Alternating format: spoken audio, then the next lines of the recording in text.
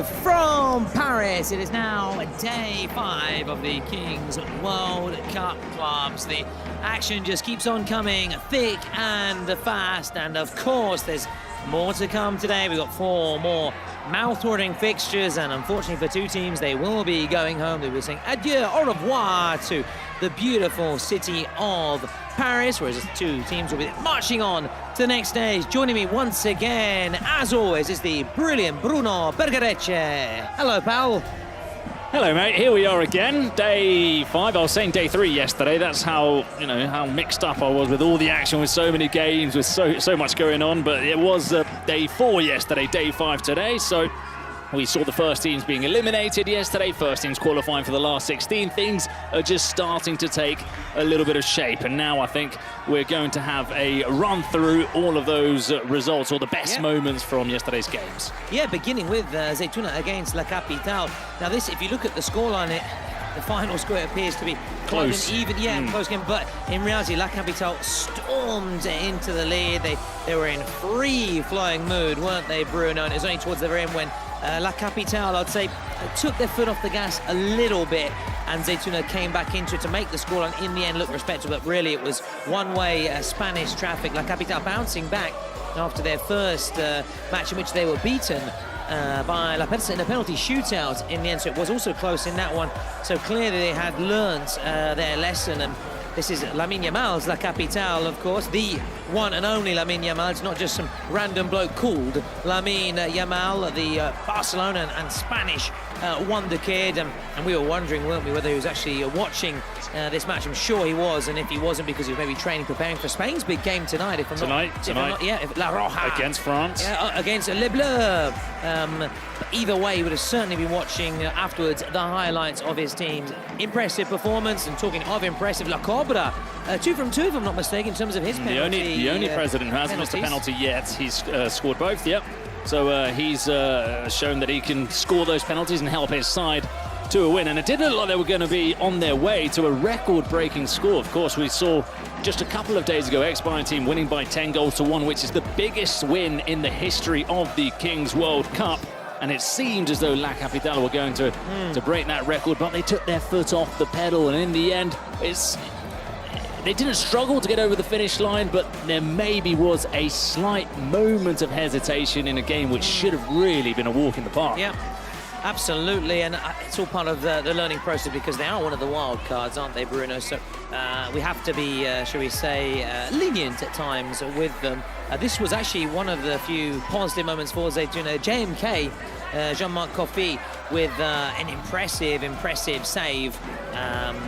Again, one of the few positive moments really for Zaytouna in this match. As you can see, just diving down to his left. Very, very impressive indeed. And there was perhaps arguably the start of Zaytouna's mini kind of fight back to make the squad look respectable, but really the game was over. So they fought back. They went out with pride, the side which has as president the French/Congolese artist Gims. I have to say, je suis désolé, because I've been calling him Gims for the first a few days, so je suis désolé, but it's Gims, and who will be performing on the 14th of June, of course, at Les Défense Arena. He wasn't actually present yesterday, so the shootout was taken by one of the players out on the pitch. You can designate one of the players to do so if you don't have your present inside the ground, of course.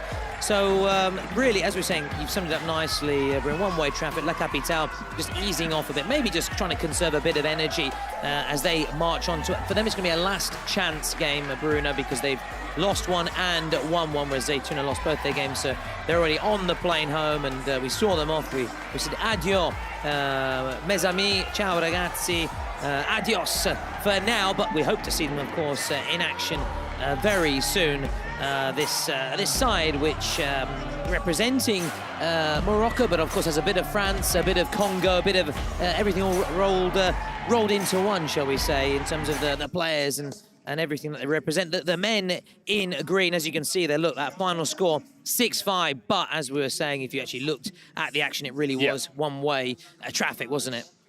Yeah, in the end, the scoreline made to look a little bit better than it really was for Zaytouna. La Capitale, a team that we fancy, that you really need to look out for in this competition, because It's the first time that they're playing Kings League football, so they've come from a background which isn't the same as many of the teams here. They're wildcards. They've been put together after a trial, so look out for that side. As for Miami 7, talking of wildcards, they defeated G2 Football Club, the Germans, which meant that they were knocked out as well as Zaytuna, so the first of the German sides to fall. Let's see if anybody can fly the flag for them today. A couple more teams that are in danger of going home early, but Miami 7, there's a mix there of Spanish, Brazilian, El Salvador, and they've come together very well. And this was really, we were talking about one-way traffic earlier. This was a bit more of the same for Miami 7. Yeah, absolutely.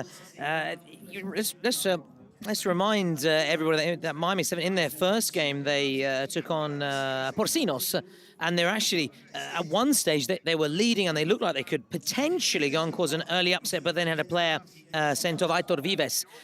So, you know, so that was a result that was obviously conditioned to some extent by that straight red card, which we don't agree with in the Kings League pitch. Of course, those red cards and any sort of disciplinary misdemeanors, but they really were determined to bounce back and show why they gave Porcinos a good run for their money, and that's why it was such a big win. We have to say G2F, their keeper, who's just been beaten there, Lino Casta, we've mentioned him as Mr. Dexter Holland, the former frontman of the Austrian, because of those colourful haircuts. He did make a couple of quite impressive saves, unorthodox. He was a different kind of keeper. Yeah. But also a lot of high-profile errors. We have to sort of be objective, don't we? And in the end, it was perhaps he's going to be best remembered more for his haircuts and some, should we say, not so exemplary positional play, because he also got caught out on a corner, didn't he? Not very academic, some of his saves either. Yeah. But, no, he struggles with Kings League because goalkeepers need to be able to play the ball, be comfortable with their feet outside of the box. He doesn't join his teammates in 2-on-2s. Where a lot of the time goalkeepers come out and offer a pass or a shot and they can finish it off. He doesn't move up there and doesn't get involved in that sense. But there were some mistakes from him which were probably costly. That one that we saw where he lost the ball. This one as well where he's beaten at the near post from a corner directly with that Olympico goal from Juan Antonio Gallego. Yeah, we've finally seen one, because we've been talking a lot about the Olympic goal, which is basically a goal straight from the corner, and we finally saw one. It was one of several positive moments, of course, for Miami, and I have to say, so far for the German sides, it's not been a very happy tournament. G2 going out, of course, after 2 defeats from 2, and ERA Colonia, who we're actually going to see up first in the 1900 kickoff.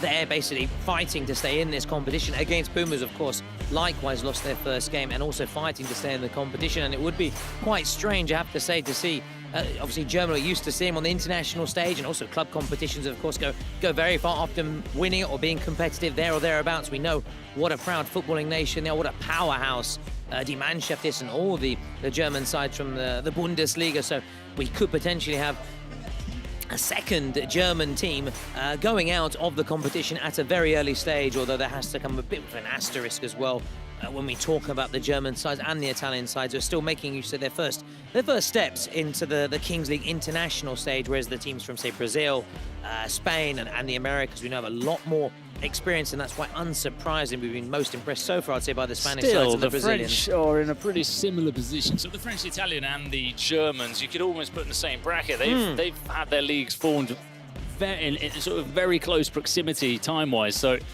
there's no reason why look, it's obvious that there's a gulf, and we've been saying it all week long. The Brazilians too haven't been playing it for that long either.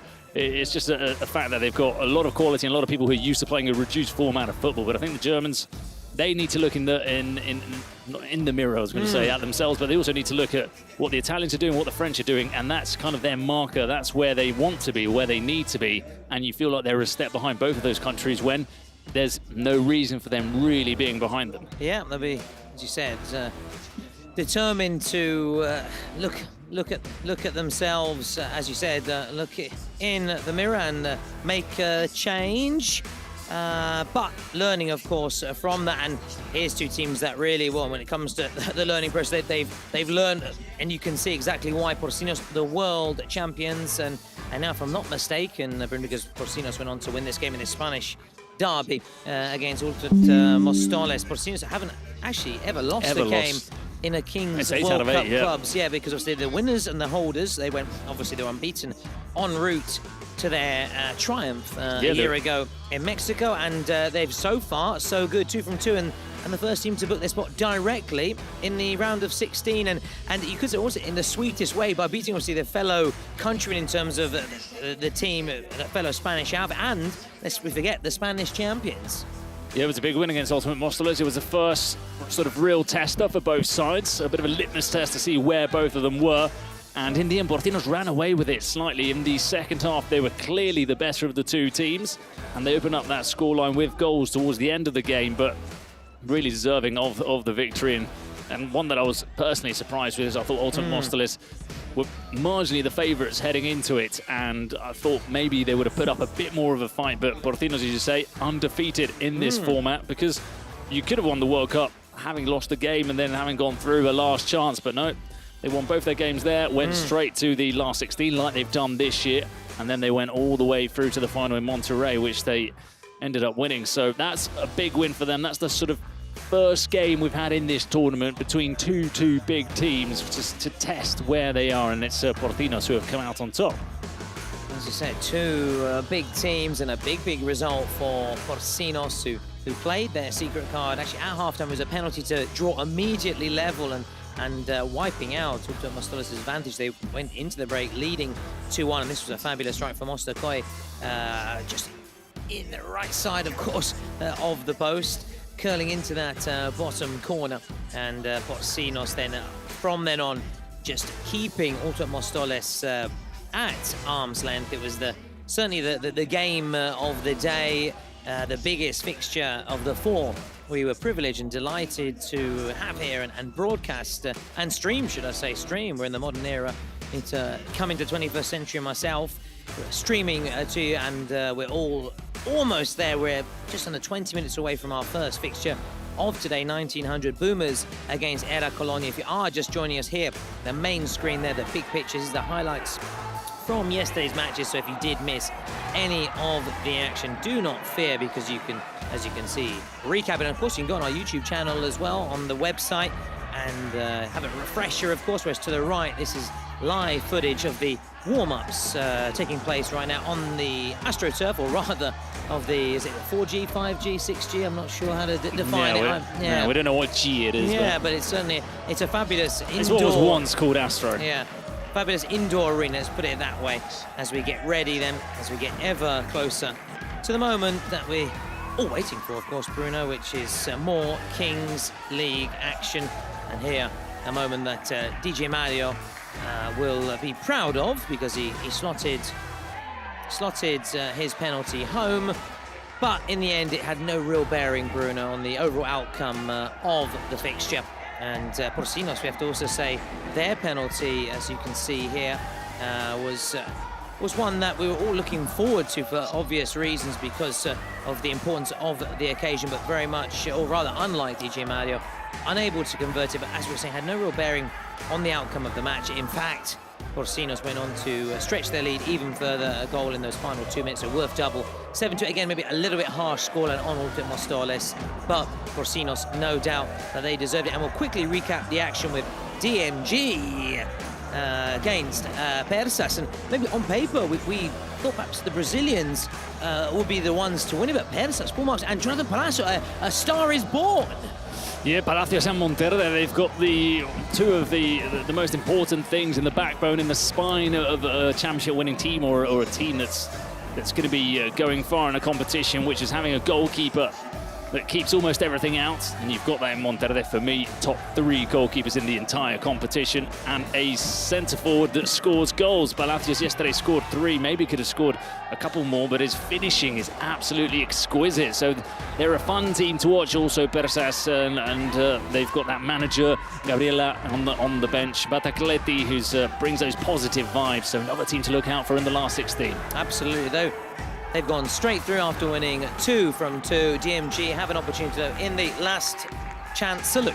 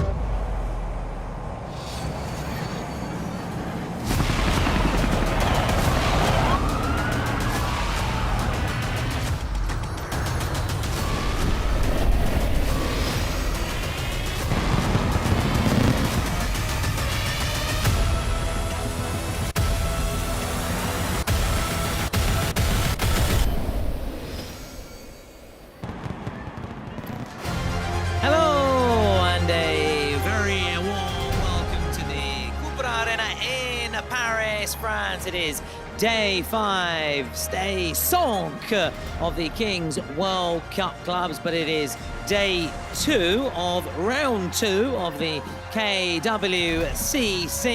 So sadly, 2 more teams will be going home. We're saying adieu, au revoir to 2 more sides, whereas 2 more teams are looking to march on to the next stage of the competition. And with me once again is the brilliant Bruno Bergerecce. Delighted to have you by my side, my mates.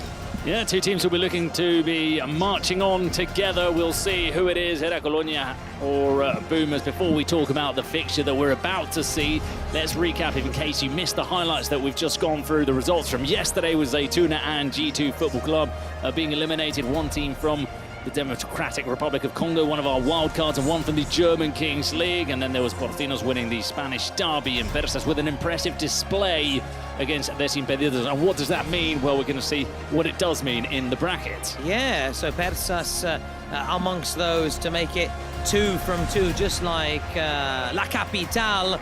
So they'll go straight through to the round of 16. Teams such as DMG, Ultimate Mostoles, Miami 7, and La Capitale are just chatting about go through to that last chance. It's Persas and Porcinos, I beg your pardon, they go straight through to the round of 16 because they've won 2 from 2 of their fixtures. Sadly, as we were saying earlier, also before in our pre-show, Zaytuna and G2, a German side going out. Talking of Germany, we're actually going to have a German side in action in our first game at 1900 against the Boomers, the Italian side with their president, Fedez, the very famous Italian artist. I'm also just getting some messages through from Leeds United fans, by the way, thanking you for the marching together chant there. They appreciate it. But let's take a little step back. If you did miss any of the action, well, where were you? But do not fear.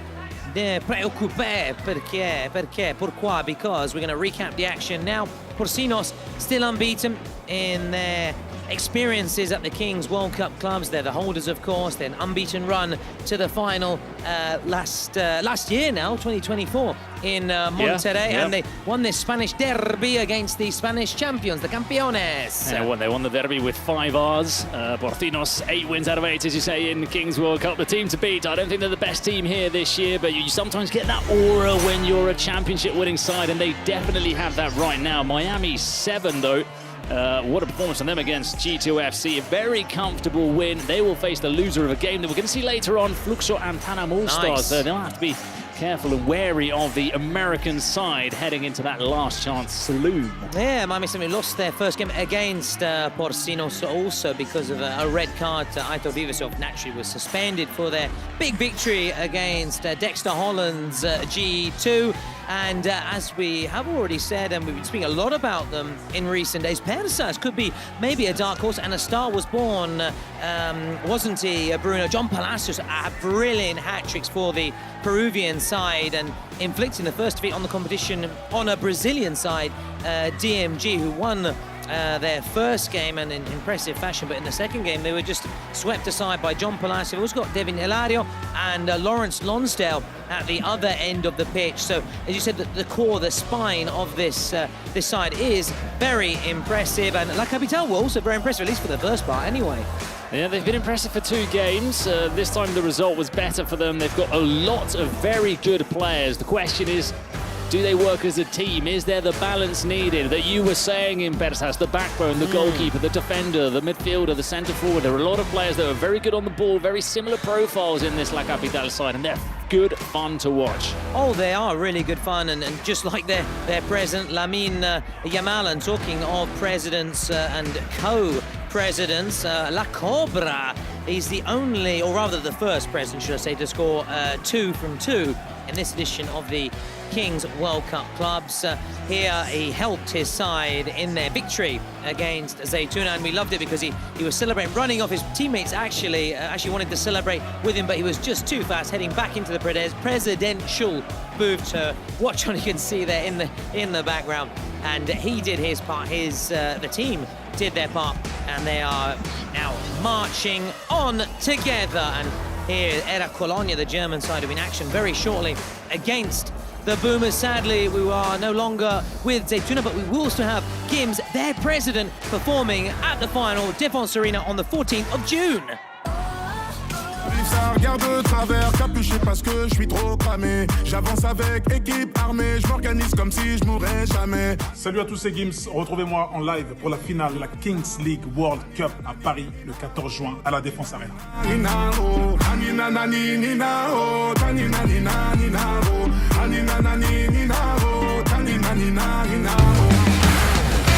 Oh, it's like a disco here in the commentary gantry after that, with a fabulous little taster of what's to come on the 14th of June. Quisi balla baya baya, with tunes there of games. But let's get serious, because it's going to be serious, isn't it, later when Futbolistas Locos take on UC. 2 sides who are determined to bounce back.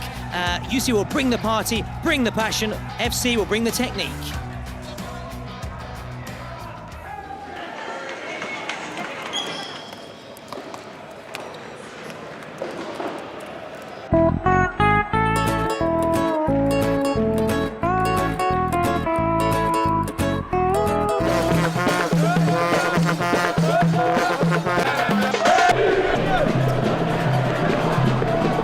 Well, it's going to be a hard-fought encounter, that's for sure. That's for sure. And they're up in the ante ahead of the game. Nice to see that video of the Germans under the sun, which is an image that we're going to be seeing in Spain this summer, I suppose in Italy as well. But yeah, ahead of that game, the president, it will be difficult to come up with something as outlandish as the run-up to this penalty and the celebration, El Maliki. Look at this. Right in front of his supporters as well. As we always say, though, Bruno, if you give it, if you want to, talk the talk, you've got to walk the walk, and he certainly did. And thanks also, no doubt, I think this would have given a big lift to seeing all the fans, the noise, the colour, the passion. It was brilliant, and we cannot wait for them to put on their show and play their game, because they're also part of it, part of the cause for UC. They're the 12th man, or rather the 8th man, out on the pitch for them. And that game is coming up at 2000, so 8 p.m. if I'm not mistaken. But we will begin at 1900 at 7 with Boomers taking on ERA COLONIA, Futbolistas Locos against UC, and then United against GDC Galacticos Caribe, and then FLUO against PANAM. So lots of interesting fixtures, lots of different nationalities as well going head to head.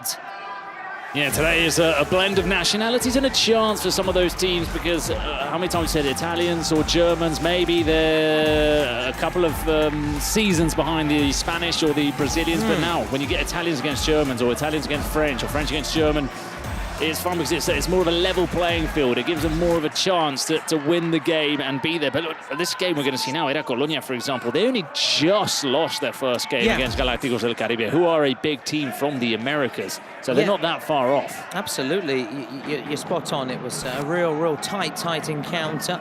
And they lost because of a double goal right at the very end against GDC, which obviously took GDC ahead, so they're actually leading going into those closing stages. Now, Daniel Santoro of the Boomers, one of the draft players with the most goals in the Kings League. It's a total of 19. Him and Simone Lofaso, I would say, are their key men, and will no doubt see them strut their stuff in a short while against ERA COLONIA here. Moritz, like, we know he's a talented player, but he's also a little bit chippy. He's already talking to the referee. Yeah, he's smiling now, but the referee knows he's in for a hell of an hour with Moritz Leitner on the field of play. Yeah, he may be a talented player. He's also a very naughty boy, because he wouldn't stop barking away, would he, and chipping away at the referee. His protests were a little bit borderline, and he actually got a booking.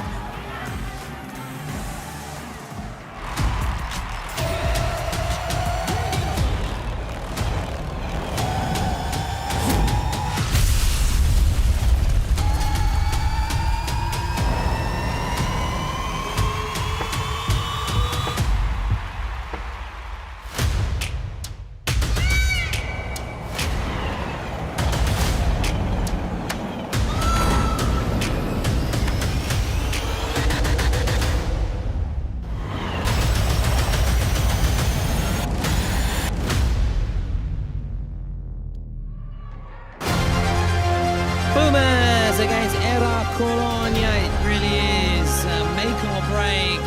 The winner stays in the competition, the loser goes home. It could be arrivederci to the Italians, it could be auf Wiedersehen to the Germans. Simone Lofaso, Andrew Wharton, the star players for, but we picked out at least, or rather, let's be honest, Bruno, behind the scenes, the great work of the likes of Adri and Astrid, with the stats and facts coming through. Here, the Boomers squad, coach Gabriele Canella, sounds so romantic. It basically means Gabriel Cinnamon.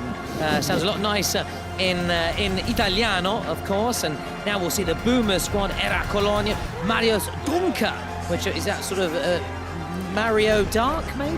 I'm not sure. I'll have to ask. Darily Dunca. Darily Dunca. I like that. Very nice. Of another 90s throwback. We're actually chatting to our German casters to our left, Julius and Tyler. They were saying that ERA COLONIA really took a few days to get over their defeat against GDC, but now they are ready to bounce back, so they could mean business, and they could, shall we say, unleash all of their wrath, their frustration, their disappointment on the Boomers, who were beaten by French side, by United, and it was a heavy defeat as well for the Boomers, so it was a real baptism of fire, for them, Bruno. It was 9-4 against a team who we need to see them. We've only got one sample, but it looks very good. Now we need to see 2 games to see just how good they are. But Boomers, you said it, they've got one of the most fun players to watch in the tournament in Simone Lofaso.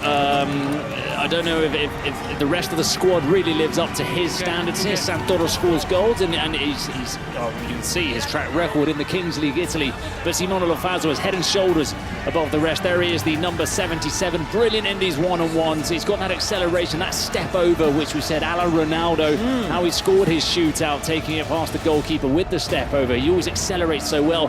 The only question mark we had on him in that game against United is that in one-on-ones, he is a bit of a luxury player, meaning that yes, he's very good at getting past players and scoring goals, but when he doesn't really put the effort in to grind back and help out in defence. So let's see if he does better in this one-on-one. He's up against Maurice Leitner, who's not going to make it easy for him, but he's a good player to watch, Simone Lofazo. Oh, absolutely, and we know he's talented. And you said, if you remember, in those final 2 minutes where he didn't really necessarily help out enough defensively. Whereas Leitner, of course, we said, of course, maybe sometimes been borderline with those practice, but there's no doubting his ability. He's played in the Bundesliga. He's a fantastic player. He's their captain for a reason. As the ball is about to drop down from the cage, we're underway. It is day 5 of the Kings World Cup clubs. And look, he's one possession, but again, you feel that it's slight inexperience, that they don't go for the best defensive option, and if they do win possession, then you bring on Simone Lofazo. I mean, fortunately, he won the possession, so it didn't matter in the end, but you want to make sure you don't have him defending that first attack. Now, Dario is in support. He may not need him, Lofazo. Still, Lofazo. Look at that. Must be Mirko Dario. 1-0 to the Boomers. That is just the start they would have wanted, and Lofazo naturally involved this time. Mr. Assist, we used to see him scoring the goals on that occasion. He turned provider, and it's the keeper, Mirko Dario. 1-0. Now can the German keeper hit back? Oh, Mighty Mouse. Was it Daniel Mouse? Those are the big saves. No, it's out. Yeah, it was Mighty Mouse, wasn't it, with the shot? And the bike of ice from Mars didn't quite find that one into the back of the net. But those are the saves that can win you games early on in the one-on-one. But you can see how good Lofazo is, how easily he got past Maurice Leitner. Surely not again, Mouse. yes. Ooh. Another player on, and he's got to get back quick here. He's got to get back from Mars, back to earth, and back in between the sticks.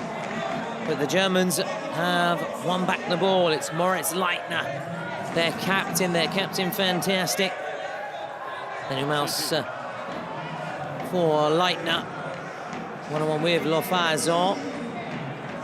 Mouse has options. This has to be the equaliser. It must be the equaliser. It is, and that's a poor finish, really, from that kind of range.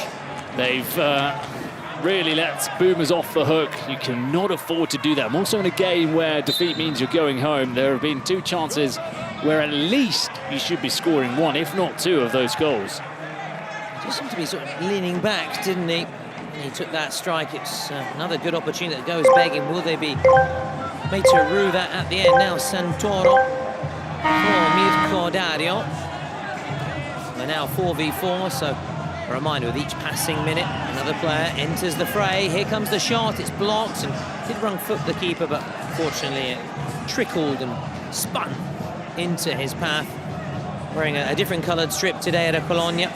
It's a kind of purpley pink, isn't it? It's another nice one. Plenty of lovely jerseys, we have to say. And your Mouse for Maurice Leitner. Marco Terrazzino, the least German-sounding name you're going to hear all afternoon. Now, here he is, Terrazzino, still Terrazzino. Literally means Mark Little Terrace. Again, going back to what we're saying, when you hear names in sort of the Spanish or Italian or French, it sounds so nice. But it works both ways, because in Spain... Laurent Blanc, Lawrence White. It works both ways. In Spain, they think, I don't know... John Smith? Yeah. No. Or Stephen Taylor sounds good. No, it doesn't. It doesn't. No offence to any Stephen Taylors out there, but neither does my name either, Thomas Lawrence. So I'm putting myself in that bracket as well. Because yours is fabulous. Bruno Sorry, Bell. Stephen, if you're listening. Yeah, he was a former player, Stephen Taylor, wasn't he? Anyway, let's get back to Kings League action. I digress. Now, Leitner again involved as the shot comes in. Oof, that was... They've been peppering the goal, haven't they? Peppering the goal. They have, but when you get through these early escalada moments where you're going from 1, 2, 3v3, 4v4, 5v5, if you come out of that without a goal, then it's hard work. It's very difficult work to get goals, to turn around results. How good does he look? How does he come out? Look at him. Oh, he's a class Look at him. act. He's a class act. Oh! That would have been the goal of the tournament. Had to be. Just a tight angle, wasn't it? He was almost boxed into that corner, and somehow he found a way out. Incredible. Talented feet indeed. He's free. He's free. Oh, it must be offside, though. Must be. Oh, at that time he had too much time to think. Was he offside, though? Either way. Unable to apply the finishing touch there, Simone Lofazo. Now Leitner. Germans have had a number of chances already. Is that a sign that it's not going to be their afternoon, their evening, and will they be joining their fellow Deutsche Leute on the plane home? Reminder, we saw G2 go out yesterday. We've got Futbolistas Locos later in action as well, despite that Spanish name. Our Deutsche, our German side. Now, Marcel Spitzer, very German-sounding name, like Marco Terrazzino. Leitner. Now, Terrazzino. Just patiently trying to find an opening here. ERA COLONIA. From, of course, the city of Köln, of Cologne. That's a good ball. Terrazzino. Still, Terrazzino. Able to hit the target straight into the defence. And Italians really, a couple of Lofazo glimpses, but it's been really all ERA COLONIA in terms of the possession and the chances. They're winning 1-0, which will probably make you think that everything is under control, but with not efficient, but just normal finishing from ERA COLONIA, really could be 2-1 minimum to the Germans. Trying to get again Terrazzino on the ball, or a teammate on the other side. And it goes well over. Pumas, their president, Fedez, who for many years had a very high-profile relationship with Chiara Ferragni. They were known as, I think, Ferragnics, if I'm not mistaken, as a couple. Currently, I think, going through also a high-profile separation, going their separate ways. So I think he's turned to Kings League to... Now he's no longer with his partner. He's found a very good passe-temps, a very good hobby indeed, let's put it that way. Terrazzino. And that's... nice bit of background information. Yeah, well, you know... Well, it gives us information on Fedez, which a lot of us don't really know. How can you not? Fedez, come on. Yeah, you know. There are big names in this competition who are obviously big in their countries and in their languages, and this is a nice way of them also being known in other speaking countries. Absolutely, you're spot on. It's a very popular artist, very high-profile figure. Now, Timo Gonzella swung in, whereas for Germany, they've got Zarbex and FLUO as their presidents. And from that shot we saw earlier, I'm not quite sure, but I don't know if they're actually inside the venue or not. So if that isn't the case, then obviously means one of their players will be taking a shootout as opposed to the presidential penalty. I think we're going to have 2 shootouts today. Neither president seems to be here. They were here for the opening fixtures. Rolled across, must be 2. It is 2. Brian Mecca, but the arm is up. It is. Joy short-lived then.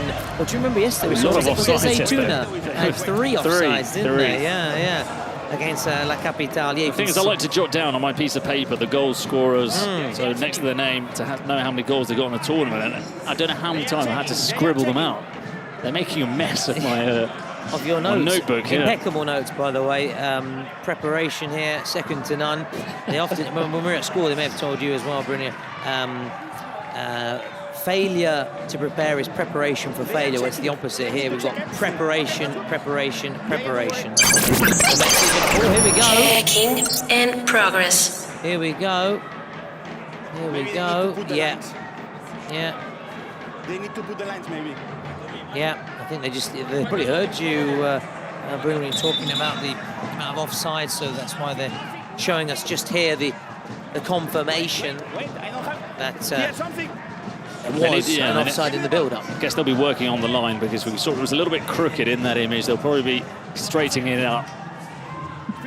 Oh, wow. I'm just excited to hear that we're going to have Kuba, who's going to be the president to roll the dice at half-time. He's the president of Futbolistas Locos, and he always brings a huge smile to the party. And there's a huge smile in the Boomers camp. I was going to say, without the crooked line, you could see that the ERA COLONIA player was clearly behind and breaking that offside trap.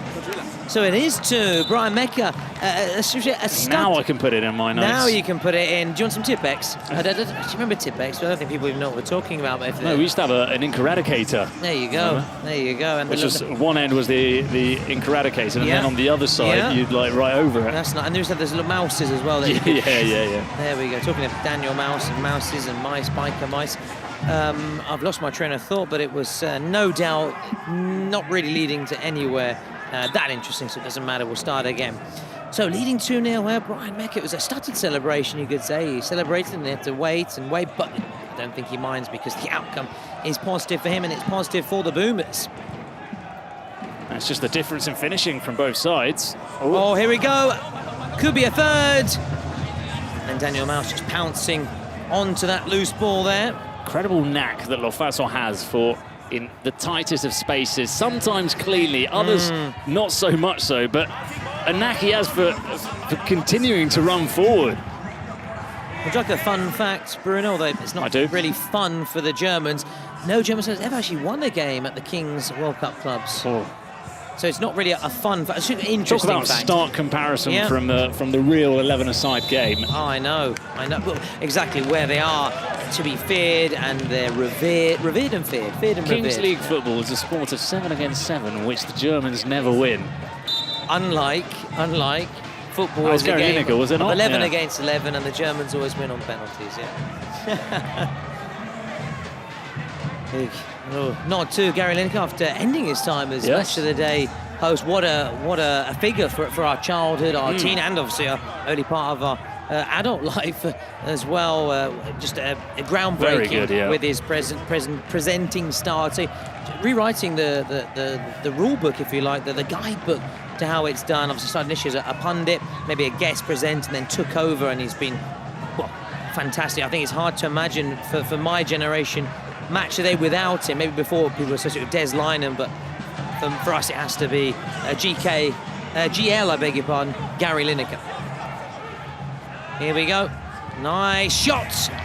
Lots of power on it from that man there, Simone Lofaso, who's the Boomers' top scorer so far with 2 goals in this tournament. Why aren't you at work?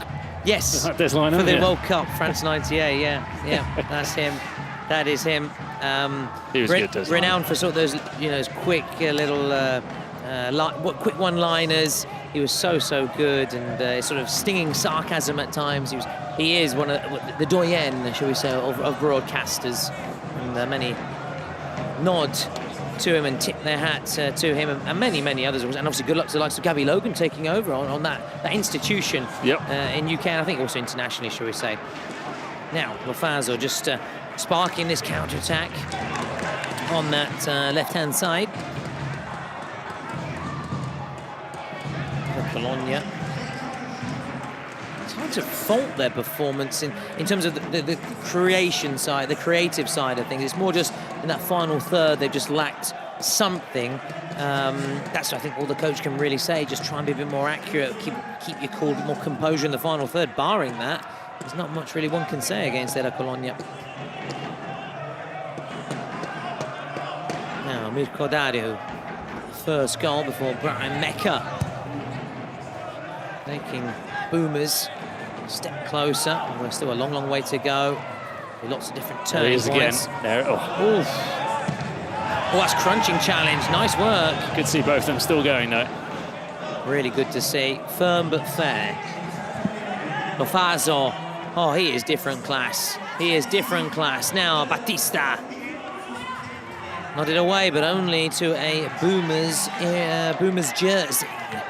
I'm not sure I've seen anybody individually catch my eye as much as Lofaso in this tournament. Espinosa? Ortega? No, yes, but that sheer ability to, every time he gets the ball, take on 2 or 3 players, just ability to make something out of nothing. I'm not sure. There have been very good performers, obviously, but John Palacios yesterday, I don't think I've seen anybody at that standard of Lofaso. Obviously someone who's played in Serie A, but he's still 27, so still very young. He's in his peak of his powers. They say, don't they, for outfield players, more 26 to 31, 32, that's their Although I think, again, Cristiano Ronaldo's rewritten that as well in terms of the rule book as well, the guidebook and the blueprint. And he was in action, I think, yesterday, wasn't he, against Germany? Yeah. Portugal. They're in the final, if I'm not mistaken. They're in the final, yeah. And they could play against, I think, Spain, I think, might be in action later. Some kind of nation like that, choking at Spain. In action against France. That's going to be a cracking game as well. We'll give you updates. We'll be giving you updates, of course, of that game. I also mentioned the jerseys earlier. Big fan of both these jerseys. And you can get them online on kingsleague.pro, but also on Bazaar. And if you want to take home a piece of the Kings League ball, signed jerseys, and much more, it's all waiting for you on Bazaar. Download the app, follow your favourite content creators live after the matches. They'll show you unique Kings League items you get directly through the app. Opportunity you do not want to miss, and they don't want to miss this opportunity here. ERA COLONIA, but they settle for a throw-in. I also think it's quite a nice thing to have the best player, or one of the best players, for me, the best player in the tournament. Now, one of the sort of lower end teams, it makes it interesting. Yeah. It's a kind of, again, going back to a Letizia at Southampton. I was going to say something like Cassano when he was at Sampdoria. I don't know if Spain, if there was anyone really ever like that. Maybe at Villarreal, did they ever have one Riquelme there for a little bit? Riquelme, yeah. Is that kind of maybe similar? Or Cazorla, Riquelme at Villarreal as well. Yeah, that kind of, yeah. When you have those players who are playing their final games for a team before they make their move, it's always a fun one to watch. Yeah. I remember Grealish at the Aston Villa. He was great value. Yeah.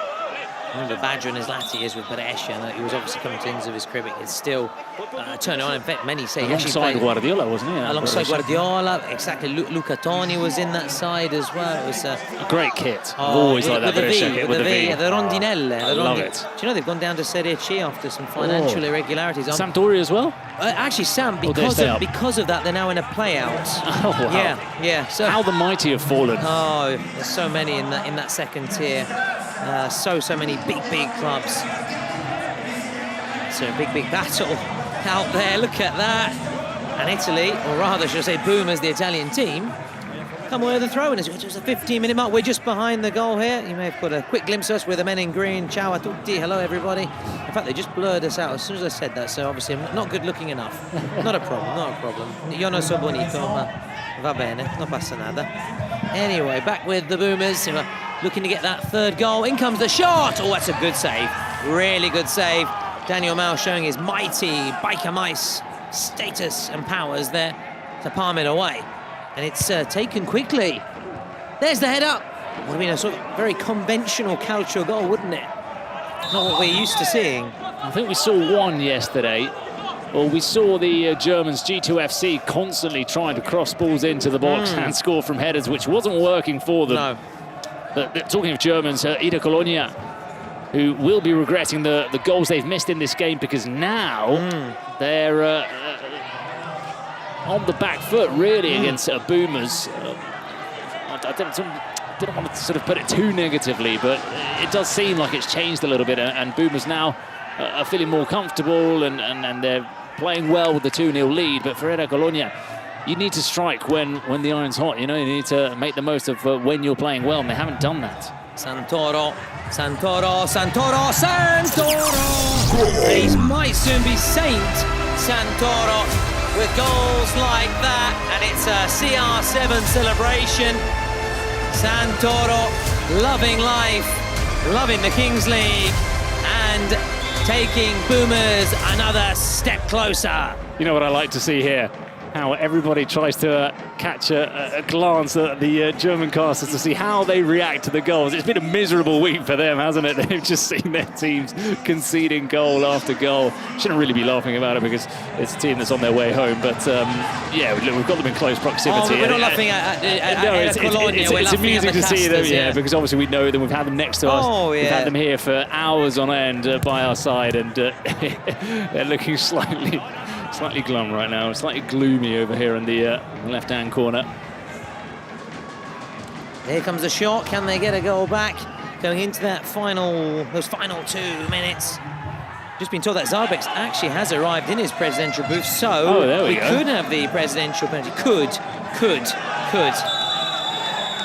Now listen, we spoke about it off air a lot, but also in the build-up. In those final 2 minutes against United, Boomers were caught out. Lofazo, they kept Lofazo on for defensive duties, which of course isn't his forte. Maybe if they learn from that, they can actually score goals in those 2 minutes and go a step closer to the victory.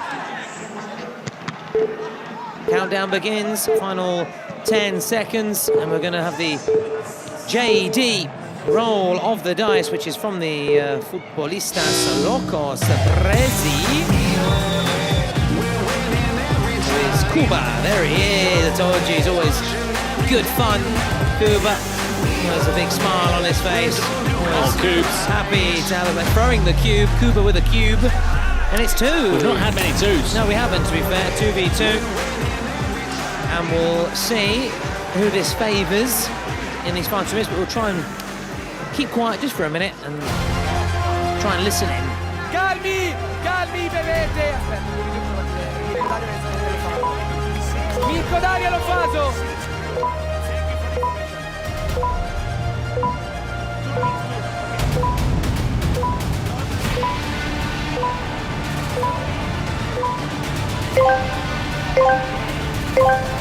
So the countdown begins. Can Boomers stretch their lead? Look at that touch. It's like a young Bruno Bergerecce. He wins them every time, doesn't he? When the ball drops from above. Oh, and he's slicing and dicing here, cutting the defender inside out. It's a miserable player to defend against. There's nothing you can do against Lofazo. What a player. 1, 2, 3, e adesso sono 4. It is 4. It is a 4-star showing from the Boomers, who are battering ERA Colonia. And they're trying to get a goal back, though. The Germans, which they do.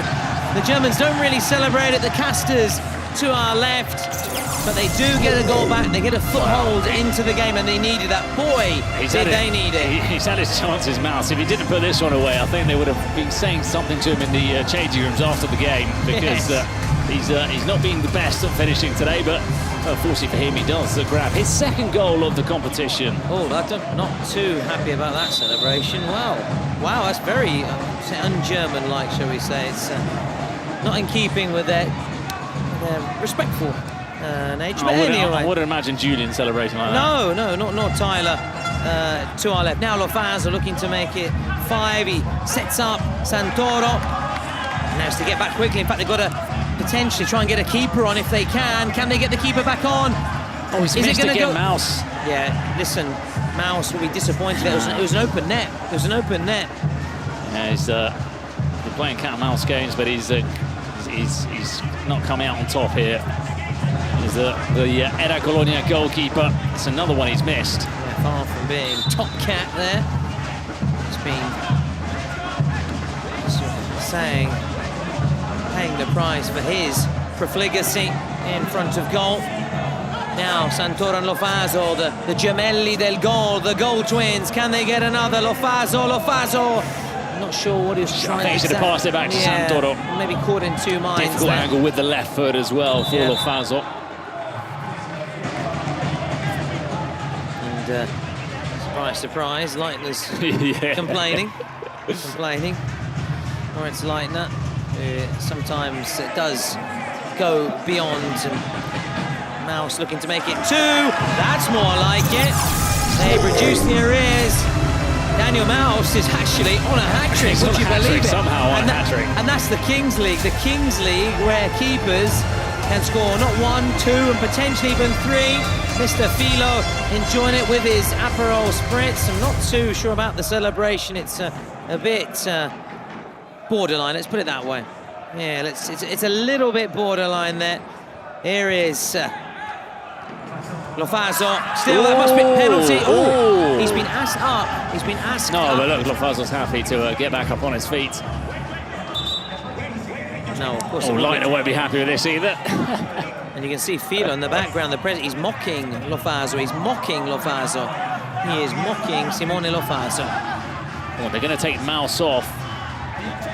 It's a great move. Yeah, now they're finally going to play with 2 outfield players, and Boomers respond by taking off Lofazo, making sure they've got a more defence-minded player on the pitch. Yeah, makes sense. Makes sense. We said it's obvious that Lofazo is not his forte. Duties. Checking in progress. If he awards the penalty, he's going to have to deal with Leitner after this.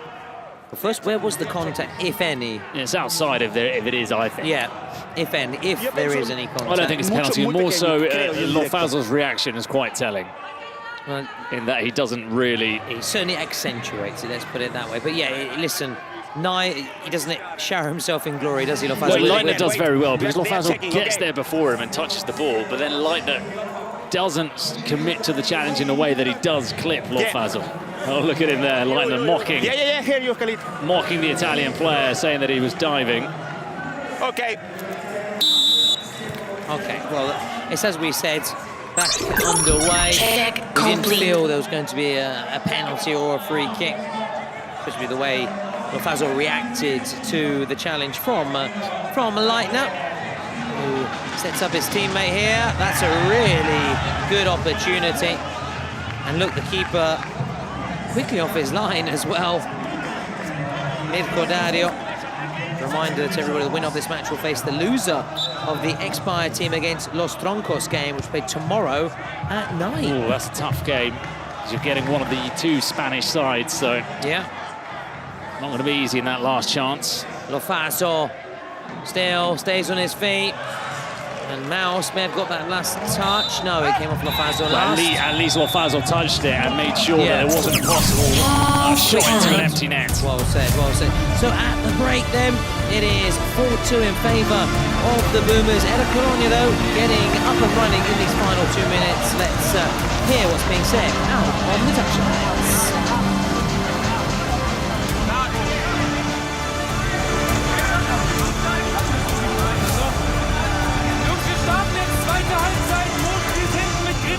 Okay? Rechts Wüsti, links Jeff, vorne Terra und Andrew, okay? So starten wir zweite Halbzeit. Jungs, wir bleiben dran, da ist gar nichts verloren, gar nichts.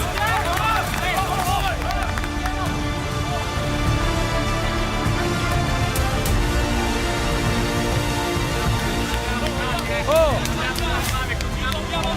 Lo fa, resti tu punta, Bonasso va a sinistra, ok?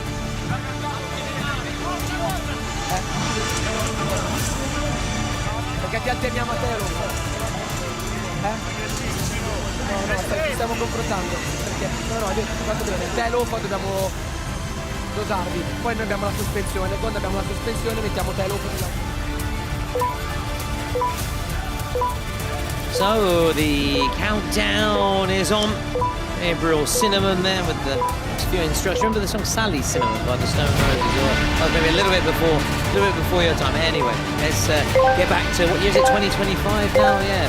So we're almost 40 years on from when that came out, and get back to the action here with ERA Colonia doing well to get those 2 goals in those final 2 minutes, and it came from their keeper, who, to be fair, the amount of chances he had before, it was, you could say, about time that he finally converted. No, he could have scored 3 more goals. He could be on 5. That's no exaggeration. And he's got another goalkeeper watching. I don't know if you can look at the VIP seats over to our left. We've got Lido Carsten. Oh, wow. A.k.a. Dexter Holland. Has he changed his hair? In the front row there, watching the football. Has he changed his hair? At least one side of it. Oh!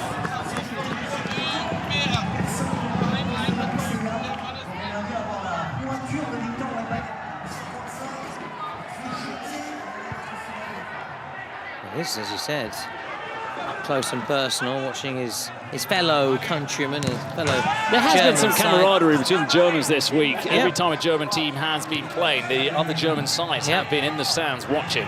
Here we had FLC, didn't we? Just to our right yesterday, following G2, and they're in action later. Futbolistas Locos against the side from Morocco. CHMICHA. It's a difficult one, isn't it? It is CHMICHA. tough. Makes me think of chimichangas. But hence the reason why I say UC, and I'll leave. In fact, you're going to do the main comms for that one for a reason, because you're much better at pronouncing it than me. This is much better at Arabic, because, you know, they're very close to us in Spain. Absolutely, that's true, yeah. In fact, places like Andalusia have a lot of sort of Arabic influences, don't they, in terms of the And of course, there are borders with Ceuta and Melilla, 2 cities which are in Morocco. Yeah. Talking of Morocco, they've already got their flags out. They're already starting to get their places. You can see them all gathered around. Very proud nation, footballing nation. We spent a lot of time, in fact, lots of Kings League players who play their football in Spain and maybe born and bred in Spain represent Morocco at national team. Even someone like Hakimi going back to the Moroccan 11-a-side team, born and bred in Spain, but going to represent the nation of his parents. Yeah. When he speaks, you know, he's Spanish, isn't he? In the way, you know, it's not like, say, someone his brother still lives in and plays in a local regional team in Getafe. That's the barrio or the town where he lived in to the south of Madrid. So yeah, there are a couple of those in the Moroccan national side. Whistle went, which is why Lofasa wasn't able to then wheel away and celebrate there. As you were saying, it's great to have such a star player in her side. He said that, which is still at the lower echelon, shall we say, in terms of the pecking order of sides, but wants to make waves, and they have made a really good, strong start here. But ERA COLONIA are working their way back into it, and they're looking to get a third goal here. They may get it. Will it be 1-2-3 for ERA COLONIA? Or will it be a fifth for Italy? Has support, may go. Oh, wow! Martino Capelli, a.k.a. Tino, and it was almost Tino Asprilla-esque. Well, yeah, he's the defender, he's the big man, and I saw him get the ball on the left, flicked it past one of the defenders. I thought, well, he won't get on to the end of that. He got on to the end of that, and he still finished it. Firing his way to victory. It's one of those runs, it's like Tony Adams against Everton, you know, bursting forward and finishing it off when nobody expected it, no one anticipated it. But look at the finish as well from Capelli.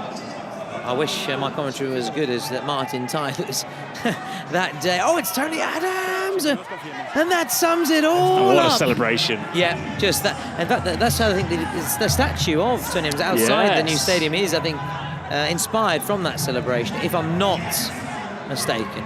But I'll ask my many Arsenal supporting friends, and they're going to hopefully get back to me ASAP. Let me just give me a sec to fire that one off, because I don't want to commit any mistakes and offend and upset any Arsenal supporter, because of course they're, you know, proud footballing tradition. Yeah, that's what they're saying. It was the 97-98 final day of the season when they already had been crowned champions. They were double winners that season. Wenger's I'm getting far too much information out. Wenger's first full season, double winners. Newcastle United in the FA Cup final. Yeah, it's all right, guys. That's enough just to confirm it was Everton and that hybrid. But thank you very much.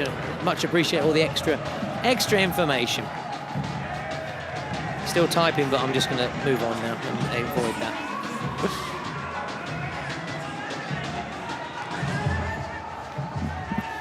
So that's just what the Boomers really needed, just to keep ERA COLONIA at arm's length. And as things stand, it's going to be a second German side to go out. Leitner, lightning strike from Leitner. And now an opportunity on the break for the Italians, who are wearing the all-white. Still Mecca. And that's clearly a foul. And no complaint from Leitner. No complaint from Leitner. So that's a good indicator of how much contact there was there. Yeah. As you say, it's not just Lino Cast of the G2. It's the rest of his teammates. They're all pitch side, comfy seats as well. We want one of them to sit down on actually right now. Those seats are brilliant. Yeah, they're looking very. I tested them out yesterday, and wow, VIP status indeed.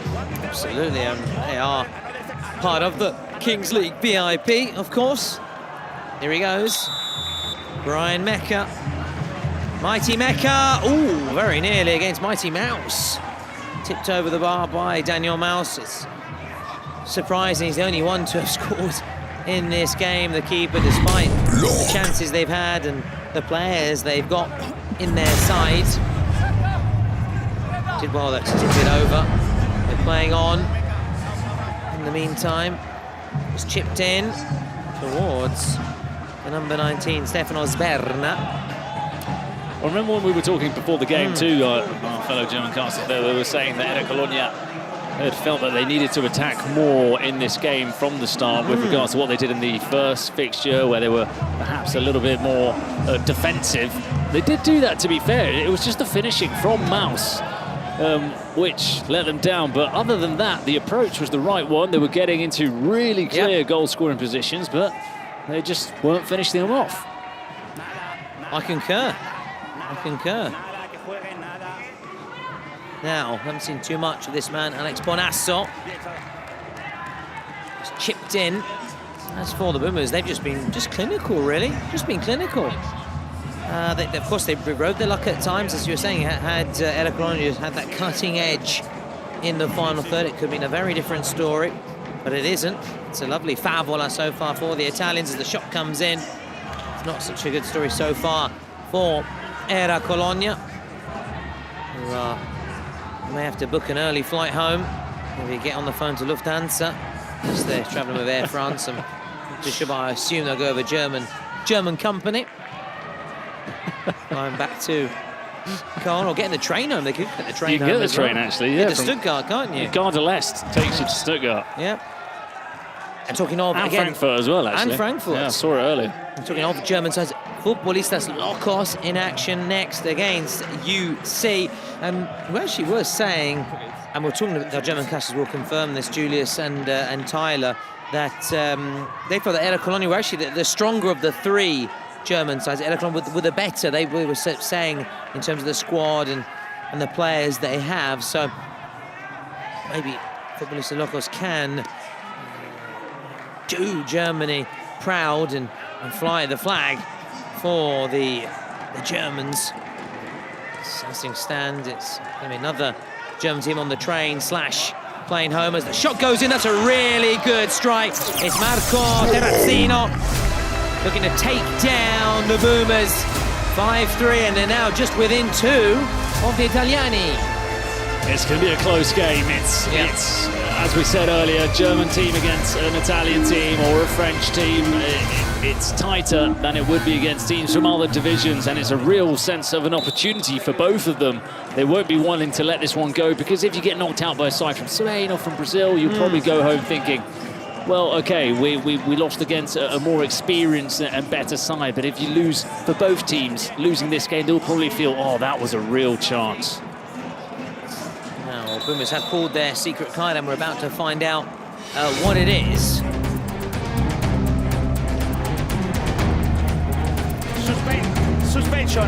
Suspension, so they can take away the player of their choice from the ERA COLONIA side. Maybe Marco Terrazzino today. He's been looking pretty good, unless they go with the captain, Moritz Leitner. To find out who they've selected. It's Spitzer. Fair enough. Well, there you go, shows what I know. Leitner will be gutted about that. That's what I was actually thinking, the same thing, Mr. Egocentric himself. 4 minutes then without he'll be desperate to score a goal now. Exactly, and say, you should have taken me off. You should have chosen me. But, you know, we actually know the German casters well, and they're always. It's all part and parcel of the fun of banter kind of atmosphere at the Kings League. As this is not fun at all. There's no banter about that out there. Tensions bubbling over. They're just being led away there. For Andrea Redaelli. There's Reda. His nickname is Sopranome. Sopranome? Yes. Isn't that a nickname? Yes. Oh, right. Yes. And maybe just left out the leg there a little bit. All right, you were saying nickname is Sopranome. I thought you were saying his nickname. Oh, is no. What kind of a nickname is that? His nickname is Reda, yeah. In progress. Oh, there's a check here, you know. Okay. So potential red. For maybe. He kicks out. Listen, the evidence there is conclusive. He's kicked out. I think he's going to be in trouble. Oh, listen, you know, we've been at times critical of Leitner for talking back, but you know, we're always objective that there's no place for that from the Boomers and Andrea Redaelli. Listen, Okay, we will do red card for number Ooh, Straight red, red yeah. card it is. There's- What is number we 9? have no complaints. There's no place for that, and we do not agree with that. And that's made them throw away that card, the Yeah. suspension, because it's going to be 6 against 6 and even 7 against 6 for a little bit. Yeah, because But it's been for 5 minutes without a player. you can't complain, Reda. I mean, there are cameras inside the ground, and Yeah. you've been spotted. Yeah. It's a very disappointing end to the fixture for Andrea Redaelli. There's no place for that. It was violent, it was petulant, it was very dangerous, what could have really hurt his opposite number, and we do not agree with that in the workplace. He's finally got it out there. Yeah, I've been trying. He's finally got it out there. He's here all week. He's here all week. 2 weeks, but unfortunately for you. So it is now it's still 6v6 because there's still that 2-minute suspension left for Spezia of that 4-minute suspension. And ERA Colonia have got a presidential penalty and their secret card. So things actually can quickly turn, can't they, in the Kings League.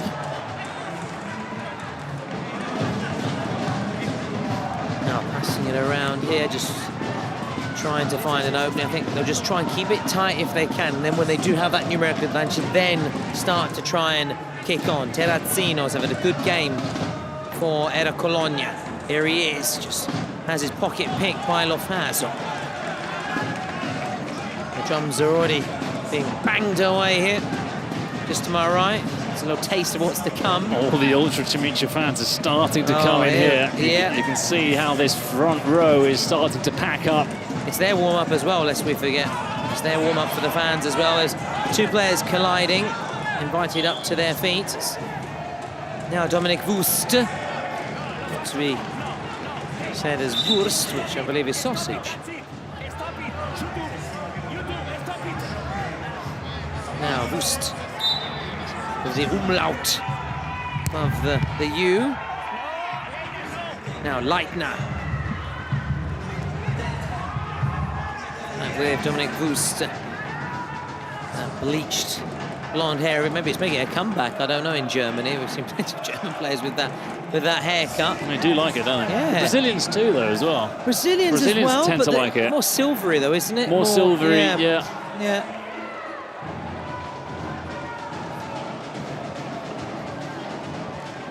Now Sberna with Mirko Dario coming in for Vlad Caprianu. On the bench. Mirko Dario has got 2 first names. Mirko and Dario, they're both first names in Italy. Pointless fact, I know. Wust. Like Charlie Nicholas. There you go. Hey, champagne, Charlie Nicholas. Remember that clip of Charlie Nicholas with Jeff Stelling? Well, you should have gone to Specsavers. Here comes Wusta. Denied by Mirko Dario. Good keeping, rushing off his line, good decision-making as well. Italy, or rather Boomers, still a couple of minutes. ERA Colonia are in this, aren't they? Yeah, they've got to hang firm for more than 2 minutes with that numerical disadvantage, and that's, that's disappointing. That's not... The fact that you can see the German cast has turned around yeah, in disgust. shaking their head. And there's a big ERA Colonia fan. And he's been doing some artwork as well, some arts and crafts to get that ready ahead of this match. I like the homemade ones. I'm a big fan of those. I love the ones like, dammi la tua camisetta or dammi la tua maglia. Give me a shirt. I remember seeing one at the Real Valladolid Stadium where someone put to David Alaba, David Alaba, give me your shirt or else. I was like, oh wow. That's a bit violent. Menacing. Not seen much from Lofaso in this second half. This that's could a be the clear goal. chance. It is. And they do make it 5-4. And it's Marco Terrazzino again. We said he's having such a good game. And it looks like we have a presidential penalty that has been called. And it's from ERA Colonia. So they're looking to, good moment. As you always say, well played. Strike while the iron is hot. Exactly.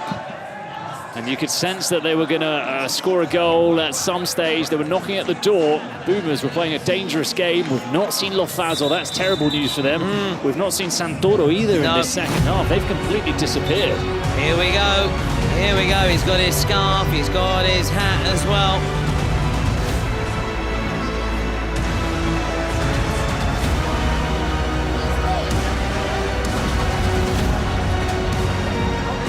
So that's nice to see as well, getting a message of support from the players.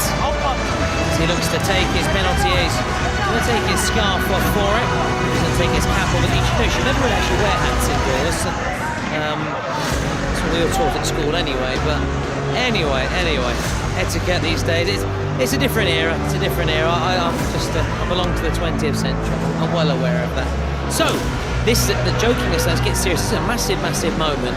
Score this. He makes it 5-5 and continues to mount the comeback. Oh! Well, he didn't strike it that badly, to be fair. There was plenty of power on it, but that slip didn't help. No. And Mirko Dario, what do you have to say about it? I don't think he was wearing the best footwear in the New Balance, but I don't think it was the slip, more so that he gave it everything he had and sort of followed through, didn't he, and fell down. I don't think he was capable of generating much more power. But look, if the keeper'd gone the other way, and it would have been a goal. That's what happens with penalties. Sometimes they look better depending on which way the keeper goes. Well, they've spurned that opportunity to draw a little bit. Still got a minute with an extra man. Yeah, that red card has really harmed Boomers. That was a terrible moment of indiscipline from Reda. He's really, really affected his teammates. Yeah. Now, Leitner wants that give and go. Leitner has to quickly track back Italy, or rather Boomers, I beg your pardon. I do apologise, but at times there is that in this very... Obviously, it's a World Club Cup, so there's obviously that big international vibe, and they're, of course, representing their clubs, but also representing the nations. Let's be honest about it. They want to fly the flag. To a degree, yeah. You definitely sense it. More so the smaller leagues. Yes. I don't think maybe a Spanish league will have that sense of sort of... Yeah. But the Italians, the Germans and the French definitely want to do their leagues and their countries proud. Mecca just out-muscled off the ball there, Brian Mecca. And the referee, I think, was going to have a few words with him here, just giving a warning. Don't do that again or you will be booked. Here's Leitner.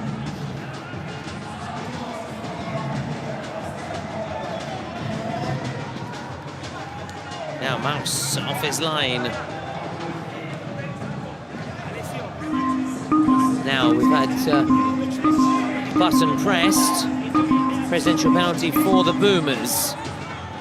And they need that as well, don't they? Just very much like the German side, they needed that penalty to be scored. Boomers need this to be scored to open up a bit of daylight. And to cut the bleeding a little bit as well, because the second half has completely been one-way traffic in the other direction, with ERA Colonia very much dominating proceedings. And it's going to be a shootout, is it not? Because Fedez is not here. You can see he's got someone in his box representing the side, but I don't think he's going to come down to take the penalty. Also, if you've got Lofazo as an alternative. I think it's actually probably more likely exactly Lofazo scored from a shootout than someone like Fedez. No disrespect to Fedez, he'll understand. He's not a footballer, is he?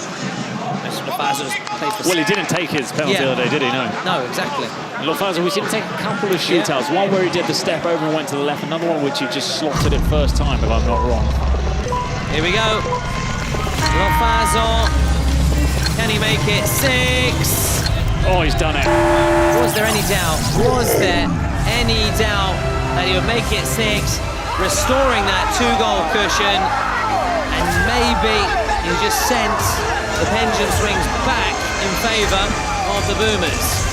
Yeah, there was a moment there when he went to the right and the goalkeeper swung him arm. I thought he was going to get there, Mouse, but Lofazo just about knocked it enough in that direction for Mouse not to get there. Calm finish from him, and what a player, what an option to have in your side, because shootouts, 1 out of 4, I'd say. Well, I would say 1 out of 3, even 1 out of 4 are scored pretty much. And to have Lofazo, you really do bring that percentage up as he scores a good 90% of the shootouts he takes. Yeah, and do you remember when Persas played La Capitale with that sudden death? It just kept going on and on. In fact, Hilario and Lonza had to take 2 penalties because they just kept going round and round and very few scorers. Yeah, very few scorers.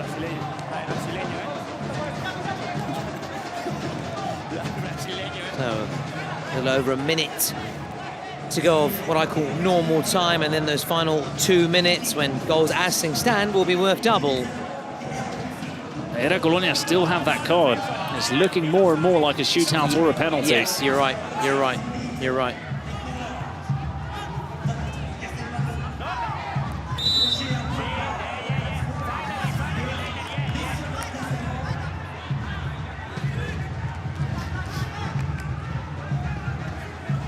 hopefully they remember, well, for their sake, the Italians hope they forget, but ERA Colonia hopefully remember to lock down that card. There they are, there you go. I always get anxious and nervous for them that they forget or run out of time. Now, Santoro, is he going to be Saint Santoro? Just running away from trouble. He's got the pace as well, nice zip about his game. He was running in a direction. I don't think he was looking to run. He was just skipping past players and making sure he wouldn't lose the ball. Look at that possession stats as well, Bruno. Wow. Look at that. That paints a picture. And then if you look at the amount of shots, that would be another interesting one. How many they've actually converted. Let's see. You are going to be right, Bruno. It's a penalty. You're spot on, as you most often are. It's a penalty, which is why they left it so late. Otherwise, it'd make pointless playing a 4-minute goals worth double card now. So they've got a penalty and they have a chance to cut the deficit right away, really. It's a big card for ERA Colonia. It's the second time we've seen a penalty as a card this week. I think it was Portinos against Ultimate Móstoles yesterday. Yeah, at half-time they played the time card, that we saw it, and it's a big card which you don't get many times in competitions, and for ERA Colonia it really has come at an important moment. It means that they can head into that added time knowing that a goal will give them the win. Scores it, sugar touch off the keeper. Terrazzino gets his hat-trick, a tripletta for Terrazzino, and making it 6-5. So, should ERA Colonia score now, they would go ahead in those final 2 minutes. Exactly, that's why it was big. Which is why it was massive, as you were explaining, Bruno. And just think where they could have been, however, had their president scored his penalty. Unless they get one now, that's hit straight out, and the clock is out. The time is up. We're going to take a little break and try and listen to what's been said out on the touchlines.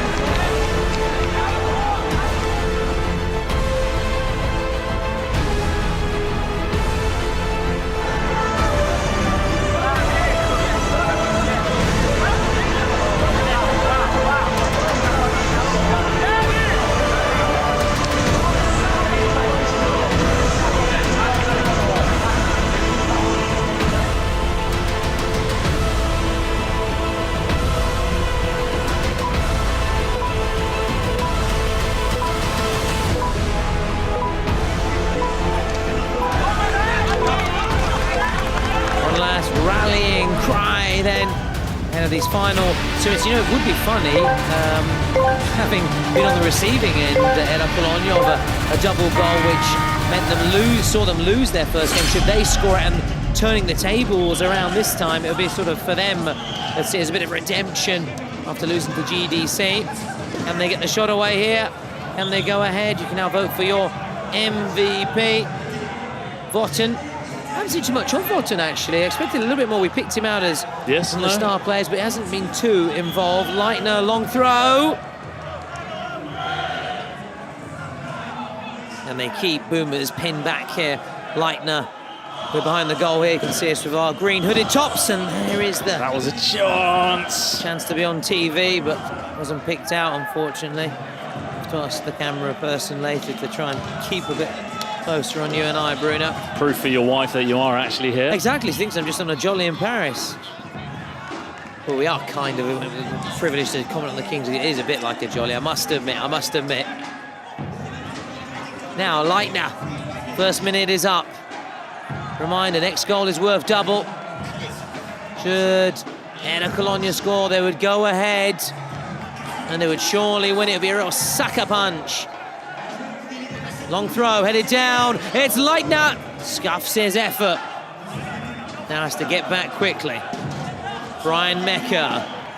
Lofazon. Last touch off Leitner. Interesting if he complains about that one. Now this is perfect, just where the Italians really want to be, Bruno.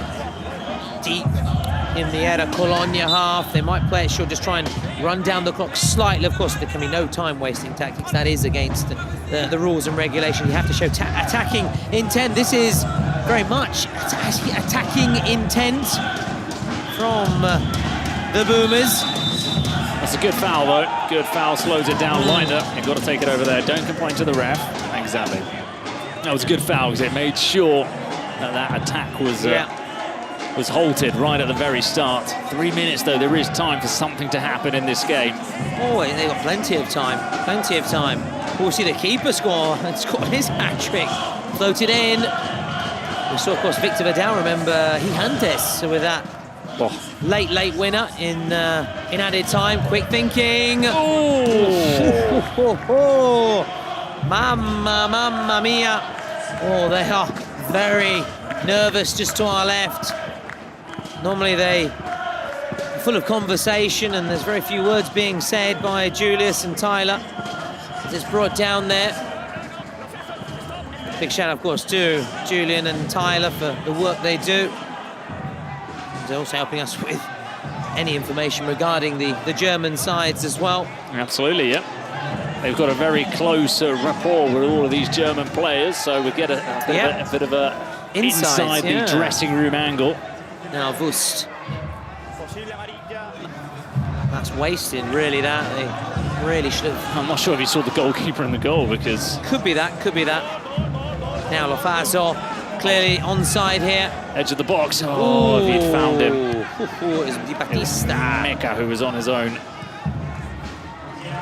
Here we go, Terrazzino. Good challenge, he needs to make another one. And then swept upfield here. Sensi Tanza hanging on a little bit here, so a minute and a half to go, so there's still time left on the clock. Feels like time has barely gone by in this added time. Oh, that's a great cross. That's the quality we're talking about. That's brilliant, the quality of Moritz Leitner. That's why he's in the team. That's why he's the captain. That's why, although he wasn't chosen to be taken off as the star player to be removed by the Boomers, he is, though. He does have that star power, that star status. Oh, look at that touch. Under 21 German international. How is your touch, Lofaso? All aboard the showboat. Still, Lofaso. Did they get a touch on its way? I don't think so. È una cosa bellissima. Oh, wow, I love it when you parlare Italiano, when you speak Italian, Bruno. It was bellissima indeed. Deep ball in. Wust is there! Ooh, that was it. That was it, I'm afraid. That was it. And there were a couple of people here jumping up, hoping for that ball to drop into the top corner under the crossbar. He was stretching for it. Oh, it grazed the top of the bar. They had their flags ready. They had their flags ready. And their scarves ready, didn't they, to wave them about? It would have been the winner. We're playing on. Oh, and he's not controlled that ball, and that is the end of the road. There goes the full-time whistle. Santoro leaping with joy because the Boomers stay in the competition. They go through to the last chance saloon. ERA COLONIA, it is Auf Wiedersehen, meine Freunden. You're joining G2 on the flight home. We say goodbye, au revoir to them. The Boomers then pick up their first win of the competition. Santoro, one of their top players and taking the MVP, and he'll be chatting shortly here to one of Julia, Natisha or Dalila with our Bazar interview post-match. And look what it means to them. Look what it means to them. As we can see, DJ Mario is there as well. Clearly has a good rapport with the Italian players. And we'll see what this means for the bracket as well, Bruno. We know that DJ Mario's Auto Mostoles are going through to a last chance saloon like the Boomers. Whereas we have to say goodbye to another German side, and still we wait for a victory for a German side. Maybe we'll have it shortly when Futbolistas LOCOA. Well, it's the last chance, isn't it? Until 2026 to have a German win out of Kings World Cup. It's all now on Futbolistas LOCOA, but now, of course, let's focus on Boomers. The limelight quite rightly on then Lofaso, another brilliant individual performance from him. He is such a classy player, but Santoro, he ain't half bad either, is he? As we saw, they had to survive a little bit of a scare at the very end. And now we'll hear shortly from Santoro. Daniel Santoro is actually waiting for his post-match interview. We'll find out whether he speaks English as well. We'll find out very shortly. Above all, though, we're sure and we know he is delighted with how that went.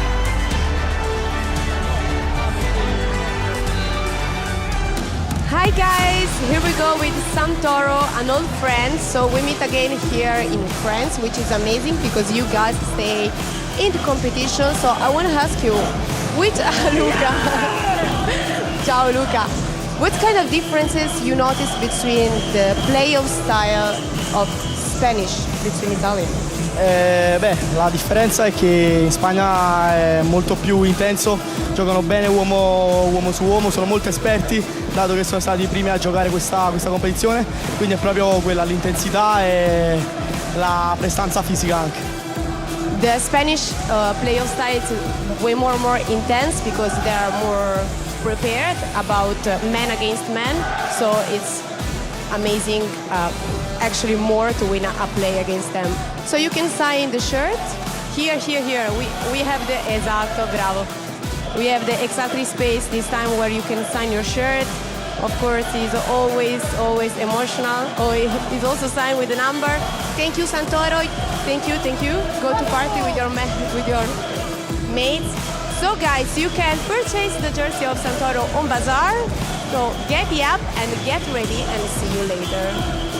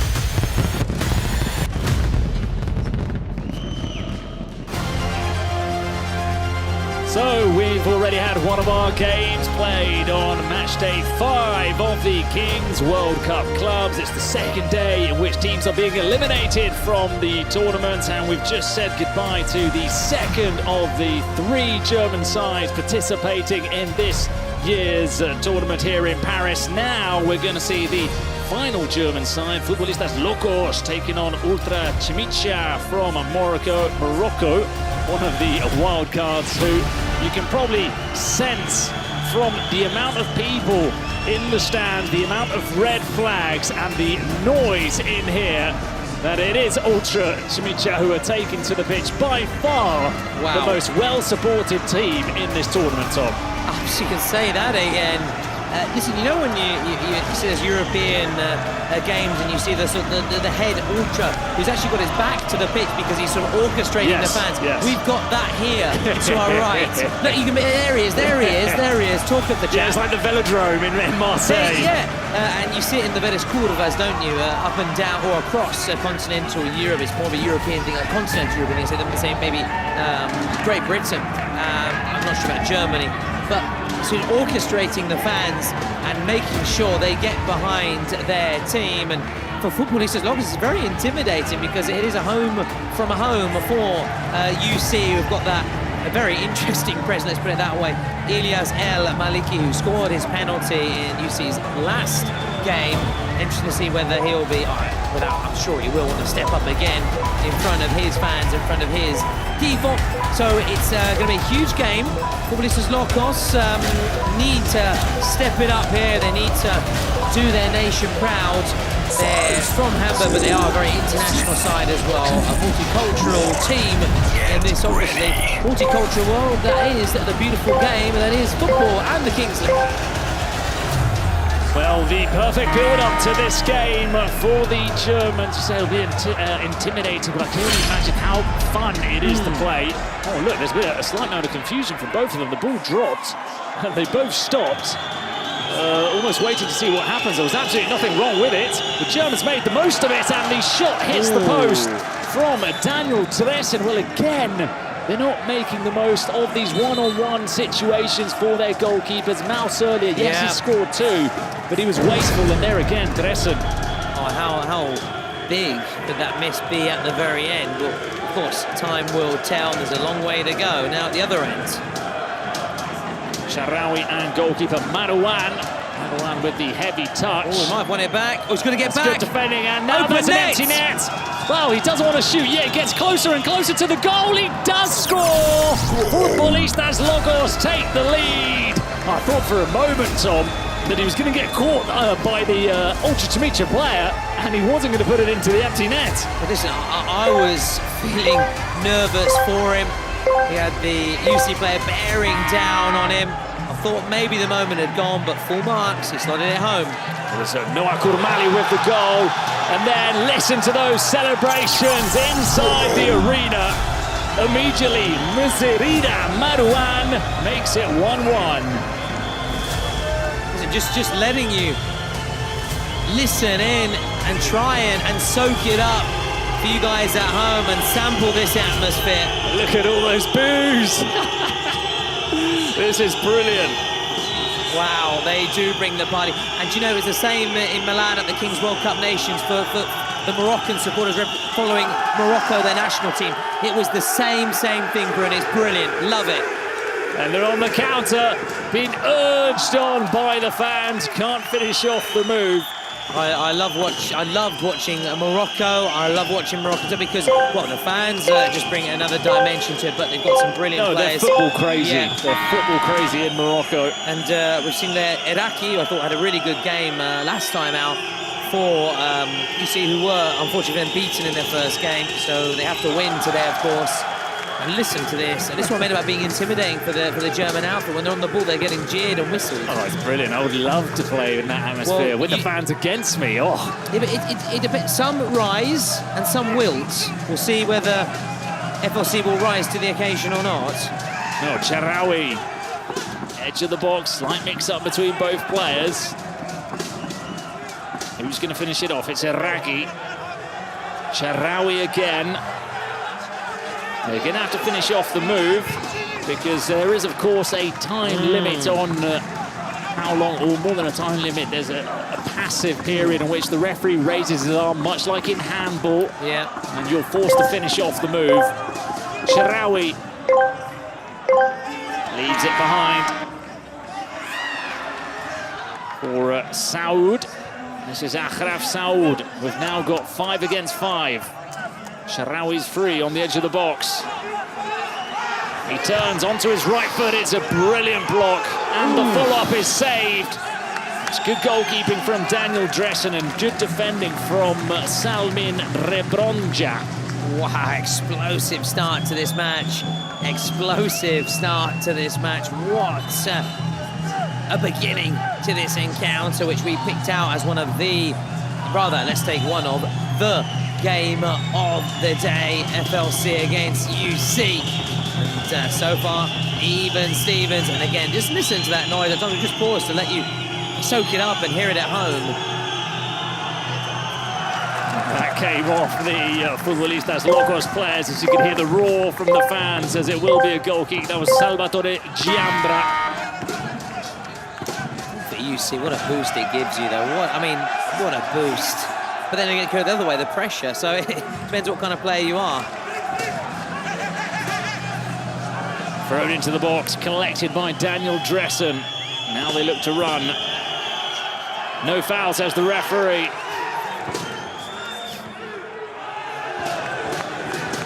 To the left again, Charawi. He floats inwards, wants the ball back played to him, and it's played through to Charawi. But he can't find a teammate because once again it is Salmin Rebronja with the challenge, intercepting the pass.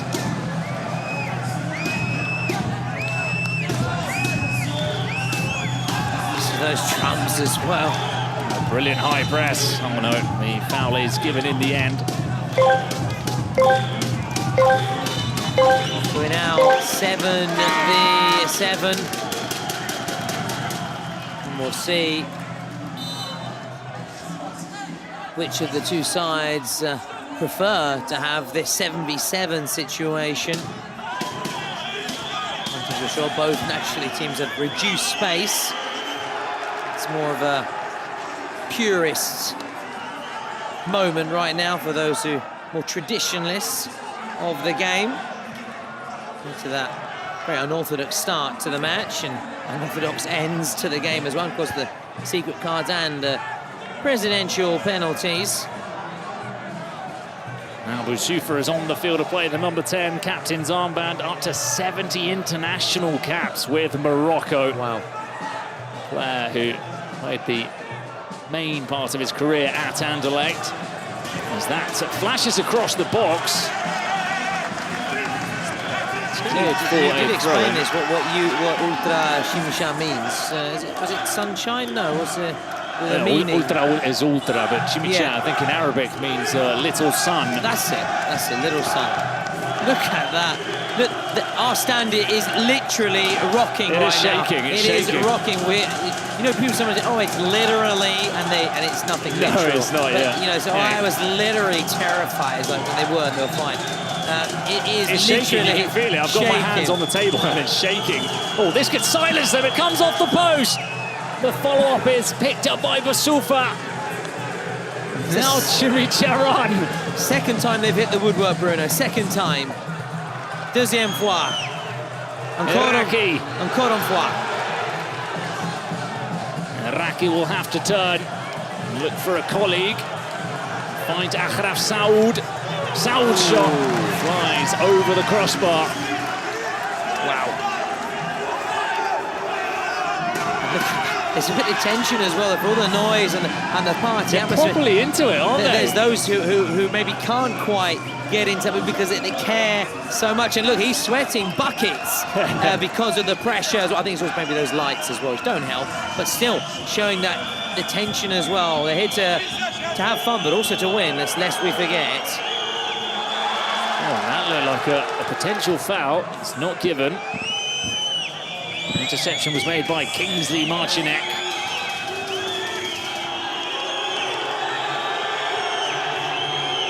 And that's a calm way to play it out from the back by Futbolistas Locos. Nice. Play well. Really good play. Down the right-hand side, but they couldn't link up. It was Salmin Rebronja again involved with the heavy pass. Shot there of Simon Seferings. Reminder that not Lamine Yamal, another sort of rising star in the international scene. Kenan Yildiz, he's he's the president, isn't he? Of FLC. Futbolistas Locos. Talk too much around the Juventus and Turkey international. They are the German winners, are the Futbolistas Locos, as that shot by Lorden Handanovic. Again, was always rising. Third shot of the game. Well, Ultra CHMICHA have had 3. Second shot of the game, rather, for Futbolistas Locos. It's now the turn of the Moroccans. I don't know if there's a high tempo on the field of play or if it's just the fact that there's so much noise and stuff going on that it just really feels like a really exciting opening 9 minutes to the game. It's true. It maybe, you know, maybe those at home who can't quite grasp this atmosphere, obviously, because they're not here, maybe saying, well, I don't know what they're talking about. For us, it feels explosive. Is this going to be explosive? It's going to be a counter-attack. And this is the chance to take the lead. Boussoufa, a brilliant save again by Daniel Dressen as he denies the Moroccan outfit And talking of the Moroccan outfit, half of this squad were part of the Moroccan national team in January at the Kings World Cup Nations in Milan, held at Milan, and then the final in Turin. Boussoufa. Good work defensively. You can say, talking to the Moroccan outfit, I thought you can say something about the chilabas that the I was going to come on to that. The two chaps behind El Maliki were wearing. I was going to come on to that. That's one of the reasons why some of them are sweating, because it is very warm in here as well, and obviously jumping up and down. But I'm a big fan of them as well. I love the traditional dress, honestly. I haven't seen any lederhosen though for the Germans. Maybe Julian might have something up his sleeve or in his bag for later. I think there's one of them in the German camp that maybe's got a couple of rogue decisions or rogue options in his suitcase. Let's just leave it at that.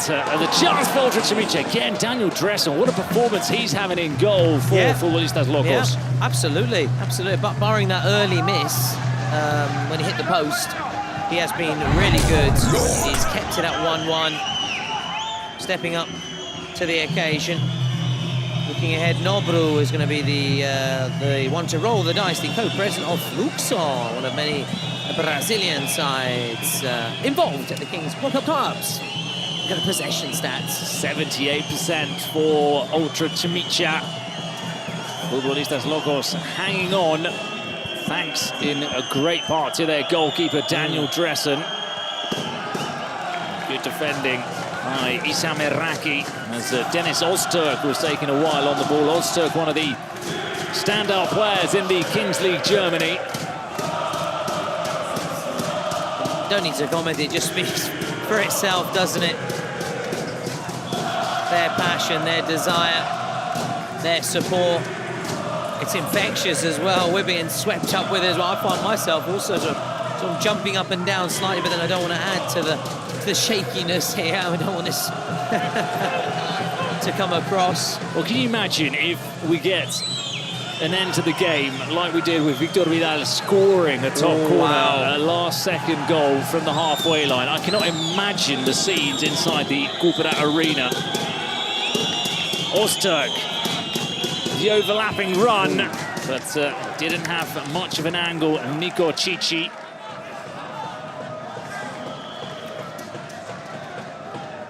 When you say Chichi, it makes me think of the top scorer awards in La Liga. Oh, Pichichi. Yeah, makes me think of that. Named after... Who won it this year, by the way? A former player, Pichichi, Kylian Mbappe in the end. Wow. Dovbyk the year before, wasn't it? Artem Dovbyk. Nicked it from Lewandowski. Was it Dovbyk the year before with Girona? I think it was Lewandowski last year. But Dovbyk was close. Had a good season. He had a good season, didn't he? From Inter Roma. Boussoufa held it over to the top, but there were three Futbolistas Locos players lining up to clear. There's Chichi. Castello. What a battle. What a battle on this near side. What a battle. It was a race stopping Rice. Castello. As that header, it comes off the crossbar. It seemed like innocuous fairly one, innocuous chance. Just a ball floated into the box, and didn't really feel like the goalkeeper reacted to it either. But oh no, it came off the back. I saw it pop up, but it wasn't the crossbar. It was the little... Yeah, not quite, but still, it was very little close. Metal bar in behind.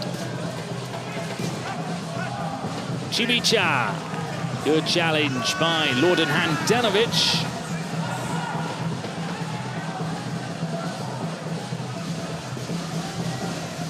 Forced to play it backwards. Yeah, well organised now.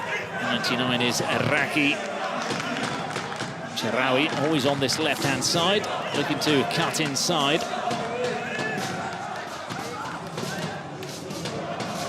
Chichi with the challenge. Of course, running into trouble there, but he's done actually well to... He has done well to win the throw-in. He was surrounded by a yellow sea of jerseys. Weren't too many options for Rice, who now finds it into the far post. Brought down by Castillo. Looked to run, and it was always a difficult option there for Futbolistas Locos. Castillo need to clear. Yeah, he's continuing to dominate the possession, aren't they? So good on the ball, passing it around, but it's still only 1-1. And of course, FLC have had their chances as well. Here, there's so much to do when they pick up the ball. The German side, he's forced to turn and try and build it with a bit more structure from the back. Now there is some space for Castello. But again, he sees no way forward, and it goes all the way back to Dressen, and it's an own goal! Out of nowhere, they've been forced into a mistake. I cannot believe what I've just seen. Ultra CHMICHA take the lead, and it was friendly fire from Futbolistas Locos, 2-1 to the Moroccans. Well, Futbolistas Locos and their number 6 there, Rebronia, and the keeper, a mix-up between him and Dressen. The duo, the two of them will want this, the earth just to swallow them up right now. And when we're saying how tight it was, how close it was, heading towards potential stalemate at the break, you see get a gift. And they unwrap it right away. And they gobble it up. Christmas comes early. So that back pass is controlled by Daniel Dressen. Kingsley, he thought about the shot, played it out wide to Chichi instead. Castello can't control as he's surrounded by a pack of Ultra CHMICHA players. But you just wonder, is it because of that sort of intimidating atmosphere that maybe had an impact, or was it just one of those careless moments? Either way, you see, are ahead. They've come from behind to do so. Oh, that's firm but fair, though. Firm but fair. Firm but fair from Issam Iraqi. Chichi floats in the throw-in, which is cleared convincingly by the Moroccan defence. I can't wait for UC to attack this end of the ground in the second half towards their fans, Il Tifo, and towards us as well. Big thumbs up behind here, the casters, Bruno and I. And our German colleagues who have gone from unbridled joy at the start to being, again, fairly silent, fairly quiet. They've put away their flags and banners. Looking at United, one of the host teams in action up next. And then looking forward to seeing another French side, PANAM All-Stars, in the 10 o'clock kickoff. This could be a chance for Futbolistas Locos. Oh, he was looking to curl it into the top corner. Yeah. It wasn't too far. Didn't quite catch who the player was. It wasn't Rebronja. Bruno, I know there's still a long way to go, but the winner of this match, a reminder, we mentioned earlier, will take on Ultra Mostoles in the last chance round, and we saw their president, didn't we, just a few moments ago, DJ Mario, celebrating, more congratulating, shall we say, Santoro of the Italian side Boomers, because he actually had a brief spell there, was it, on loan? Yes. So it was nice to see, of course, and there'll be best of enemies potentially. Oh, the volleys! Oh, what a clearance by Kingsley. Oof. Again, it's some chaotic defending from Futbolistas Locos. So we're going to those final 10 seconds of normal time. Block indeed, as they look to surprise Dressen from long distance. So 18 minutes of time for the Futbolistas Locos players to calm down and sort of get away from the noise here inside the arena. Now time for our JD roll of the dice. JD, of course, Bruno, our official partner of the Kings League World Cup clubs. Download the app, of course, visit their website where there are many stores to check out the new range and all exclusive only at JD Brands. Also, I know you keep reminding Bruno, I can follow them on Instagram. Don't miss out on exclusive Kings League content. I know. I'll be getting there eventually. Anyway, let's also us take a quick break as well, and I was going to say try and listen to what's being said, but it's been very quick turnaround, as is often the case. To be fair, we'll hear from them at the half-time. That's right. So what do we get in the dice? Ooh, don't you know? No, we've got a 2v2. 2v2 as in two players out on the pitch, 1v1 with keepers.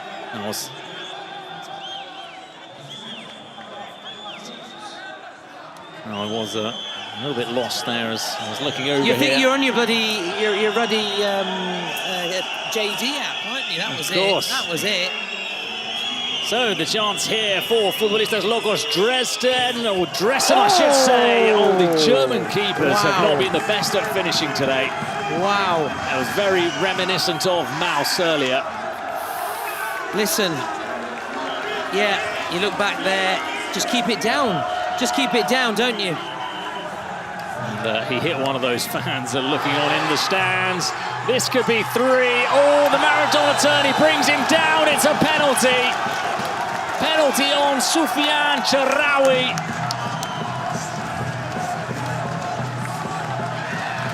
Listen, he sent Kingsley sprawling. Yeah. Then he went for the Maradona. We still call it the Maradona turn, don't we? I've always called that the Maradona. Oh yeah, the late great Maradona. And Dresden forced into bringing him down. No card, I think, for Dresden, so at least that's the one positive. Yeah. Oh, lengthy run up. Here he goes, Bruno. It's in!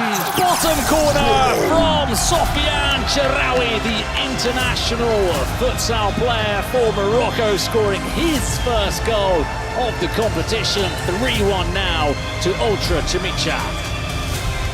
Again, just little pause, let it breathe, and let you at home just listen and try and get a sample of the atmosphere. Futbolistas Locos need a goal in this window, and that's surely a foul, is it not? He's all over him. The referee's not blown his whistle, and the open goal is missed by Issam Iraqi, but that would have been a controversial moment. He was tugging at him, he was grabbing onto him, he was doing pretty much anything that's legal in another sport that probably isn't in football.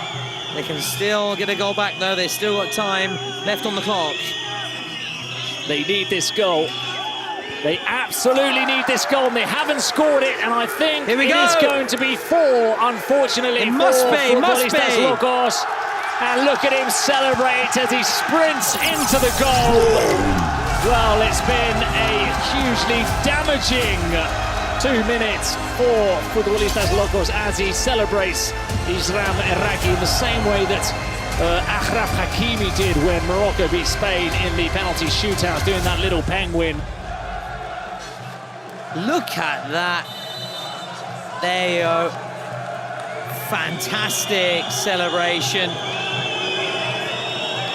And the minute of added time is up. Can they get a late goal here? Back to Ozturk. Dresden. Ozturk has to bury this. It's a penalty on Dennis Ozturk, and he'll have to score it. It will be the final. Or is it offside? Wow. Oh, another little twist in the plot offside. there. More twists in the plot. I think it's offside. At least that's what the referee is saying. Of course, it's naturally going to be checked. Here we go, Bruno. There's no doubt there's penalty. Contact, yeah. There's no doubt about that. It's just understanding whether onside or offside. I mean, it's clear contact on the foot. Yeah, Stonewall.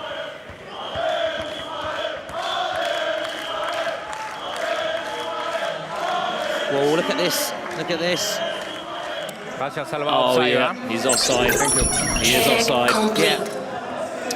They are. Arm is up. So they don't get that late lifeline. And it's half-time, and Futbolistas Locos have received a couple of severe blows in these 2 minutes of 2-on-2. Let's listen to the dugouts from both sides, but Ultra CHMICHA one step closer to qualifying for that last chance salute.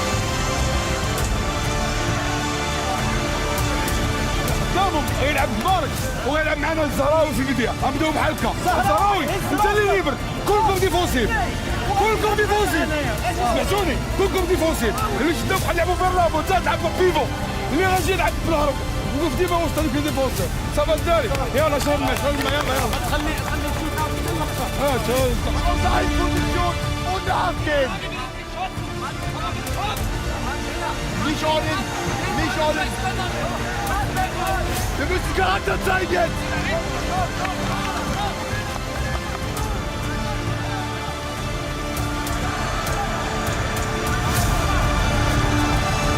Sanelsa pretty fierce message from Simon Sefferings in the Futbolistas Locos dugouts, but what a game that could be in the last chance. Ultimate Móstoles against Ultra CHMICHA. Two potential winners could be going out. One of the big teams, the Spanish champions, taking on the entire arena. That could be some occasion. Yeah, I think, well, it's one step at a time, because I don't want to start saying, oh, I think UC could win multiple, because there's still a full half to go. We've got the secret cards, we've got the penalties, and Futbolistas Locos have had their chances, just like ERA COLONIA. So it's not as if they haven't been creating, it's just in that final third, niks they're good. Niks they're good. Not very good. No, I think Mouse and Dressen have both been a little bit disappointing with their finishing. So can Futbolistas Locos find a way back into this game? Oh, cheers and whistles every time they're on the ball. Busufa. Unless UC can kick on. Another big win like the ex-Bayer team, for example. Yeah, some teams. Or Miami 7. End up sort of showing that they've got a bit of a glass jaw once they receive that. Nice, I like it. Right hook. And we saw La Capital, though, just strongly then allow their opponents sort of to look exactly, that's to the other. Come back. Yeah, that's the other side of it. Yeah.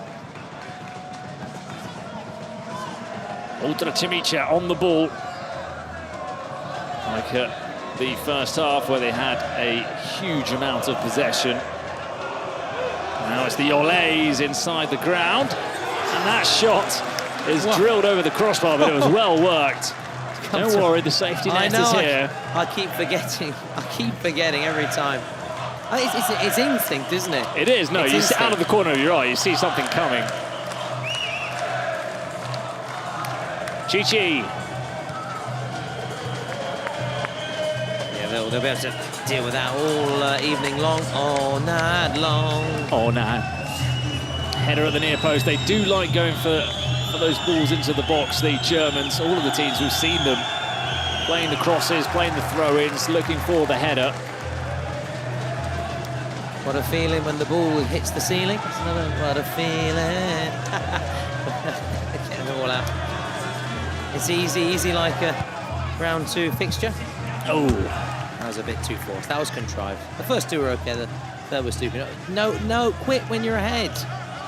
Yeah, I wanted to get one out with boomers. I wanted to get out the Venga boys. Boom, boom, boom, boom. I want to. That would have been great because they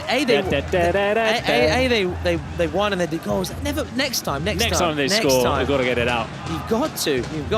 We like to party. Well, back to the footy. Whereas we are going to the Défense Arena on the as opposed to Ibiza on the 14th of June. Ultra CHMICHA looking for the overlapping run down the left-hand side. It's blocked. It's going to be a corner kick. Yep. The Futbolistas Locos players are going loco with that decision by the referee. No, loco down in loco. And Gims, of course, is going to be there. And La Défense on the 14th. That game for France against the rest of the world. There's plenty of things that will be taking place if you are in Paris. The billetterie is ouverte, so go to kingsleague.pro. Do you know a ticket? The stands are so packed right now that a lot of the fans are actually watching some of it on our screens, our mini monitors as well. It just shows the amount of people that are here inside the Fortunately, venue. no one gets too feisty in Kingsley. When you do that in La Liga or in Serie A, and you've got the fans, they're the ones looking at you to ask you, was it offside or was it a penalty with a VAR decision? And if you say it's something that goes against their team, sometimes they insult you. It's like, hey, don't shoot the messenger. I'm sorry to hear that. I mean, it's not pleasant. I have to say, I haven't had the misfortune of that happening to me. Maybe because I've been surrounded more by sort of journalists and broadcasters, but still, I'm very sorry to hear that. We don't deserve that.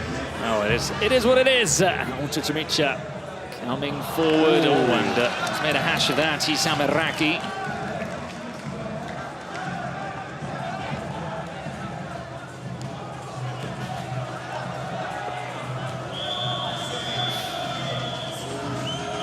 Down the right, Rebronja. with the powerful run. He put the brakes on, but the ball has gone out of play. I'm really excited about seeing the presidential penalty from Morocco. I really am, after what we saw in the first game. Well, it was a terrible strike, yeah, really. But it's just it more was the whole show, yeah. It was that the but celebration. I'd be amazed if he scores again. Yeah, he's not that good, but the celebrations are awesome. Iraqi. That's when it sounded like Peter Brackley again. Just some of those pronunciations. Foul on the halfway line. It was Hatim Fenani that was caught by a German player. Boussoufa. Flicked over the top by Nabil Castello. It's got a very Pro Evolution Soccer name, has Castello. Yeah, do you remember those? Castello, of course. Yeah, do you remember those? Of course, Master League. Many a night playing that. Yeah, was it like Ronaldo? He had a lot of those, yeah. Roberto Larcos. Van Nistelrooy. Oh, flicked onto the near post by Jidad Nabil. The teams, though, were they the official names? Or even they were also like, as they weren't in, it wasn't Inter, it was, I don't know, Milano. Abruzzo. You had like London Blues. Terrible. Terrible. Sounds like an American sort of franchise, doesn't it? As opposed to sort of traditional teams. Good shot, but in terms of pace and power, we've had a secret card called, haven't we, Bruno? We have had a secret card. It is for Futbolistas Locos. Unfortunately, so early on, you think it's not a penalty or a shootout. What have they got? Oh, it's a suspension. Very good card. Very good. They're going to take out Boussoufa, maybe the standout player in this. Iraqi, maybe, but I suppose he's more of a holding kind of player. Oh, it depends what you go for. Earlier, Boomers decided to take out a defender. I think it is Iraqi. Suspension. Well, there you go, it is Iraqi. 4 minutes. And taking out the Penguin. Well, Penguin celebration. He does look chuffed, doesn't he? Look at him, he's chuffed. Yeah, and listen to the reception as well from his fans, from his people.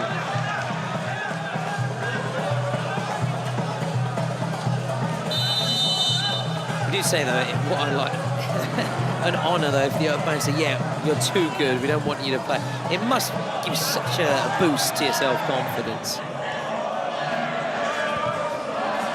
Still ringing out the Olays inside the arena. They're a man lights. Lights. Well, they need something to try and silence these fans. Futbolistas Locos. Rebronja! Oh, it's a scorching goal! And have they found a door back into this game? Futbolistas Locos, you did say don't rule them out yet. I did, and I have to also tip my hat to Lebronia, the own goal earlier, the mix-up at the back. That is a bit of redemption, and what a way to redeem yourself with a strike like that. A little bit of Oscar Coy yesterday for Porcinos, reminiscent of that kind of strike, and immediately making the most of their numerical advantage. It's a wonderful strike from Rebronja, in off the post, absolutely nothing that Marouane could do, and here they come again. They still got nearly 3 minutes left of a man advantage. It's in, is it? It is in. It came out rebounded. I thought it hit the post or something, but it's an own goal. And Futbolistas Locos, talk about playing your card. Playing your cards right. Brucey bonus. It's a FLC bonus. It's a bonus in terms of an own goal coming off, as you're saying, Ricci there, if that's the correct pronunciation. I'll have to say sorry if I've not got that completely right, and it's 4-3. Oh, look at them again. Now the flags are coming out. Oh! What a crazy couple of minutes at the Cupra Arena! Futbolistas Locos have found their way back into this game. It looked like they were heading home with the rest of the German teams, and now suddenly it is 4-4. What a finish! Handanovic with that little flick into the back of the net. that must be one of the goals of the tournament, if not one of the finishes of the tournament. Pure technique at its very best. Wow. But listen, when we talk about Kings League and the cards, that sort of embodies what this game is about, doesn't it, Bruno? I don't think I've ever seen a card used to that effect. 3 goals in the window. They want Hiraki back on ASAP, I think, don't they? You see, maybe we'll have that late goal, a late winner, but I think it could be FLC. Momentum with them, with the Germans. And they've given it away just when they were riding that high wave. Futbolistas Locos. Oh, they've lost out again. Saud. Oh, the foul hasn't been given. What a comeback this is. Can they complete the turnaround? That's the question now. They've got less than 50 seconds to do it now, and then of course it's going to be 7v7 again. And look, they're playing very intelligently now. Ultra CHMICHA. They've managed to play down the clock a little bit. Yeah. Just recover after those wobbly legs that they were showing in the last couple of minutes. This is really clever play. Finani. Brilliant possession play. Pep Guardiola, Luis Enrique would be very impressed, very proud of UC, the way they're just keeping it away, passing it around. Just 10 more seconds and they've got their man back. Oh, it's given away. And had they played a better pass, that would have been a clear chance on goal for Futbolistas Locos. Finally, Iraqi is back on how they needed this game to be 7 against 7 again. Ultra CHMICHA. And the applause as he returns onto the field of play. He's back. But you could tell that because of the reception inside the ground.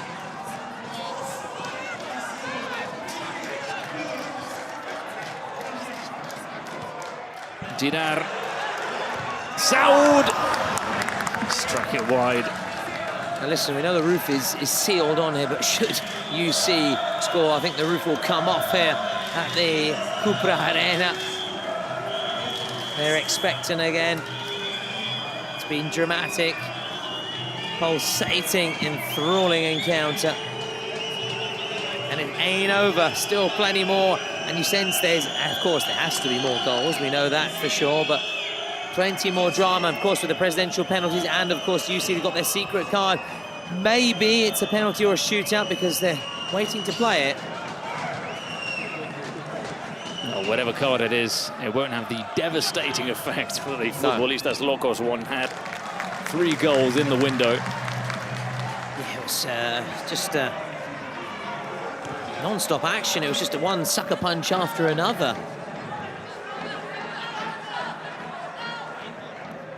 It was just lightning fast, wasn't it? 1, 2, 3. Bosh, bosh, bosh. Nabil Dinar, collected by Dressen.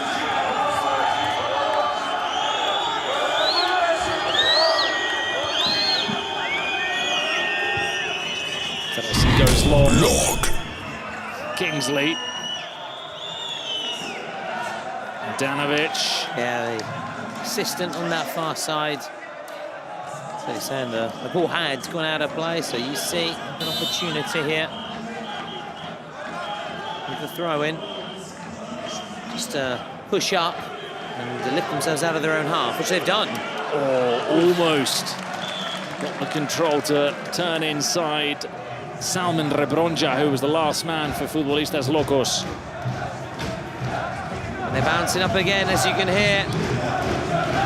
And we are, again, literally, the floor beneath it is literally shaking. We are not, it's not hyperbole, we're not exaggerating.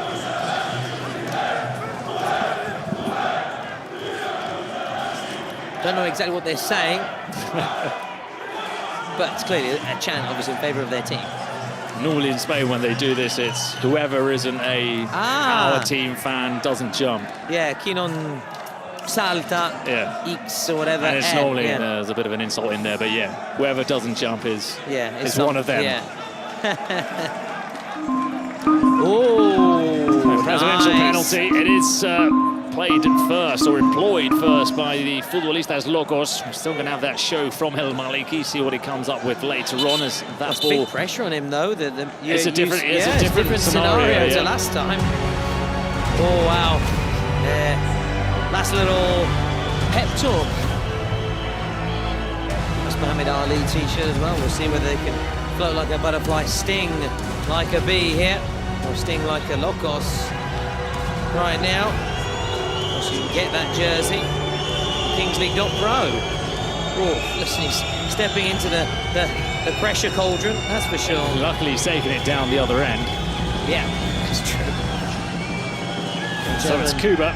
Pastor Friend has his flag ready to be waved. Tyler and Julian.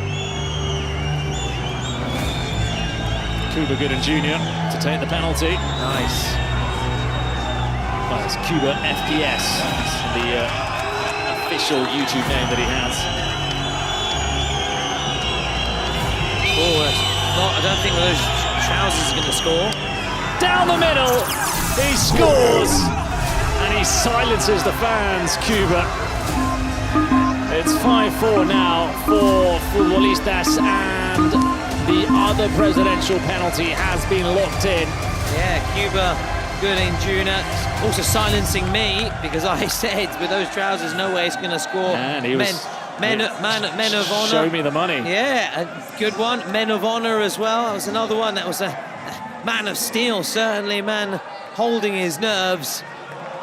And they now lead. Uh-oh. Here we go. Here comes El Maliki. Get ready for the show. Sit back and enjoy, everybody. Yeah. They're looking nervous. Look, they've gone from party atmosphere to looking very concerned. As you're saying, although he brings a little show and spectacle, he's not the best penalty taker. One final prayer before taking the penalty. Looking for some divine intervention then. And here we go. Jumping around.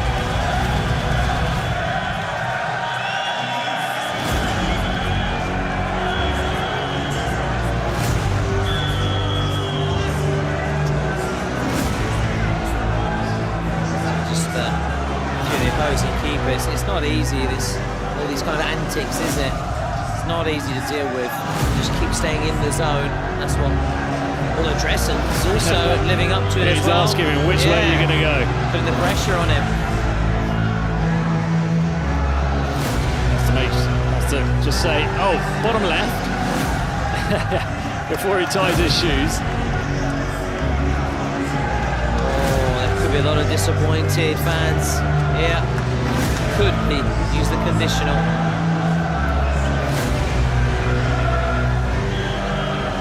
Kiss for the fans. This one's for you. Oh, again, will be sealed with a kiss. I'm not sure, as you said, Bruno. It's taking too long as well for me. Maybe a sign he's just trying to prolong the inevitable, and still continuing to make it awkward.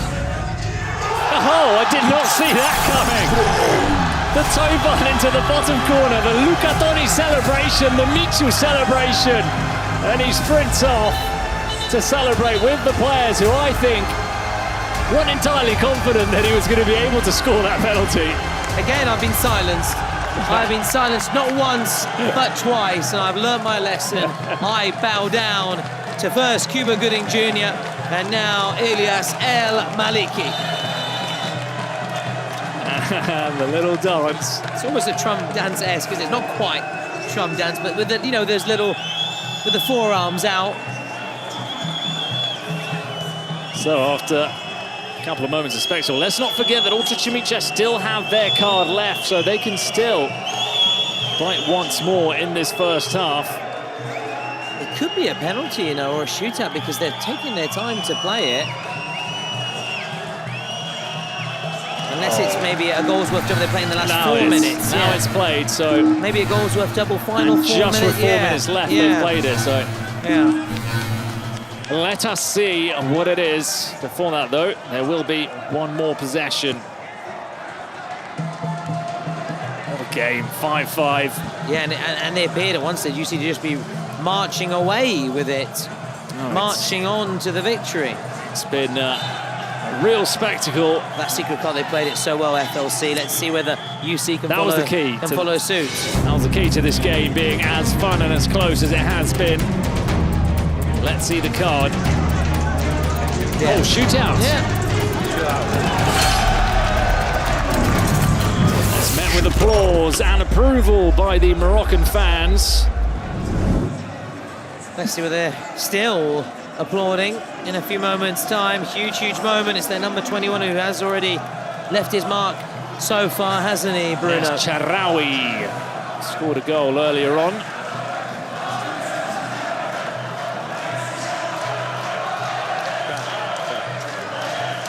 And he's coming towards our end, isn't he? Of course, and towards these UC supporters. Expect potentially a wall of noise here. So Charawi to put them back into the lead. He's hit the crossbar. And it's going to be tense right until the end. We could be heading to golden goal. Yeah, looks like we could be heading towards a golden goal. A lot of those fans had their video cameras out, or rather their smartphones, which have videos on, of course. It's not an old school video camera, just to paint the correct picture, and they've pretty quickly cancelled those videos because they don't want to put that on your social media account, far from it. Daniel Dressen, who was very late playing that ball to Castillo. Look at the pressure now for Giambra, nowhere to go. Yeah. So yeah, as you quite rightly reminding us, should it be level in the 38th minute, those 5 minutes will be a golden goal. Then still, if it's still it hasn't been broken, then it will go to a shootout. It's well played down the right. As CHMICHA look to come away. Oh, it's a good run. Still with Rice. Crosses blocked by Giambra. He's got Castillo in support if he wants to play it to him. We haven't actually had a winning golden goal yet. We've had a golden goal, but true. There's been no goal in the 2 minutes. Kingsley thinks about the shot.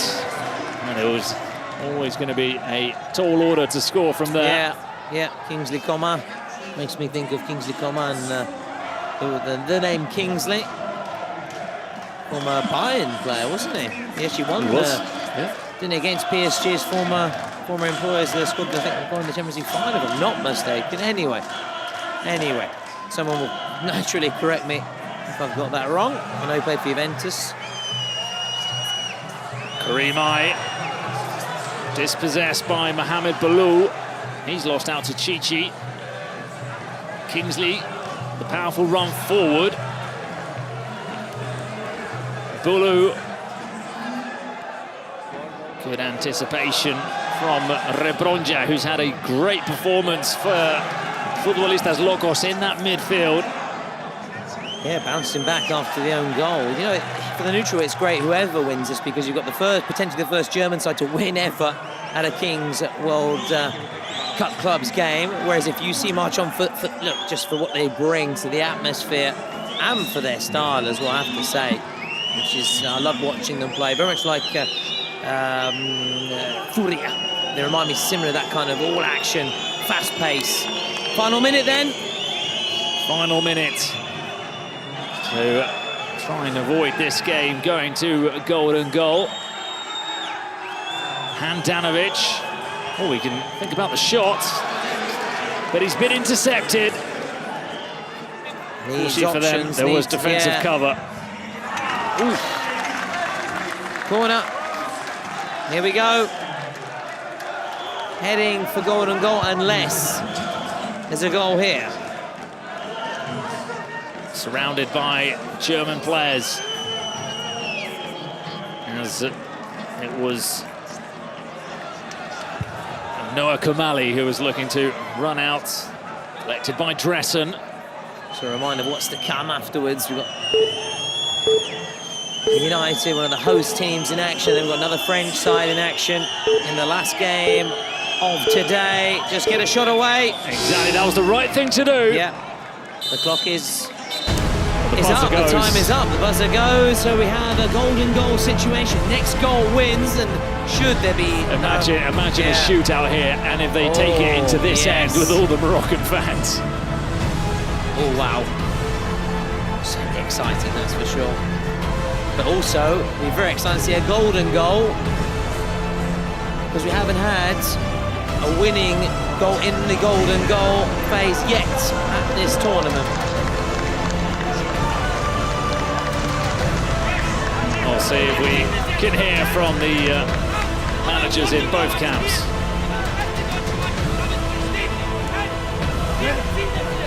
Männer, beim Verteidigen. Passt auf, nicht zu früh runter. دول اسمع وكاكا دول ذلك.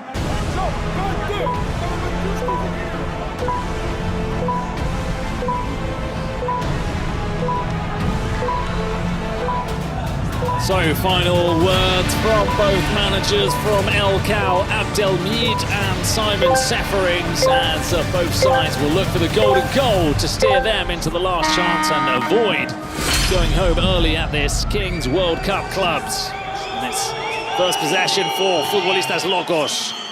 Cross is blocked, CHMICHA from distance, slices it wide. Now you can see your candidates for the MVP prize for player of the match. 2 for FLC, 2 for ULC. Heading them for potentially a third shootout so far in the competition. We had La Capitale against Persas and Gear 7 against Karasu. Remember Karasu, Jan Sharki coming off the bench, the unexpected hero after Bilal was sent off. Or rather suspended with a yellow card. Golden goal would be incredible. Oh, it would be epic. It'd be a heartache, yeah, but it would be incredible.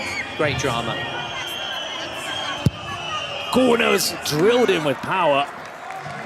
Headed away by Hatim Finani.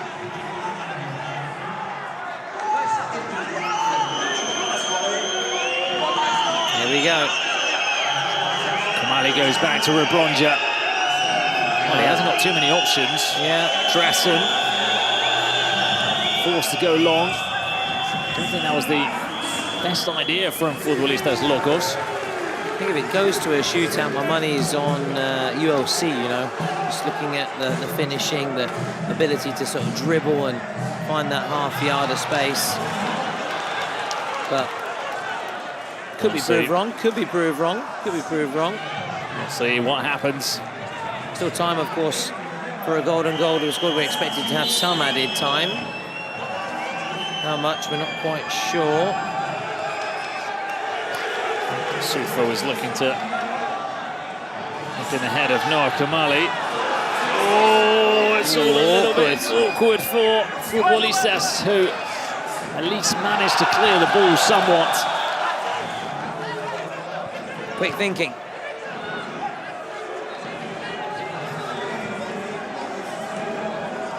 Raki given away by Charawi. Turk trying to make something happen.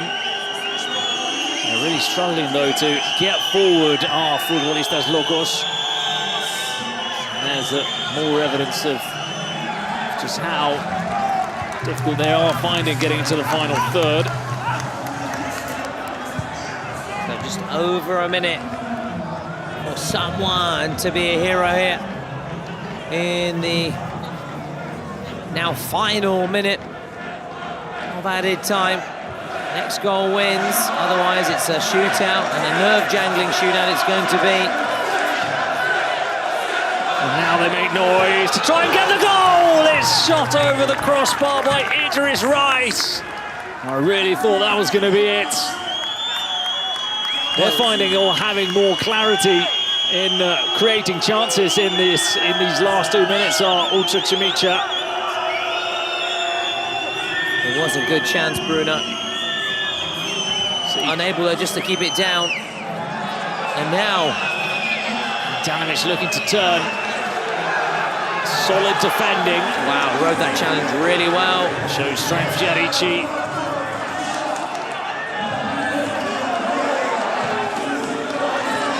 Nabil. Erraki. Oh, they were screaming at him to shoot, and Erraki frustrating the fans as he was just a little bit too cautious and patient with his build-up. So we are heading again to a penalty shootout. This one will be cruel as the loser is going home. What a way to be sent packing. And in the Nations Cup, Morocco already had a nerve-wracking shootout in the quarterfinals against the USA, with Morocco winning, advancing to the semi-finals. They have to win this one, otherwise you see them going home.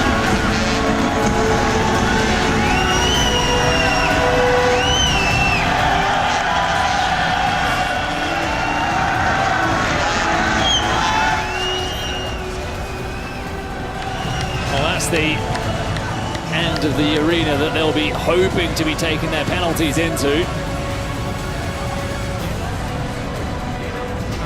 I mean, they still do have fans at the other end, but it's here where all the noise is being made, absolutely. This is very much the frente de curva. Yeah, it's the hub, isn't it? The epicenter. So Ultra CHMICHA will take their penalty first. Yeah, just what I've seen over the course of the game in terms of the players, I think, are best suited for this situation. But then again, maybe FLC will think, well, we have less pressure, nothing to lose. We've fought back, we deserve and earned the right to be in this position at one stage, losing 4-1. So, hey, it could be. It's also a mental side. The psychological aspect is also massive, massive. Here we go. Well, I think it's going to be Basufa to get us underway up against Daniel Dressen. Will this one go to sudden death, or will it be decided in the first 5 penalties, which doesn't tend to be the case?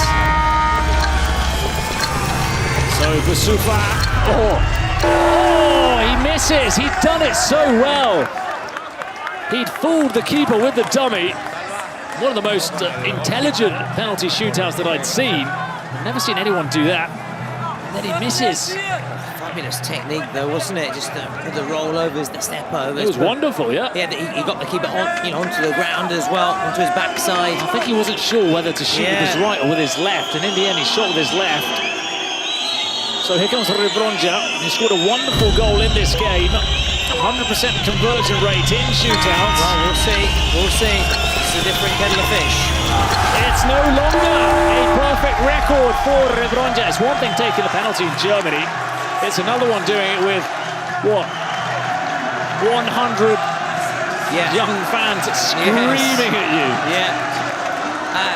All around the arena as well, not just around, here. but I mean the ones that are sort of in your eyesight, in your eye line. Yeah, that's what I'm saying. In particular, what you're going towards, but also all around you. That's the image where you can see them behind. Yeah. So Charawi. He scores the first penalty of the game. Sofian Charawi. Advantage then to UC. And it puts the pressure on Futbolistas. LOCOA now to hit back here and draw level. And of course, pressure on the UC keeper as well to play his part. Half and half here from Jambra, Bruno. Salvatore Jambra. That's a brilliant save by Marouane. That was a strong right hand from him. Good goalkeeping. Made himself big, didn't he? Oh, was a little bit Monterde. Yeah, exactly. Monterde. Of Las Persas. Strong hand, bouncing away. Persas keeper. Persas, that's right. We're very impressed with in his first 2 games. Now, the hero. The big man. The most loved player. My main man. Erraki. Here he goes.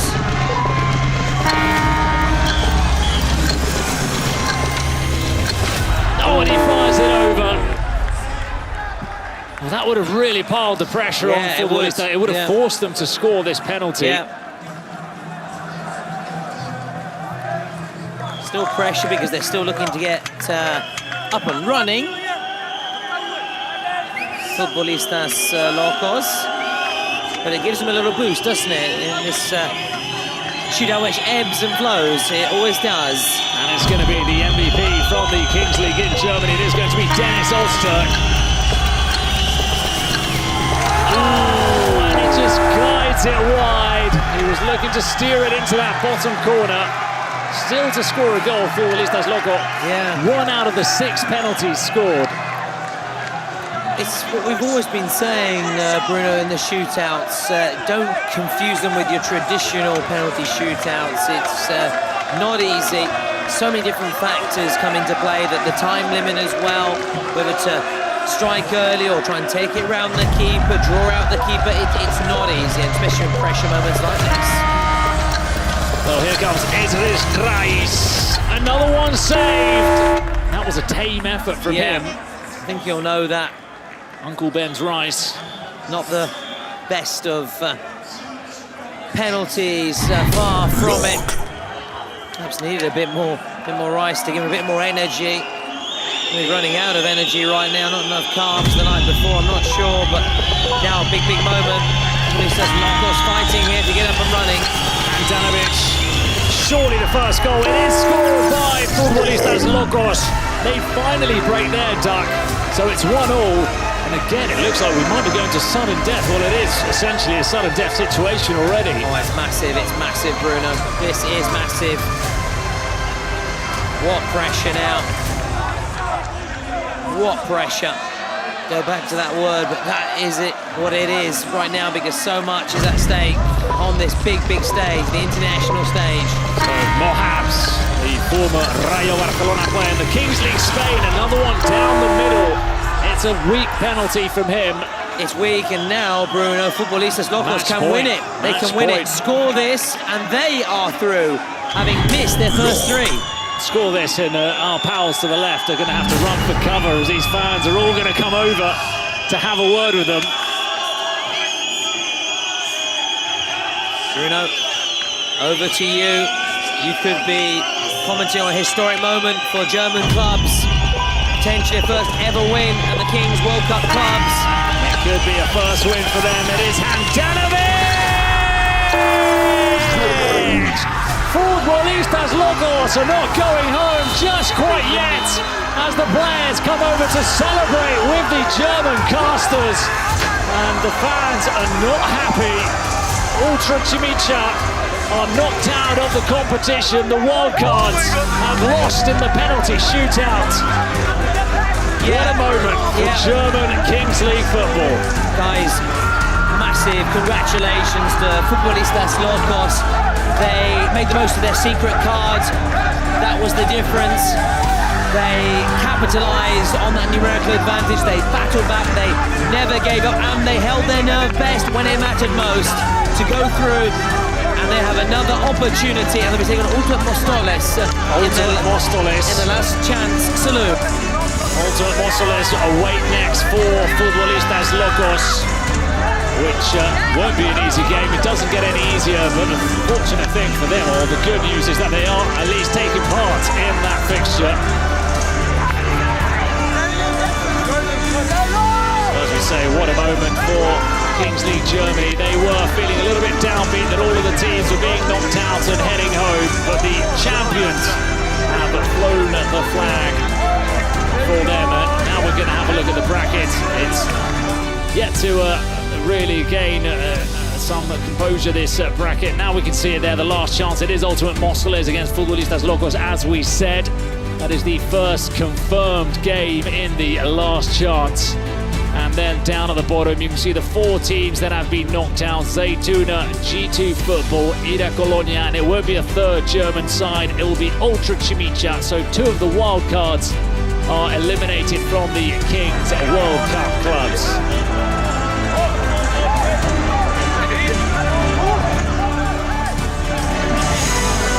Sameraki is the MVP. This will be one of those interviews that you're never looking forward to having to conduct after being knocked out, but he will come over to the Bazaar corner.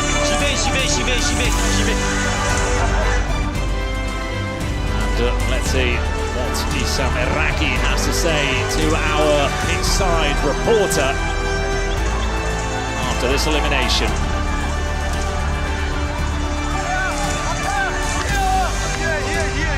Hi guys, welcome back with one more MVP moment by Bazaar and one more jersey that will be available only on Bazaar app. But first, the emotion. First, I'm so sorry about the lose, but Addiction, huh? No problem? okay. Addiction. I'm so sorry for the lose. Oh, sorry. No problem. You can sign your jersey and yes. Only sign. On sign. Okay. Here. Guys, you can buy this jersey only on Bazaar. An exclusive and all-of-a-kind jersey. Thank you so much. Thank you. Yes, okay. Okay, thank you. Bye. So, get out your phone, get the app, and get ready.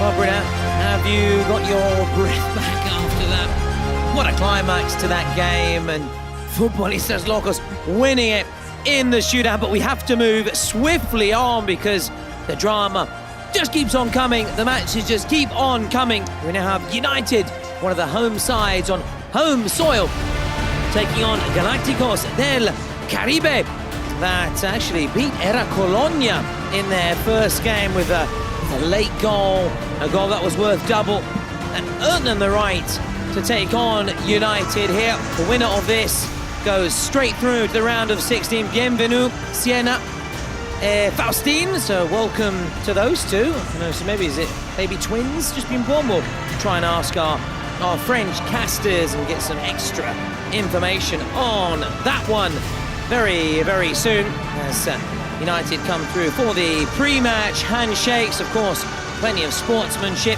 but when kick-off, or rather when the ball drops from that cage, only one goal, one vision, which is going through to the round of 16 directly as one of the top seeds, as one of the seeded teams to be in that pot, in that pool, and avoid making life difficult for themselves with that last chance saloon. Now let's look out for us again to take a little breath, a big breath rather, a deep breath, because we've had so much drama already and you sense there is more to come. A little bit of team news as well, Bruno. The captain of the United, Anthony Scamozzino, has a bit of back pain, but he's looking to grit his teeth and he will play the match, but we'll see whether he's okay or not. The famous late fitness test. Yes. Now, Marvin, aka Malikos, if I'm not mistaken, here he is as the keeper in support. This must be the opening goal. It's only taken 15 seconds Florian Forestier fires it home and makes it a perfect start for the French team, for the home side playing here à la maison on home turf. Oh, that's the difference between the German goalkeepers who need to improve and the rest of the competition. Forestier doing what they should do in this moment of the game, as that one is missed by the Galácticos del Caribe, the side from the Dominican Republic. Yeah, it was a good strike from, call him Wellington Rodriguez. Just going the wrong side of the post now. Marvin Emanuel just holds it up here. It's for his teammate to come on, a fresh set of legs now. Forestier! Oh, I thought it was two. Very nearly under. And it's now just the one goal. He's had a big impact in these early stages. Of course, it's no surprise seeing that rule change, that keepers now can come out right away. Normally, the Freaks had to wait for the first minute to pass. Now they're number 23-4, they're number 10, Goguet. I know you're a big fan. Very big fan. And really like what you saw in that first match against the Boomers. Big fan of United in general. Yeah. Goguet is one of my favourite players in this competition. He's got so much class. But we also had Theo Chandri, who was a great player. Raheem, who scored a couple. Toure, what a powerful midfielder he is. There are plenty of players to look out for. Daba driving it wide. That's for Galácticos. I think you said you have a bit of a soft spot for them. I like Galácticos because in the first Kings League Americas, they had Pablo Gomez up front, Leandro, the Argentinian, and then moved to the Kings League in Spain, and he was quality player, typical small number 10 Argentinian, left-footed. You know, you can probably think of a couple that fit that profile. But and they've got one of the nicest presidents as well, Mr. Will Smith. Oh, Will Smith, that's right. That's right. I just like the Dominicans. You know, they're very cool, laid-back people. Yeah, and they've got a really cool shirt as well. And again, talking about, I mentioned about being, if you're a neutral fan, it would also be good to see one of the home nations, or rather team on home soil, go far as well. Have a good run, keep interest obviously alive amongst the French people as well. And there's the Mr. Pirate of the Cupra Arena, their mascot.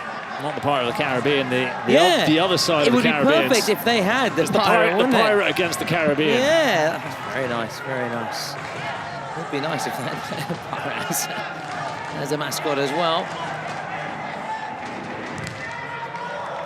Block there. Go out on this near side with currently 5v5. 30 seconds, we're going to be 6v6 as the Escalado continues. Good drive forward that. The GDC got that fighting spirit, the never say die spirit, as they showed in their first game, getting that late goal to go on and win it. Instead of Colonia, can they draw level here? Oh, that was a really good strike. GDC against this United side, inspired by Goguet, who played the last Kings World Cup clubs in Mexico with F2R, first draft pick in France, and played with Generation 7, out on loan in United team as a wild card, actually. Someone that came through the academy at Olympic Marseille. Wow. Didn't then feature for the first team, but that's where he began his footballing education. Yeah. Droit au but. That's their motto, isn't it? Straight to goal. Very nice. I think. And a few French things I know.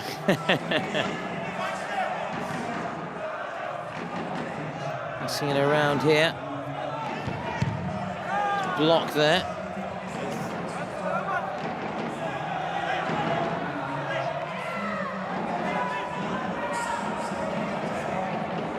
Seen a bit myself, that big rivalry with PSG. So it's Le Classique, isn't it?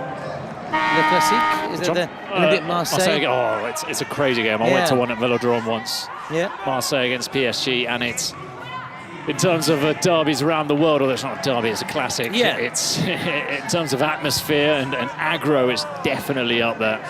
And the Velodrome is a Wonderful ground. And I wonder what the Olympic fans think about PSG winning the Champions League. They're sort of big rivals domestically. We know Macron, it must have been difficult. He's a big OM, Olympique Marseille fan, the French, Le Président, but I know as a Frenchman, naturally, he'll be rooting, of course. I think in his living room he would have been seething, but once he was out there and representing France, he had to put on a different kind of face. Touré, nice pullback. Oh. Chance goes begging. Nice pullback though. Now GDC can come forward. That's a nice ball across the face though. Just needed someone to believe a little bit more. In terms of Olympique Marseille, they had a reasonably good run in the Europa League a few years ago, didn't they? Got to a final.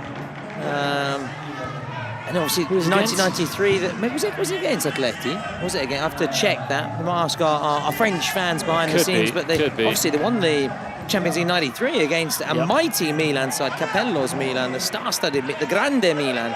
First Sacchi and then Capello, and then latter years, obviously Carlo Ancelotti, when they started to win again. Those were those three big modern dynasties of the great Milan sides, but they weren't able to get the better of OM in 1993. May have been a young Didier Deschamps in that side. Maybe, I have to again check, but it was a nice Panasonic shirt though, wasn't it? Awesome. Awesome. They've had some nice shirts as well. Nice colours. And the PSG, to be fair. True. Yeah, they've had nice ones. They've had nice ones. French side, I've liked the PSG ones as well, down through these. When they're George Weah. Remembers George Weah? Raise your hand. Well, the kids, they know Tim Weah, of course, his son, playing with Juventus. Nice little run there towards the byline from Askenazi.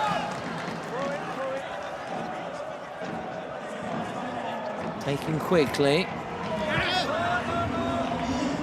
Diego Franco. So you can see what the pirate thinks about wagging away there. Very close, isn't he? It's sort of in the way of the linesman. Yeah. He wants to help out and be an assistant, but I think he wouldn't really be the right person to do so. Naturally inclined to give decisions towards United, but he's not there, of course, to be assistant. He's there just to play his part and show some support. Of course, they're without one of their star players. He's out with a cruciate ligament injury. In fact, they paid tribute to him, United, ahead of their first game against the Boomers. Skiva. Wish him, of course, a speedy recovery as United come forward, looking for a second here. Still, chances on. It's a good block. It's a good save indeed. Still some way to go, but we have the TRM president, Marza, and also Gear 7. We're rolling the dice. The halfway stage. Here he goes, Goguet. Clément Goguet.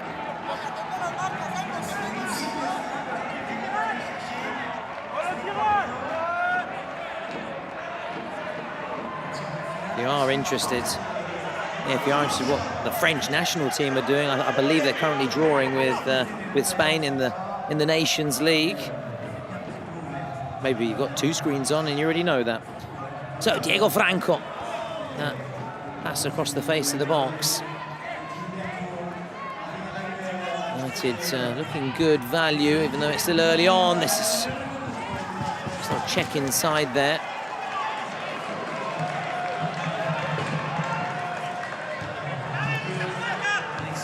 Oh, here we go. Pass there.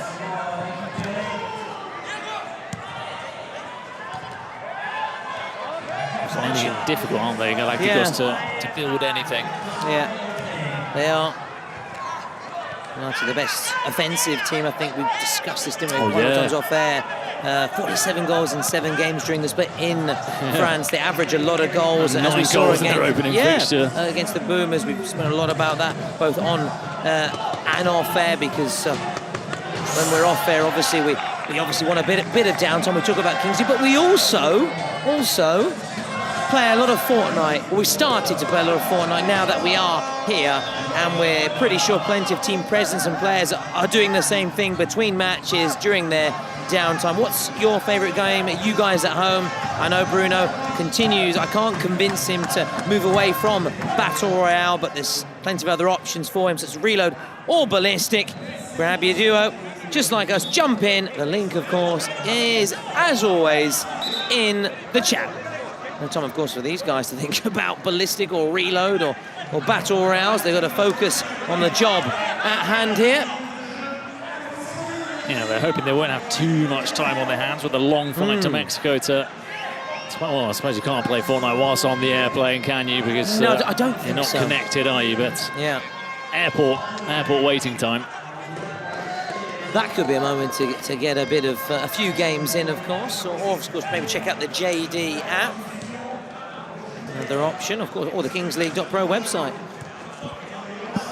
So if these sides, or one of these sides were to, they would have another chance in a last chance saloon.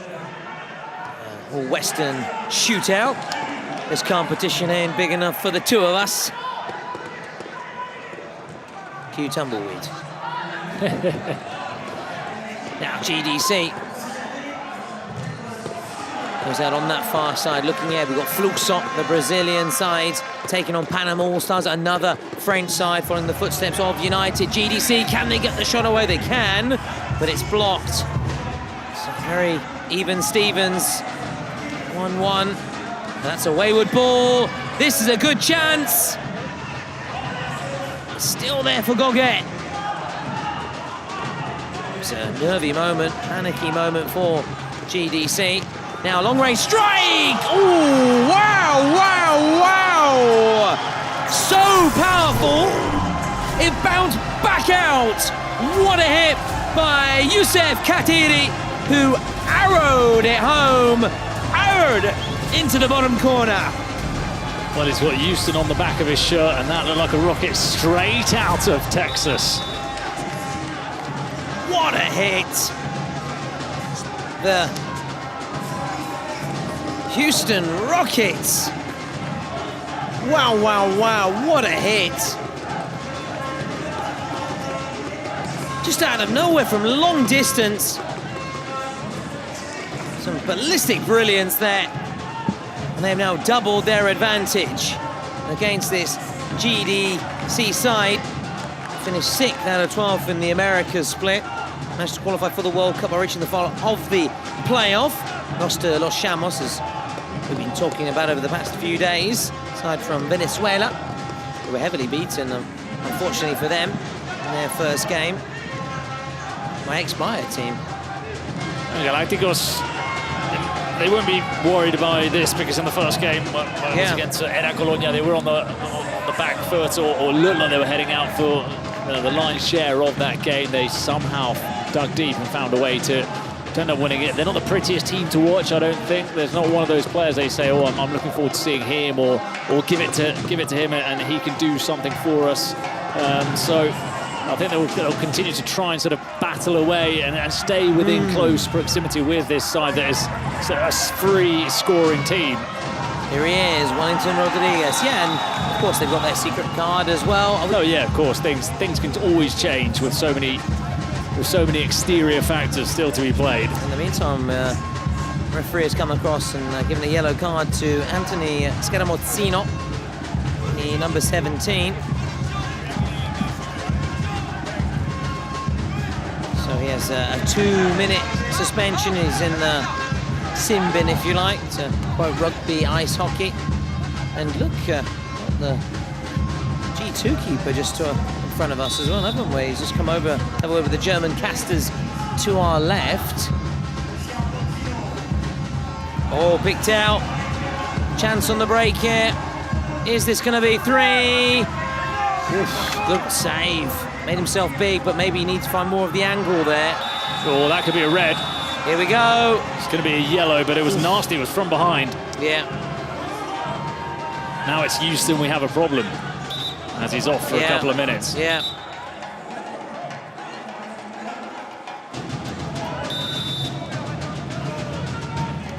So they're now down to 5 players. Reminder, they've got no Yasin Skira, their injured player. Their star to players. make the most of this. Yeah. Remember how well Futbolistas Locos Yeah. play with 7 against 6. This is 7 against 5. Yeah. Yeah, must get at least one goal, and they've got plenty of time to do so, over a minute. Which will feel like a long, long time for United, of course. May flash by for GDC, which is why they've got to capitalise here. Oh no. But then again, what's your option? I think it's worth shooting sometimes because you're not really going to get anywhere. True. And you're not going to really commit, move forward and leave caps at the back. So maybe in hindsight, which is a beautiful thing, Manuel should have got the shot away. Now GDC on the break still have 2-man advantage. GDC patiently now checking inside. Oh, very nearly catching out. Florian Forestier. There's the Floco Loco on the back of his jersey. And down to his left, just 9 seconds, and Scada, aka Scaramozzino, will be back on. That's disappointing for Galacticos. Not to have scored, not to have really even had a shot in these 7 against 5. It's going to be 7 against 7 because in the time that they take the throw in and play a couple of passes, then Houston will be back on. Yeah. Oh, hang on. Oh, look. Wow, another yellow. They're piling up, aren't they, Bruno? Just when they'd got it back to 7 against 7, they go and pick up another yellow card.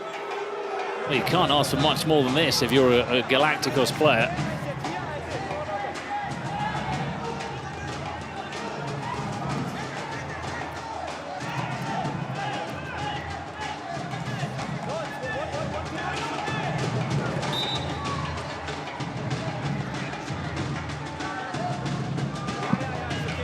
That final minute before the JD roll of the dice. GDC still have a numerical advantage.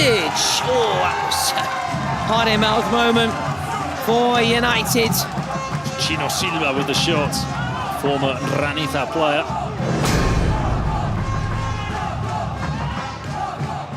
Of course, the suspension would be carried over into those final, or rather the next stage, should I say, of the second half. There's more than a minute left and there's only 10 seconds or so to go! Oh, what a hit! Another good save. Yeah. 2 good saves right towards the end, or 3 good saves right towards the end of the half from Floco Forestier. Maybe too little too late, though. Too little too late. Too little too late. So let's see what we get on the dice. And we're going to have the... It's been rolled already, you know, unless that was just a trial. But yeah, it looks like it's been already thrown. It's 2, and apparently it's 2 for Spain against France. So this means we are going to have a 2v2. We'll try and just hear what's being said at the break here.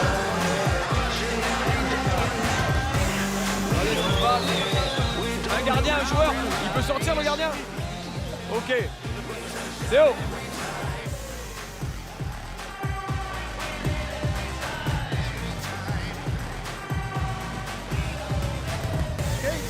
Entonces, juego por fuera, encaro para.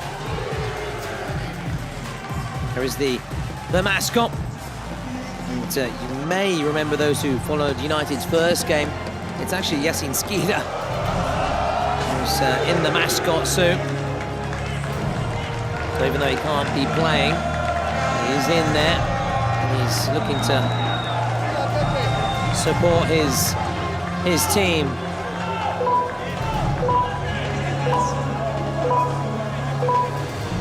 So the countdown is on. 2v2. So 2 outfield players, or rather an outfield player and the keeper. And that suspension will be carried over, of course, to the beginning of the second half for Malicos. Now, Forestier. And here is Malicos, who can take part in this part, but cannot take part, of course. I wonder if they will reach that 6.6 average of goals in this game. Well, they may do. 3 now. They heard you, Bruno. They heard you. Well, yeah, it would be incredible if they kept it up. They are turning into one of the funnest sides in this competition. Well, you called it. They wanted to say, of course we will, Bruno. Bien sûr. Absolument. And they've done just that. Now, GDC, this is a good chance. Got to get a goal back here, otherwise it could be trouble. Oh, that's another good save. How good has he been, Forestier, at both ends? Forestier has been incredible today. Both ends of the pitch. It's similar to yesterday, isn't it, with Monterde and Persas. It was a goalkeeper saving everything, and up front the team scoring the goals. And sometimes football is as basic as that. Keep them out and score them down the other end. It's a simple old game, isn't it? Now, Wellington gets a goal back. They got a foothold back into the contest. They reduced the arrears to just 2-0. Oh, and that one was probably the first one that Forestier maybe could have done a little bit more. Third goal in the competition for Wellington already. Malikos also on 3. Yeah, Malikos, reminder, who will continue to serve his suspension at the beginning of the second half, but he can take part in this final 2 minutes. In fact, he's put his name on the score sheet. Oh, yes. Or has it gone behind? Just behind him. Oh, wow. The optical illusion, wasn't it? Yeah. It looked like it had gone into the top corner. Wow. Let's see how close. Yeah, there you can see a bit better, but obviously the angle that we had and how it's just sat behind the net. I thought it was in. I'm not going to deny. I apologise to any United fans who thought it was a goal. Is there going to be another goal at this end of the pitch? It surely is. It is indeed. Quick fire double from Wellington, who's now on a hat-trick. And he's putting his name up there in the top goal scorer charts. He's on 4. That's going to be a fun one this week, or these 2 weeks as well. See who comes out on top in the top goal scorer charts. Obviously, Lofazzo got quite a few today as well. Yeah. Malikos on 3, as we Palacios said. yesterday with that hat-trick. Palacios with that hat-trick. goal. Can they hit back right away? Oh, lovely stuff. Still there, still there. Yes, it is. Slotted home. This time he does. Offside though. Because remember, Well on the line was acting as the goalkeeper. Right. And the goalkeeper was the penultimate man. That's where you draw the offside line. That's really good. Actually, it's going to be tight. It's going to be tight. No, it was Raheem with the strike. Raheem obviously thinks he's scored. Let's just check it here. You're quite right to remind us, Bruno.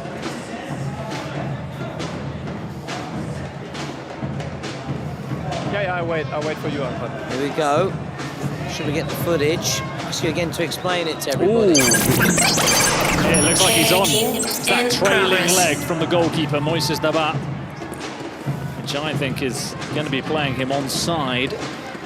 Oh, look how close that is. Wow. Look how close that is. Decision is good. So tight to call, isn't it? How many times have we said it, though? If it's that close, give the attacker advantage, the benefit of the doubt. Here we go, all eyes on the referee. Goal stands.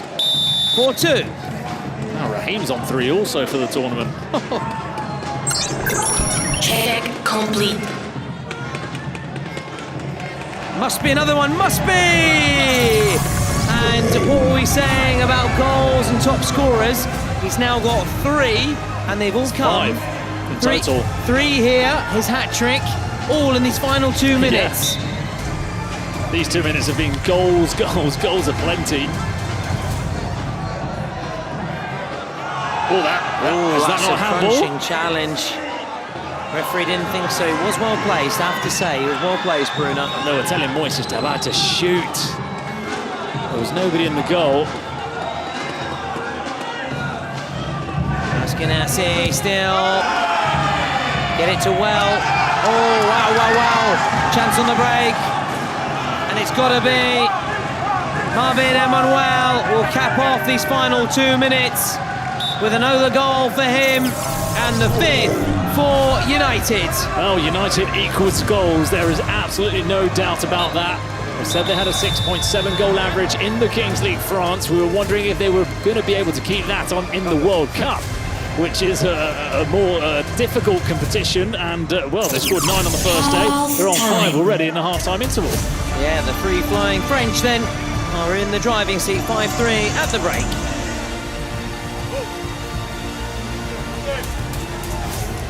Et là, je m'amuse pas. Et là, je m'amuse pas.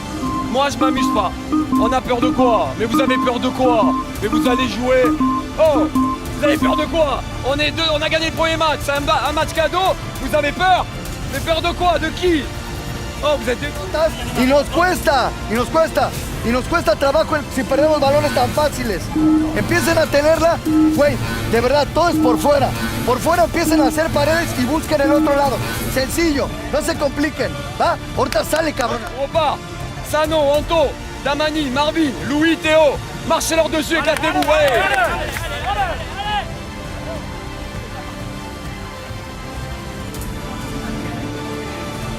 They rejoin us as the Fortnite secret card is to be revealed. It's GDC's card, star player. So basically they can pick anyone that they wish. They give him a green armband, and should he score with the green armband on, his goal would be worth double. And you think it's going to be well? You'd expect it to be well. It is well. Well.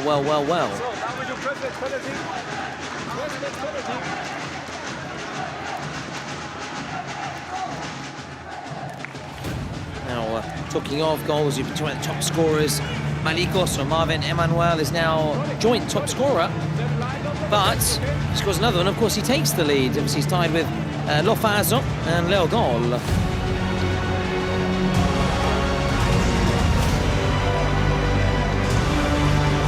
Oh, here he is, Will Smith. Here come the men in black. Na, na, na, na, na, na. He missed his yesterday, didn't he? He did. Looking to make amends. Come on, Will. Come on. Oh. Wow. Poor old Will. That's 0 out of 2 penalties taken for him. Yeah. He'll be upset because it was a really good chance, obviously, to narrow the gap to United. United, of course, will begin this second period a man light. Obviously, that suspension carried over from the end of the first half. Obviously, doesn't apply to his final 2 minutes, which is why he could take part. Why he is well on the way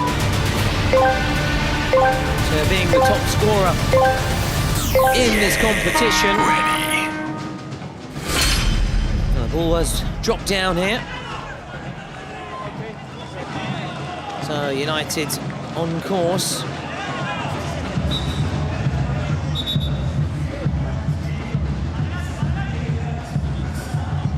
Of course, let's not rule out Wellington. As we're saying, he's got 3 goals here. This one also, and he's their star player. To put his name on the score sheet again for GDC. To make the most of these final 40 seconds as the shot is fired in. Again, the safety netting there to rescue those supporters and those fans behind the goal. Naturally, it was well, and you expect them to get the ball as much as possible too.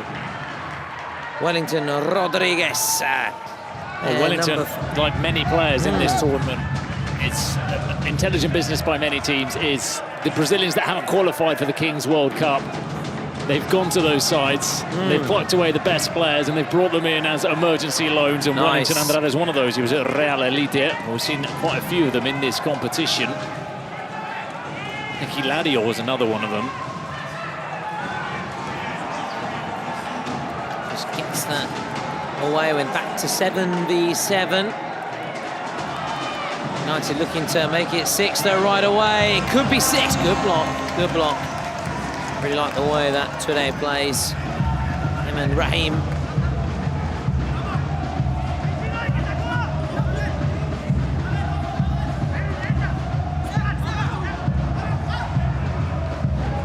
Galacticos Galacticos somehow are in this game. Yeah. I feel like they've been completely outplayed. Yeah. But it's 5-3. Wellington's almost single-handedly kept them in it. Here we go.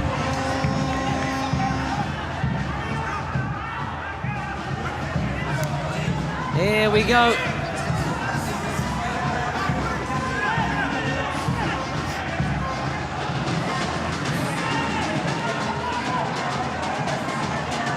There are GDC. Diego Franco.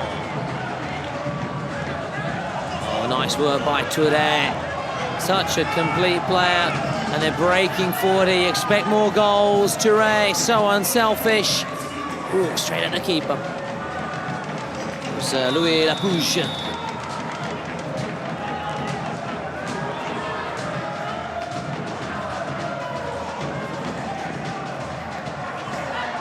Here we go. Get that challenge from Touré. Really impressed by him. Corner kick at this end. I'm going to take it at the other end, but the referee's just reminding GDC where it should be taken from. Now Babel, Montes. Ball goes all the way back. Safety first. Giroud. Trying to get it to nice GDC player. It's well defended though. Trying to get it to Rodriguez, but now it's an opportunity on the break. This could be trouble. Yeah, that's a foul. That's a foul. No, the referee didn't think so. Just come back to apologise what I was saying earlier. It's actually Quentin Rodriguez is now the top scorer of the tournament with his hat-trick today and his 2 in his first game. So my error earlier, I forgot to factor in, he got 2 goals in the first game. So we do have our current top marksman, don't we? Which is Wellington Rodriguez. I was just making sure my old school notebook with pen and paper was correct. I had him down for 5 goals. Yeah.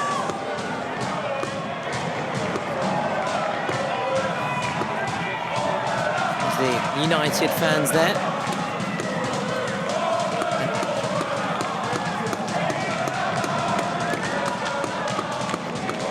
So that was the biggest foul ever. I'm surprised the referee did not give it.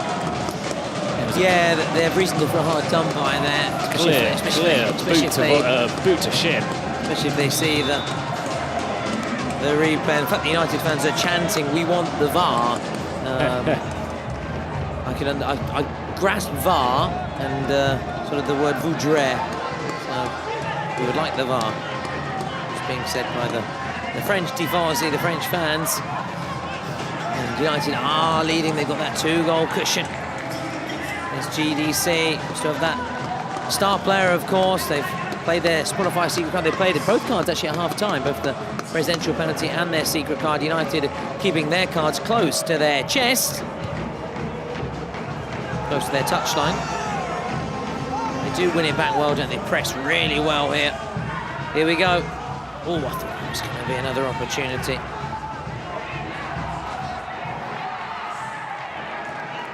A strange one, wouldn't it, for Wellington? Such a great individual performance, potentially on the losing side here. So they just give the impression, don't they? Every time they come forward, they can create something and get goals. They're certainly not goal shy, far from it. They are the free-flowing French team, United. Again, winning it back. How many times has he done that on this near side? Touré. Can get that jersey, the GDC, the Galacticos del Caribe, on Kings League.pro. You can get all the jerseys, all the gear. So check out the JD app as well, and Bazaar, don't forget. Plenty of opportunities to spend your money. Now just shielding it nicely. Desperately trying to get Wellington Rodriguez involved.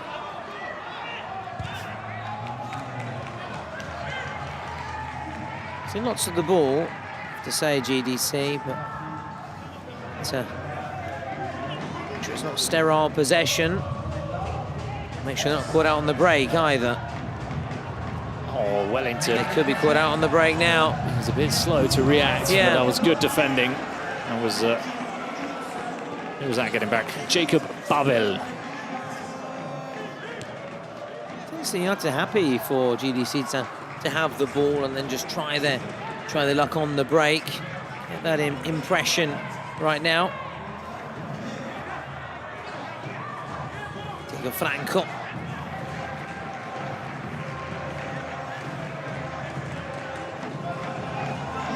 Again, opportunity on the break. It's been a bit of a theme, hasn't it? A pattern in this second period with a player down. Doesn't look like the referee is going to dig out a card at all here. Challenged by Babel. Number eight. Look, he's getting substituted. It's the old trick, isn't it?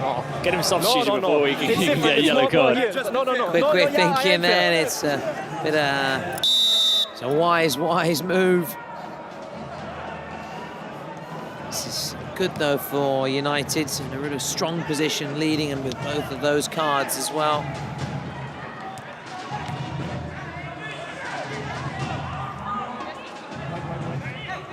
What secret card will be, the longer it goes on, makes one think it could be, say, a penalty or a shootout.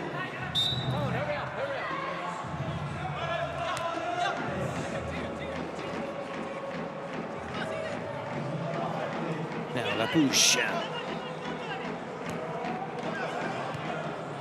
Not quite the explosive, fast-paced nature that we had in our previous game, is it, Bruno? But it certainly came to life in the final 2 minutes, and this could be another one! Denied by the frame of the goal, Louis Lapouche.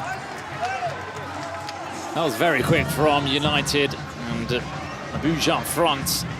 He's a real target man. He was at the start of the move on the other flank, and then he finished it off, and you can see just how well he holds up the ball and tees it up for his teammates. Reminds me a little bit of sort of Giroud, that kind of big target man, French kind of style. And more skillful than you'd think. Yes. Because you see he's a big man, but he's got good feet. Yeah, certainly has. Smart ball, Wellington just nods it well wide. Maybe was he caught in two minds whether to try and nod it down for a teammate, but either way, haven't been able as yet to make the most of their secret card. It's in effect right up until the 38th minute. They've got until then for Wellington to score, make the most of that secret card, that star player status. GDC. And they put the frighteners on United by getting another goal here. They'd love it to become from Wellington, of course. That would make it 5-5, but settle for anyone really right now to get a goal. Close the gap, narrow the gap to United, who lead by 2. Approaching the 30-minute mark. United, of course, both of their cards still available. Just always looking so dangerous when they come forward. Malikos, especially on the break, they are deadly, they are lethal. Malikos. Shots! Fired there, Malik Asef. Slightly scuffed by Malik Asef. What we've got there, a card for United, obviously, as Galacticos have played theirs. Here we go. It could be a goals worth double. Could be, because they've got time to make the most of it, 4 minutes. It's how long it lasts. And got 8 minutes before those final 2 minutes. It's a penalty or a shootout, and they want to just, or maybe a suspension. We'll see what it could be. It's pointless speculating. We're about to find out. Suspension number 5. Suspension it is. So, do you think they take off the... Number 5, yeah. Yeah, it makes sense, doesn't it? The star man, yep. It's the Duke coming off. The Duke of Wellington. Loving the culture. Loving the culture. Well, do you know what? Who's on course to win the battle. There you go, this is what you were saying. Here we go. It's Wellington Rodriguez, the top scorer, has actually been taken off here. Here's the player that will be suspended. One more than Malikos, Lofazo, Leo Gol, and John Palacios. So again, hold the hands up. Yeah, needed one more. Luce coming off the Duke. The Duke. I was going to say, I obviously know the Duke of Wellington well, because the village I grew up in had a pub which was the Duke of Wellington. Duke of Wellington, yeah. But the Duke was actually... So shout out to Horsley. Unlike the real history, is actually set to be beaten, though, by the French.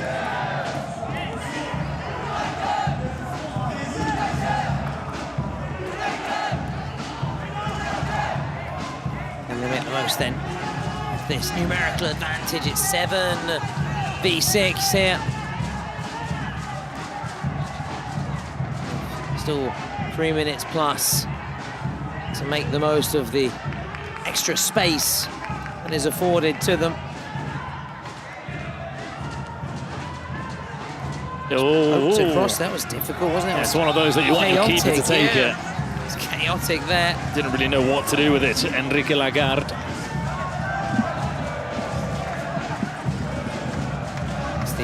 Just the second corner on the match for United. 8 meanwhile for the GDC.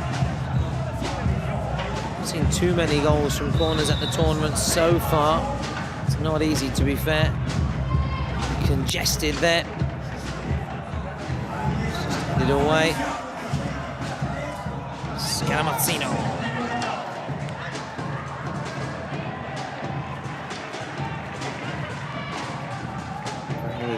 Finding a bit of space in between the lines there. Oh, this is very promising! Oh, yes!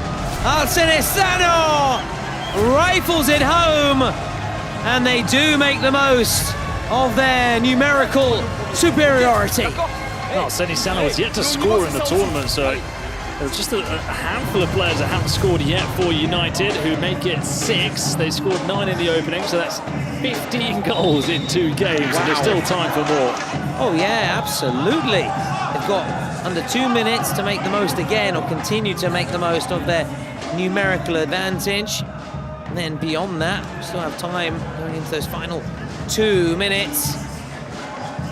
Said you in the build-up to their first game against the Boomers that they like to score goals, and they're showing that, they're proving that. And they want to keep their foot firmly pressed on the accelerator.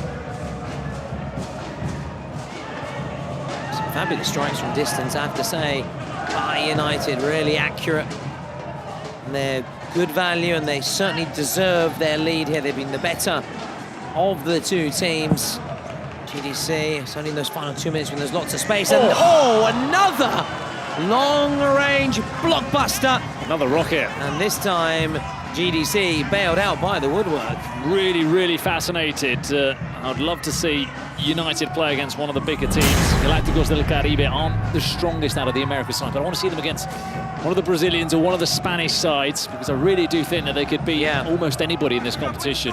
That would be the acid test, absolutely, for United, who are on course to march on to the round of 16, go straight through, avoid that last chance saloon, get a bye right the way through to the round of 16. They're going to get another one. Are they going to get another one?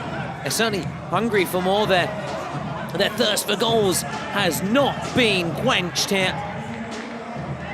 They're all queuing up at times. Just so good, aren't they? Put themselves into shooting positions or crossing positions. Here we go.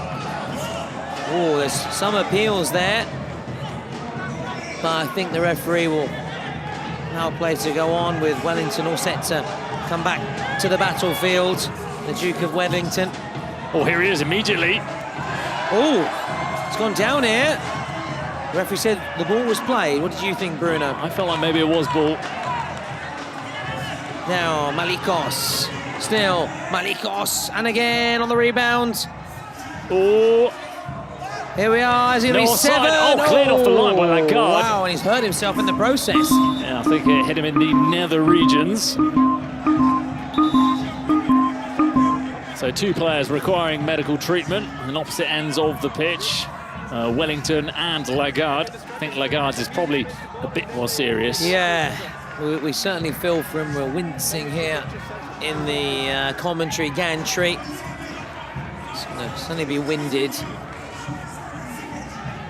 But talk about putting your body and everything else, Bruno, on the line for the cause. The presidential penalty has been called by United, and it's a smart time to do it. Now that Wellington has come back on the pitch, and look at that. Whoa, he means business. That's fighting face. His warrior face there. Stuart Pearce vibes in the face. Wow. Those are the moves of Bonucci kind of style, the way, that intimidating presence, those eyes, now a few smiles, but yeah, very much sort of Psycho-esque. Psycho is the nickname, of course, of Stuart Pearce.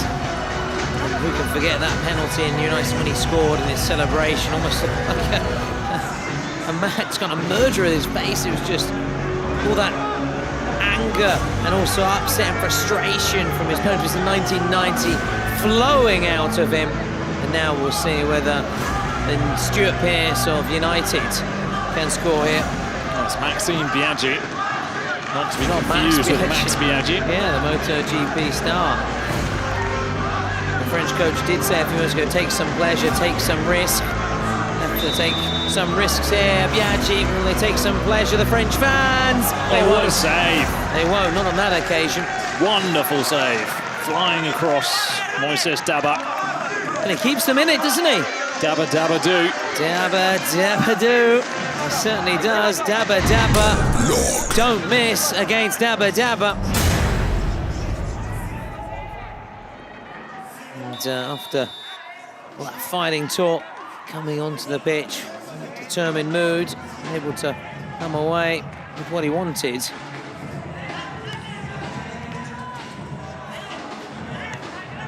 So, sense that would have been it had he scored, but only 3 goals behind, and of course they've still got that star power status in the form of Wellington. So should he score, it'd be 6-5. You've got to get the ball to him. He's got to be in a position to score. Every time they come forward, look at this. Oh, there's another shot from Sana that looked like it was travelling into top corner region. German colleague Jürgen to our right, he's taking a break. The Germans have a bigger squad. They're able to rotate and able to take a break. They haven't got that, even though they're obviously they're coming down, aren't they, from that win? Yeah, they're coming down from that win. They used up. They weren't very popular for a moment in the arena, were they? Once they started celebrating. Is there 6-4? It's blocked. Oh, and almost fell to Wellington. No, they certainly weren't. The Moroccan fans were unhappy, of course, after, well, they're going home, you see, which is a shame in terms of the pride and the passion and the colour, the noise they bring. But Futbolistas Locos played their cards so well and were worthy winners. They deserved it, and a game like that really embodies what the Kings League is about, isn't it, Bruno? Because you think you see are going on to win it, they look comfortable, you play a card, you get back in it. If you can make the most of it, play your cards right, then you go on and can go on and win games as they did, even though, of course, they needed that shootout, but they deserved it. 4 marks, and if anyone's never seen Kings, that sort of embodies what the Kings League is all about. Just think about those players as well, the stories they'll be telling their friends when they go back to Germany about how they won in an arena packed with fans chanting against them. It's something that they'll definitely cherish and remember for a very long time. Yeah, you can say that again. Oh, crunchy challenges, isn't there? I think he felt that one in the face. Wow, look at this. Here we go. Coming across him. Oh, whoa, the arm. Oh, yeah. Oh, listen. The elbow was raised. I think the VR could be called into play. And this could be a red card. I've said it once. I said it twice. I'll say it again. Do not agree with that in the workplace. I am here. The situation is here. I'm here. Situation is here.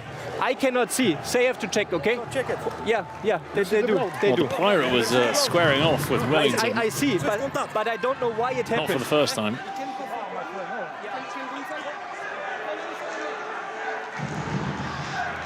Feels like I'm paraphrasing something from the 17th century, saying that the Pirates squaring off with Wellington, but I think he's going to be in trouble here. Yeah, it's going to be. There's one thing to protect yourself, but there's another one when you do movement. The arm goes out. Yeah, it's a straight red for me, Bruno. And again, I think, have they done the substitution? Yeah, they've done that old trick again, haven't they? The substitution to... Yeah. Oh, no, oh, no, he's on the pitch. Chino Silva, he's over there. Here we go, the referee's having a look at this on-field review. There's no doubt about it, in my mind, Bruno. Well, you can see Chino Silva looking at the big screen, looking at the replay on the field of play. Which number is it? Number 3, right? Okay, for me it's a clear check with the elbow, so final decision, red card. Yeah, you can hear that what the referee has said. No surprises. Where's number 3? Number 3? Where's number 3? Chino Silva's hiding. There you go. Donde Essa, and he's going for an early shower. I'm sorry, so that was quite a polite way to show the red card. Yeah. He's heading for a very early shower. And he's going to be out, of course, of their next game. Yep. And that is, it's a blow, of course. You want your full squad available, and they won't have their full squad available for their last chance saloon, their last chance shootout. It's the final minute. They've got less than a minute to be precise. GDC, and they're a man down as well to make the most of their secret card. Oh, free kick. United as well for the elbow to the face. That sprays nicely into the hands, doesn't it? They're a man up. They've got a 3-goal cushion, and there's less than a minute. Reminder to grab your apparel on the kingsleague.pro website. You can get everything there. It is really good. Some great stuff. Big fan of the caps as well. Especially in this glorious sunny weather. We had it, well, at least when we first arrived in Paris, we faced it. Was, yeah. It's now been raining cats and dogs, but it's warm and quite humid as well. Temperature in the train was tantamount to a sauna. And sauna, the German colleagues love a sauna after a day of Kings League action to unwind. Oh, very German of them. I've been invited, but being a lazy chap that I am, and my slow transformation from young man into fat dad, I'm straight to bed. So after this, don't go away, everybody. We've still got one more fixture to go, and it's FLUO against another French side, PANAM All-Stars. And will PANAM All-Stars join United, who are on course to win here as we go into these final 2 minutes when goals will be worth double? Take a quick break and try and hear what is being said by the two coaches.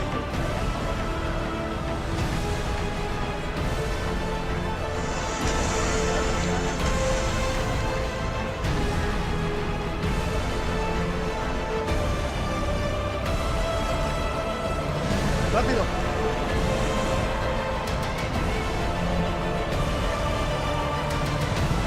Gardez-la. Sinon, on doit finir comme ça, on finit comme ça. S'ils sortent à 2, c'est-à-dire sur une passe de nos défenseurs, on élimine 2 joueurs, alors vous y allez vous en... Adelante junto con Charlie. Charlie va a estar corriendo. Atrás, 3 y 2. 3 y 2 y hay que apretar. Dale. So here we go, you're about to see the final minutes of the best French offensive team, and coming up just after, you're going to have the best French defensive team with the PANAM All-Stars.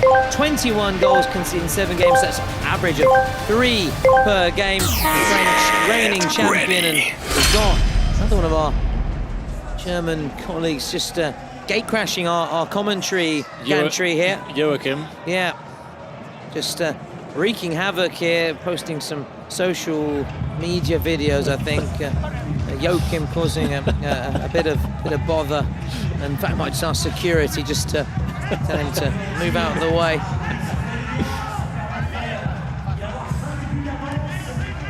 It's quickly played short here, and of course they're obviously going to end the game. GDC a man short because of that red card, and keep an eye on Malikos. Yeah, you've got players here that can sort of push forward even further in the top goal scorer charts. You can also, United, try and get that.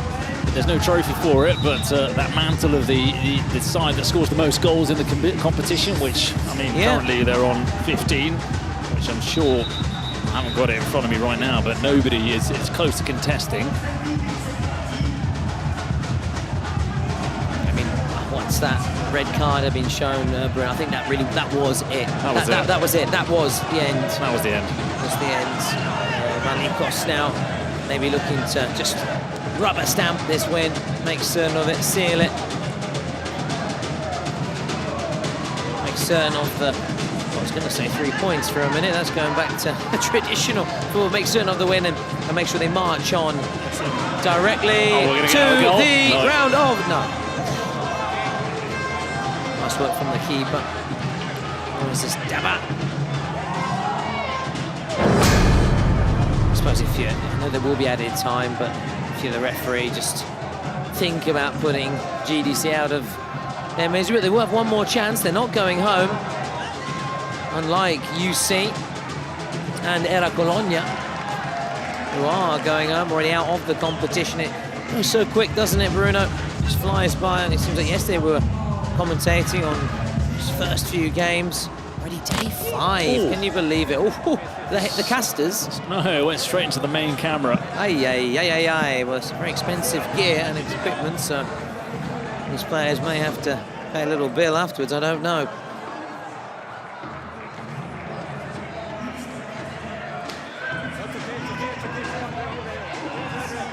Did you ever play Jonah Loma rugby back in the day? Oh yes, of course. I was going to say, hope not, Bill. That's a maternity ward. I did.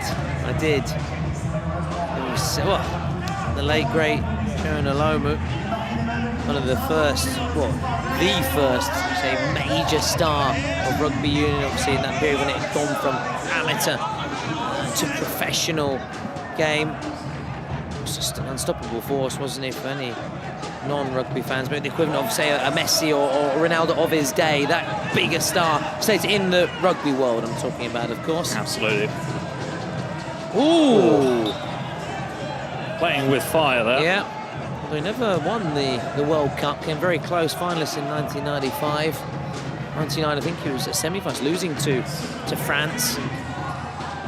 2003, as we know, England were the winners. And able to get his hands on a big prize. But still, what a player. And he was a lovely man as well. He's sorely missed to this day.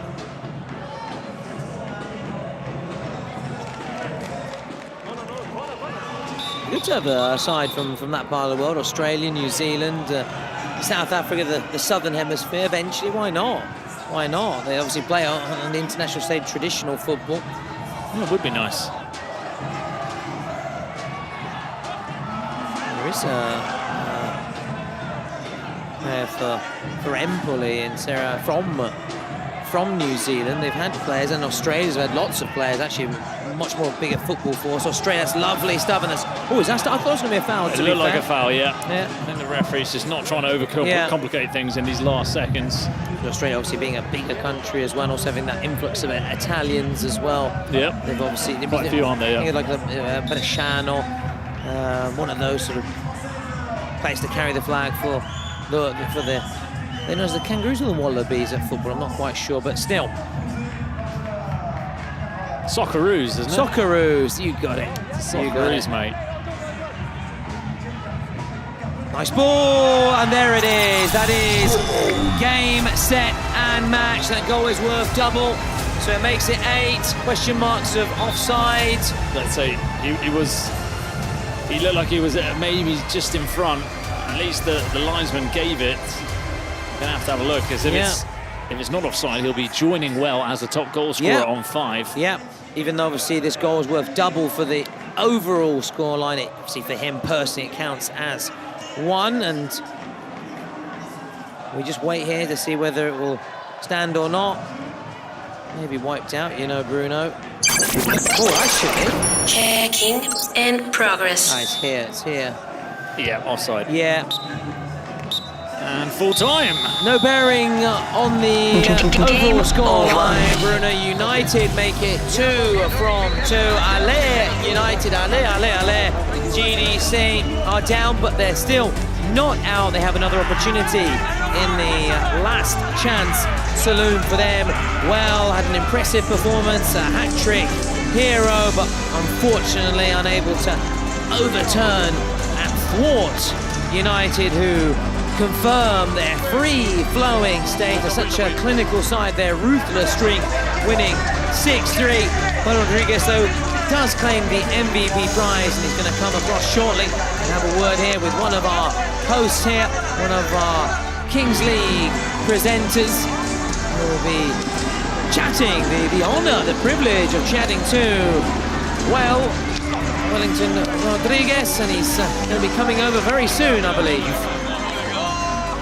But first, before we hear from the MVP, this is the situation now with the team GDC going through, Bruno, to the last chance saloon, and you can see in the top of your picture United march on. They join Persas and Porcinos already straight through. Got a bye to the round of 16, and they'll be enjoying an extra day's rest, whereas GDC have to get back into action a lot quicker. Guys, here we are with the MVP of this match and one more jersey to be signed, and that will be available on Bazaar app. But first, I'm sorry for your lose, but congratulations, you are the MVP of this match. How are you feeling? Are you happy? Sim, não foi o resultado que nós queríamos, mas feliz por mais MVP. Thank you. Sign your jersey now, here. Guys, remember, you can buy this jersey only on Bazaar. This jersey and others signed by the players only on Bazaar. So, as always, get out your phone, get the app, and get ready.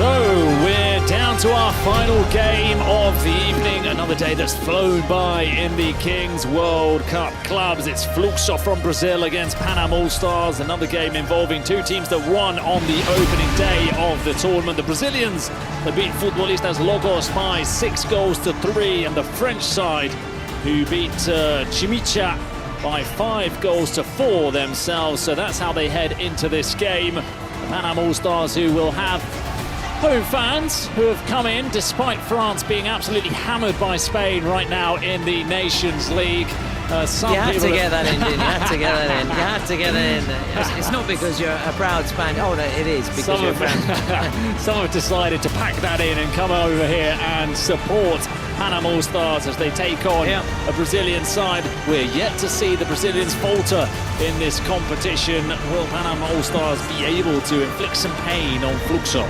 Yeah, FLUO, I remember Bolt was one of their very impressive performers in their first fixture, and by winning their first game, they've earned the right to now win their second and go straight through to the round of 16. But PANAM All-Stars, the exact same thing, Bruno. They won their first game. They've earned the right to be here. They're on home soil. We saw United really, really good, as you said, in terms of. However, we need to see United then take on maybe an established force, but still they have to go out and win their games. PANAM All-Stars, can they follow the footsteps of United and go straight through to the round of 16? We'll find out very, very shortly. We are underway, Bruno.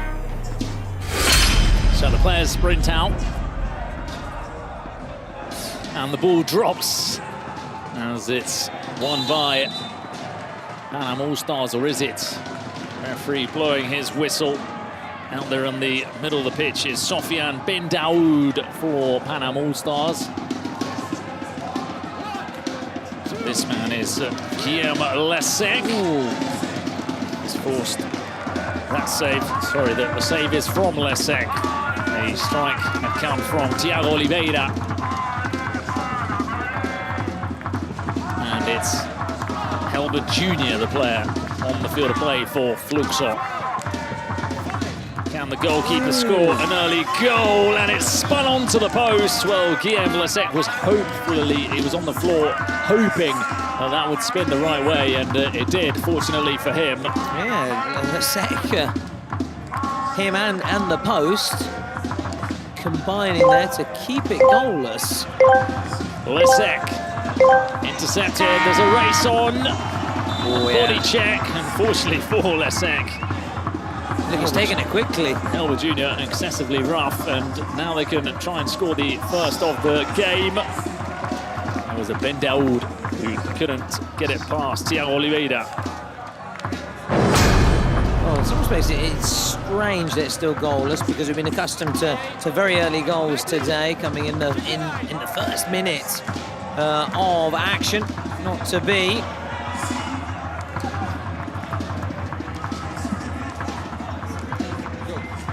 They're taking the goal kick. Lesec is making sure that there are two balls on the pitch. Look at that from Lesec. Bit of gamesmanship from him. The referee happy to allow the game to continue, but now Lesec is going to complain, as is Ben Daoud, because there were two balls on the field of play. But I like to see that from the referee, as he was saying, no, I'm not going to let you get away with this one.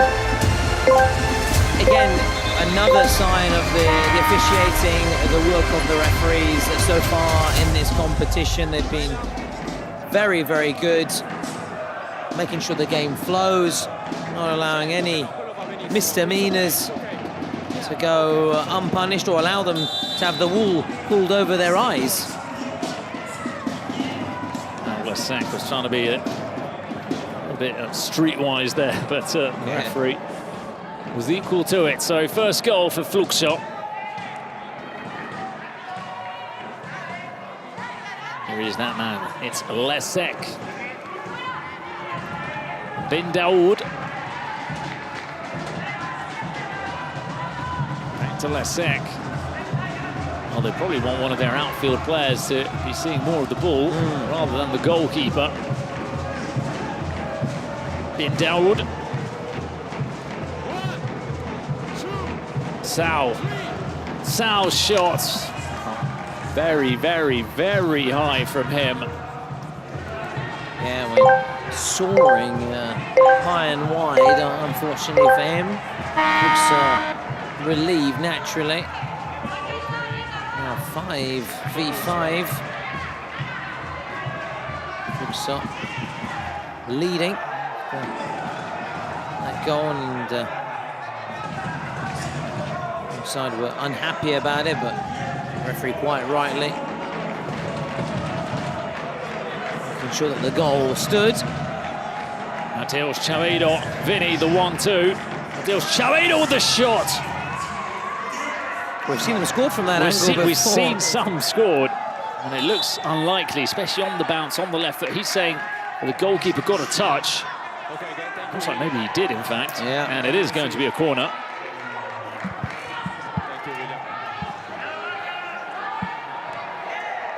And the corner is played intelligently towards Bolt, who gets up quickly. Oh, there's a clear tug of the shirt, but it doesn't matter anyway, because Bolt will put it into the empty net. 2-0 to FLUO. He scores again, Bolt. It's not quite as fast, in fact, nowhere near as fast as his record. The man who's netted the fastest ever goal in the Kings League under 3 seconds, just over 2 seconds. I don't think he's worried about bettering that record as long as he puts his name on the score sheet and helps his team, which he has done there, staying on his feet and managing to get the shot away to double the advantage for FLUO. So very well done by Bolt. instead of complaining to the referee and crying and moaning and asking for a penalty, he decided to continue. This is being checked as well. Interesting to understand why. Did he handle it? This is Checking in progress. He slipped. Is that why it's being checked? Was it a handball? Brushes the ball at most. Wait, does he give himself a big advantage? That's what I'm trying to... Even if he does slightly, I mean, does he... No. The defender's nowhere near him. Nowhere near it. He brushes the ball. It doesn't prevent anybody from getting on the ball. Oh, he's going to have a look at it. Not for me. Not for me. I think that's harsh. I'm with you, Bruno. I'm by your side, and I don't think this should be wiped out. I can understand if he handled it and put it into his path and then... Oh, yeah, you're stopping the ball from reaching a defender. Look at all the work he's done to get that. He's getting nothing from it. Wow. Here we go. Referee's made up his mind. Nah. Oh, no. That's not a good call. Check complete. I'm afraid I don't agree with that one, and neither does Bruno. So we've got a united front here from the English-speaking casters, because the Germans continue to... It's another time that you don't agree with that in a workplace. No. Tell you what, to the referee, my wife loves you, but... So still 1-0. Yeah, it's a big let-off, isn't it? Yeah, Panam All-Stars getting one of those decisions which Manchester United used to get at Old Trafford. Well, they've got this one at Paris. Oh, I don't know about that. You can have a lot, or you can have a mutiny on your hands. You say you can have you got to be careful. I said used to get. I'm not sure they get them anymore, but back in the Alex Ferguson days. Are you suggesting because of the Stretford end? There were a couple. Well, it was pre-VAR as well, to be fair, so... Oh, it would have been a different story with VAR. Ferguson would have had one Premier... No, I'm joking. I'm not going to go down that avenue. No, of course. So let's go back to the game. Yeah, and... Make sure we don't cause any more controversy. Yep. Yeah, more to add to the list. We've already been reprimanded on more than one occasion by the boss. No, so far, so good with Panam All-Stars, with the throw-in, and Panam All-Stars, just a little bit about their coach, Said. He used to coach the French team, F2Ed, you may remember, during the last World Cup, and also during the 11 Stars, as the shots is trickled just wide. He's very popular on social media and YouTube, and I'm shouting because the drums to my right are deafening. And now I can finally hear myself talk and think again. A little bit about Said, coach of Panam All-Stars, also assisted by his faithful assistant in futsal, Antoine Ledal. Oh, so the trusted duo in the bench for Panam All-Stars. That ball is played forward. They're saying there's a push from behind on Nicholas Martins. Nothing going, says the referee. Lovely first touch by Helder Jr.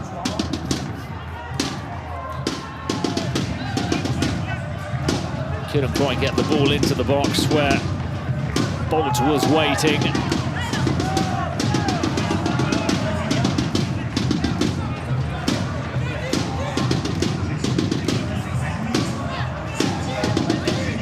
Helder Jr.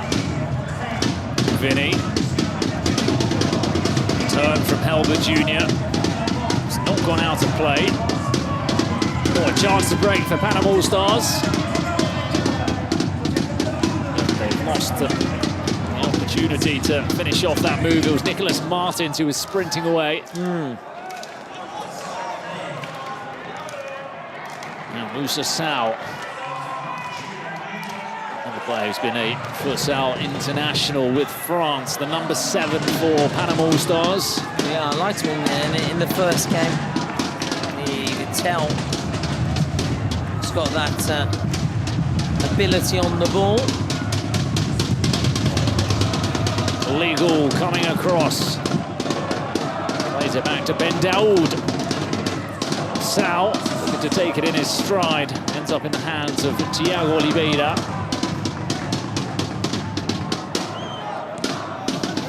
Mateus Chaveiro for Helber Jr.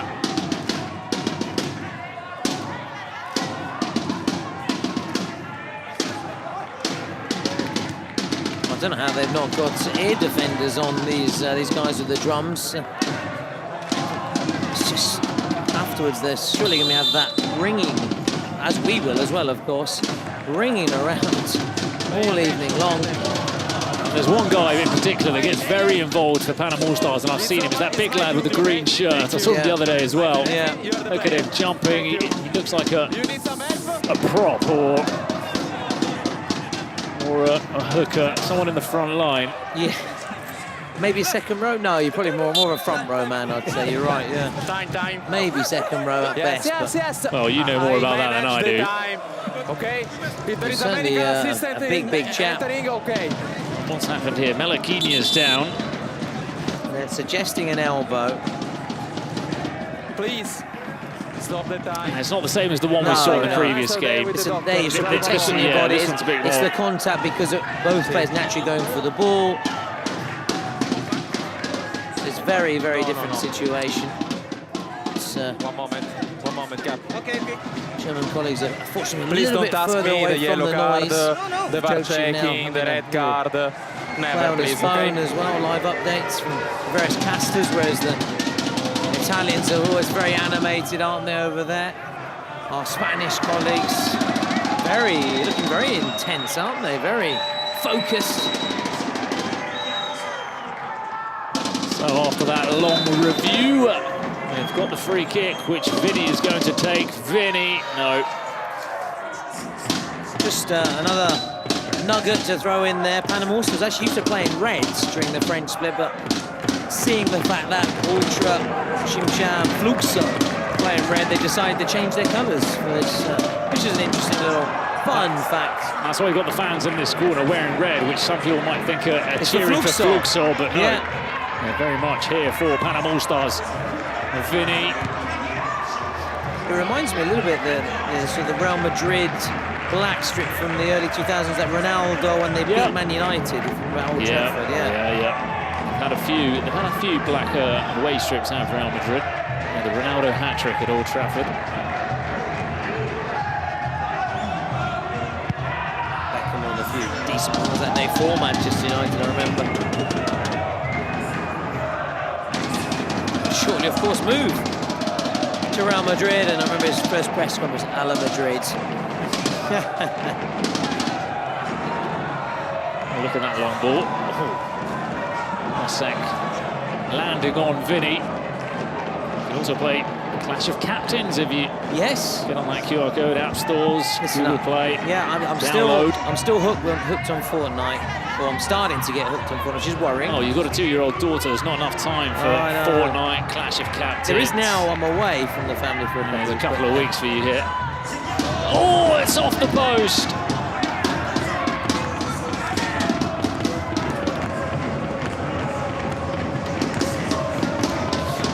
Well, it was so close, wasn't it? It was very close for about Melakinia.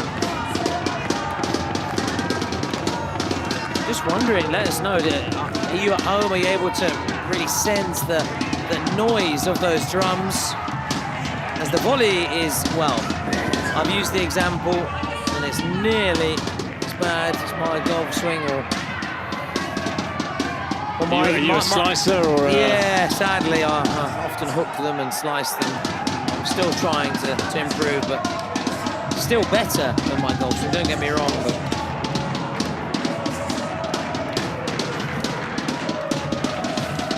Really is piercing through my brain. The drum, it's a loud drum, isn't it? It is, it is. It's a lot of noise. Loud, isn't it? Very loud. What's he doing? Just playing a bit of drums. Back with Panam All-Stars. Not a great deal of action so far in this game. Yeah. These are the moments I think one really longs for those final 2 minutes. Yeah. Lungatuka. I just wanted to say his name. It's a wonderful name. Zaba Lungatuka. You long for those final 2 minutes, and the JD roll of the dice to shape things up and create space and scoring opportunities. The Germans have just, they need a coffee right now, so maybe that suggests that they're also struggling to power on through this game, which hasn't, to be fair, haven't had too much. They wanted a little caffeine kick. We're just cracking on, the purists. Only water, no sugar for us until full time, as the shot looks like it might come in here. A chance for Helber Jr. I think he struck that lady, in the stands. Hopefully she's okay, that's my first concern. It's the netting, which, as we said yesterday, yes, it's there, but it doesn't mean it's not going to bulge backwards a little bit when they connect their shots onto the net. PANAM All-Stars looking to play it out from the back. Lesek. It's given away very cheaply to FLUO. Has he kept that in play? I don't think he has. Murillo. Didn't seem too comfortable pushing forward the FLUO defender. Amin. Number 99 is Eric Mathieu, known as Ricky. Ricky Nahu, Ricky.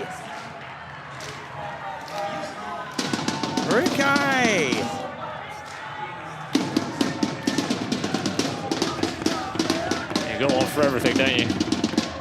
For every occasion. For every occasion, it's misspent youth. Let's call it misspent youth, Bruno, misspent youth. Lesek. Right, it's confusing, all the fans in red. It makes you think we are next to FLUO. I did think it for a moment, and then I saw the flag. And the green T-shirt and also, chap, to be fair, I saw the flanker yesterday as well, so I knew he was he's there. flanker now, is he? I knew he was here for PANAM All-Stars. Amin. Sounds like I'm saying I mean it in a Geordie accent, doesn't it? Amin. Oh, we will get the impressions out shortly. Oh, go get the guitar. Here is Amin again. No shot for PANAM All-Stars. It's been a while since we've seen a shot from them. Did obviously have that for an effort against the post, but apart from that, and down the right, no way through for Nassim I think Lagour. this is why also that the Kings League was created, because we know in tradition you can have games like this where there's not a lot going on. It's 0-0, 1-0, very tight, not much action, not many chances, and that's why the Kings League has the roll of the dice to try and sort of inject, stir the pass and push it towards a bit more excitement. Exactly, stir that beef bourguignon pot. And that's for Brazil. What's their main dish? Do you know? The main sort of... we talked about this the other day, didn't we? We said it was... well, they've got a lot of meat. Yeah. Churrasco, no, it's churrasco Argentinian. There's one, there's one Brazilian meat, and they've got those beans, feijoas, something like that. And acai, of course, which is now very popular around the world. It is, isn't it? Yeah. And those poke things are very popular as well. There's a Hawaiian, though, I think. Oh, okay. You know what? I've heard there you also get Brazilian poke, or said in such a pokey. Not said it the right way. Well, I mean, 16 minutes. Let's stop talking about food. No, I mean, because we've got that Burger King Visa Just in front of us. We've got Burger King flashing on the bar. We've got these nationals that have wonderful cuisines. We've got the Germans who are tucking away on their chockies and their coffee. So, and their strepsils. So let's change the conversation, because at this time it's natural we started to get baked. We've been live since 1830, and we're still going to be coming with you all the way through to 2300, more or less. And it's going to be the same story right through until the 13th. Well, no, it won't be as many hours there, which will be a semi-final, won't it? But more or less, it'll be quite similar. But we're going to have a revamped and action-packed bumper pre- and post-match show, so we may have similar times. It'll be similar. It will be similar. Yeah. Up until the 13th, remember, here at the Coupero Arena. Well, 14th, we'll be heading over to La Défense. I'm not sure if that'll be more of a commute or less of a commute, but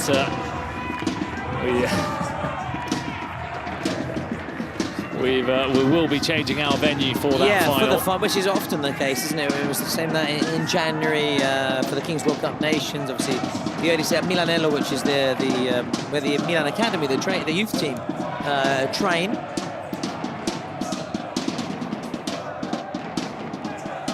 Sal trying to make something happen on the right-hand side. And it looks like we're going to get to the 18th minute, and it's much needed in this game. Who's throwing the, do you know who's throwing the dice? Because I can see the pirate knocking around. Yeah, it's going to be Joe Le Pirate.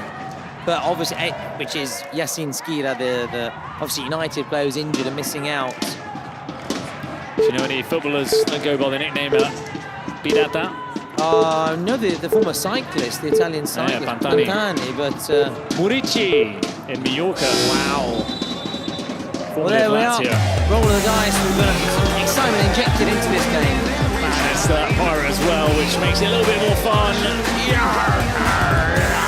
Oh, I knew he was going to hit someone underneath him. He's given us a 3.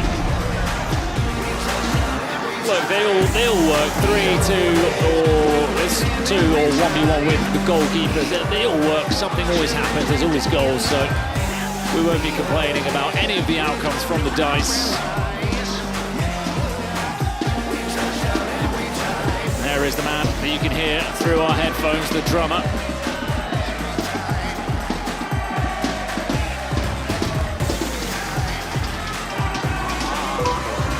So Bolt is clearly going to be one of the players coming out. Chavido looks like he'll be another. Oh, look, there he is. There's the prop. Saw him in the screen. Driving the rock forward. There he is again in the green. Get ready. So 3v3. Sal. He's hopped Ben Daoud and Lesek alongside him. Ben Daoud to Sal. Ben Daoud again. Lesek. Lesek. Sal. Oh, it doesn't go in. Somehow kept out by Thiago Oliveira. Swung straight in. Here we go, another chance. Sal. Ben Daoud won't get there. I don't think he's going to curl it in, Vinny. Yeah. Vinny Jones. It's worth a go. Vinny was a short spell character on Family Guy as well. Sal. Lesek. Ben Daoud. There's an angle there. You can see it from here to shoot. And yes, he puts it into the bottom corner. You can just see from here, couldn't you? That there was a little bit of space, but he still had to curl it in, Ben Daoud. Scores his second goal of the tournament. Bruno still had so much to do. That is a classy finish. He does bring the All-Stars level. At one stage they were worried they had been trailing 2-0, but there was a goal ruled out for FLUO. They survived that scare, and in these final 2 minutes they draw level, which is just what the doctor ordered for them. Vinny, Helber Jr. Oh, decides not to shoot. Oh, that is, I was going to say that is wonderful. He'd done so well, Helber Jr. He did all the hard part, didn't he? Wrong footing the keeper, opening up the angle. He sent Lesek to the shops, and then when he had the whole goal gaping, somehow hit the side netting. Ben Daoud, he's asking a lot of Lesek there. You want to put your goalkeeper in that position. I'm starting to understand why some parents don't want their children to play the drums. Oh, no. You know this is going to be ringing your ear when you get back to the hotel. I understand, you know, showing encouragement and support, but I can understand why parents say, do you know what? Why not the guitar or xylophone? Well, xylophone's probably just as bad, but a bad example. Keyboard, where you can put headphones on and...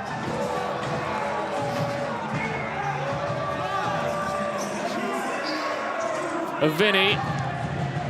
Vinny! What a wonderful strike! 2-1, FLUO.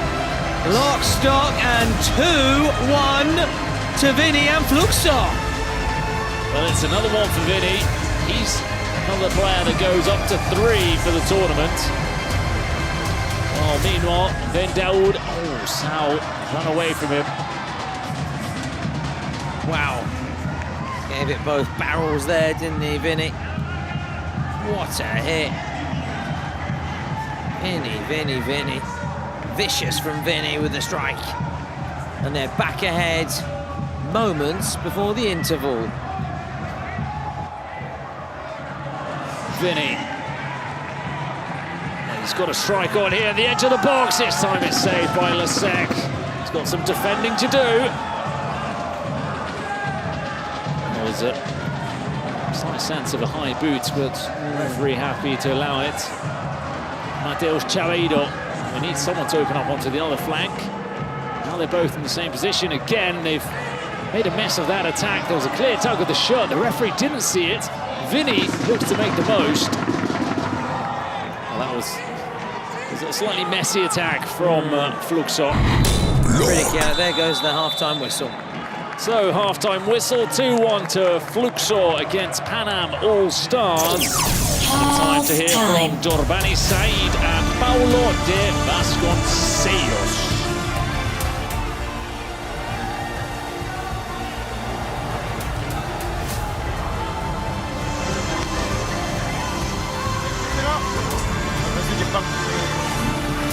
Venez, Guy. Viens. Eh les gars, dans l'engagement, on est bien. Vous êtes super bien. Voilà, c'est qu'on justement, on se met trop de pression. Les gars, détendez-vous. Qu'on mette de l'intensité, c'est bien, mais trop là, on est en train de se crisper. On continue, Les gars, en deuxième mi-temps, c'est une équipe. Restez so. Restez so. Ô, gente. Ei! Tira essa porra aí. Tira essa coisa.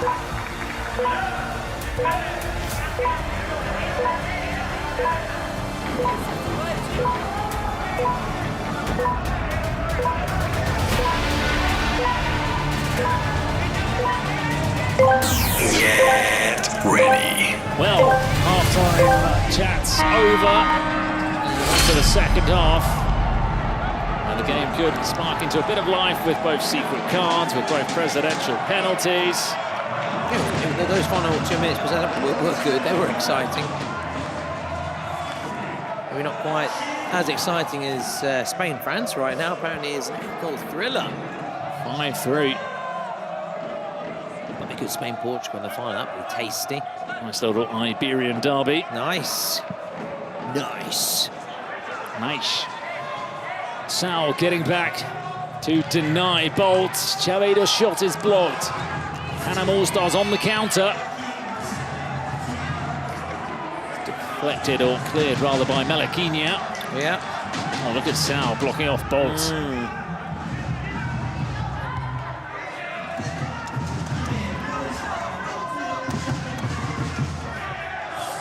There's Sal on the right-hand side.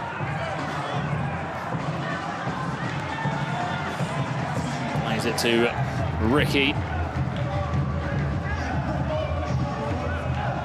Just noticed something which I'll shortly. Chaveiro. Blocked there. Now the shot is blocked, and it will be a corner kick for FLUO. Yeah. It's the first match where Lasek doesn't actually score. Goalkeeper of the PANAM All-Stars. Oh, curling shot. Lasek. Normally scores pretty much the first half every time.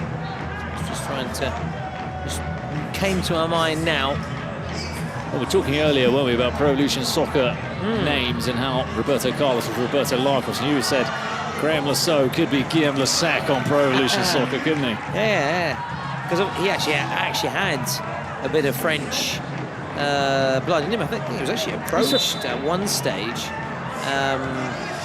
by, it might have been Gerard Houllier at the time, who was the French national team boss, who had been approached. I think he was from the south coast, wasn't he? He was, yes, sort of Southampton.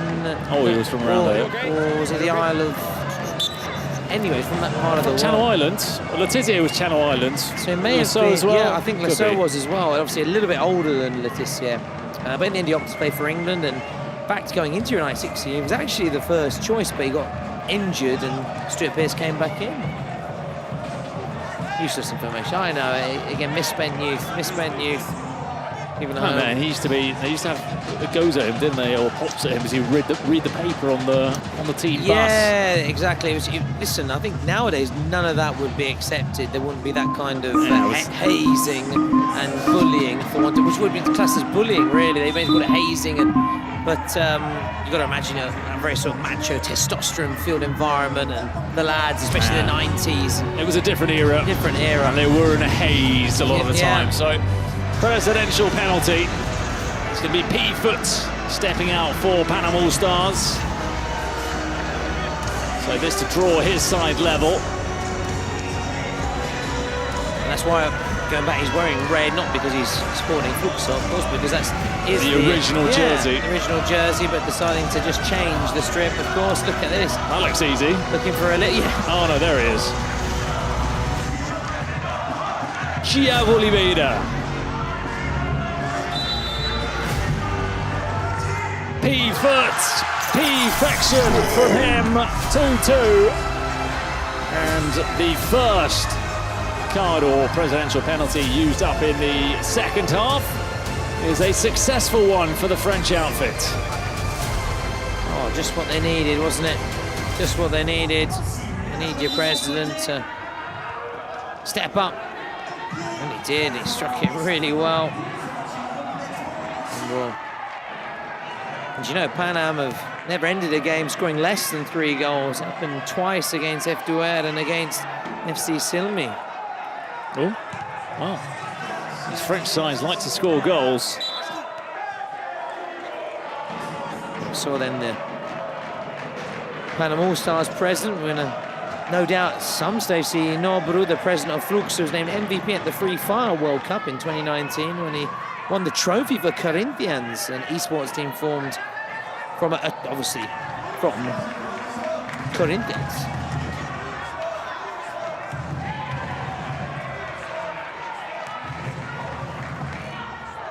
FLUO, Bolt. Some wonderful nuggets of information being provided to us by Tom. Yeah, the ones which aren't so good are mine. The very good ones are coming from behind the scenes. I hold my hands up. So the Grand Lasso one wasn't in the WhatsApp group, was it? No. Oh, Bolt with the ball across! Oh, yes! It's a wonderful goal from FLUO. It was Mateus Chaveiro diving in at the far post. His first goal of the competition. So he joins the likes of Bolt, of Helber Jr., Vinny and Diaguinho as goal scorers for FLUO in this tournament. There's no Gaza Euro 96 about that one, was there? Sliding in, timing his run to perfection. And now, having been pegged back, they go back ahead as this game goes from one end to another, with FLUO now leading.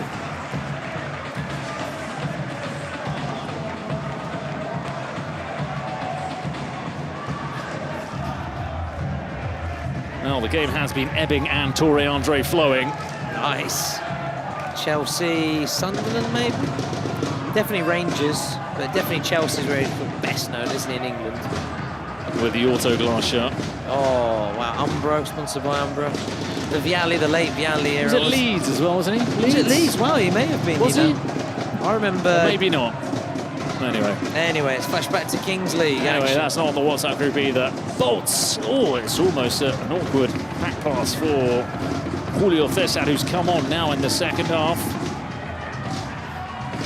Murillo. Murillo. Do you remember Jason Murillo? For Inter, Colombian.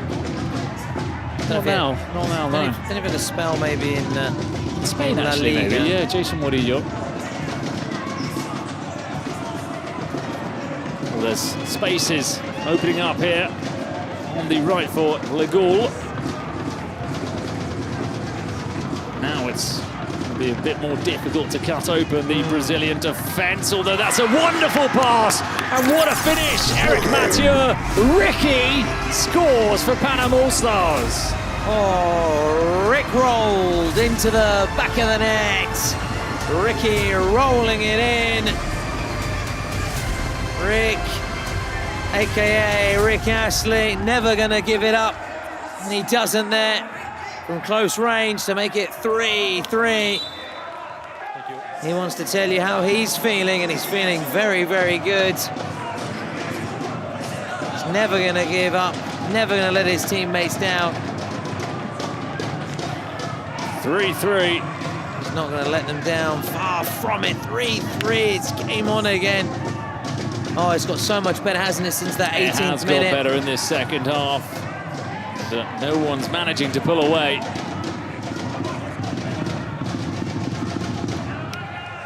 Now it's with Mateus Chaveiro. Indira was trying to get away on the left-hand side. I've not seen much of Indira in the first half.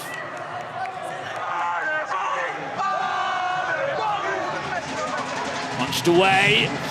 That volley is blocked by Nicholas Martins. Don't get distracted by the fans. Let's focus back. I was looking over as well. That's Vinny. Will try and head that into the empty net. Especially as this game now has burst into life. Needed those shots in the first half. PANAM All-Stars have also changed their goalkeeper. Adama Waggy has come on. Might look a foul for it.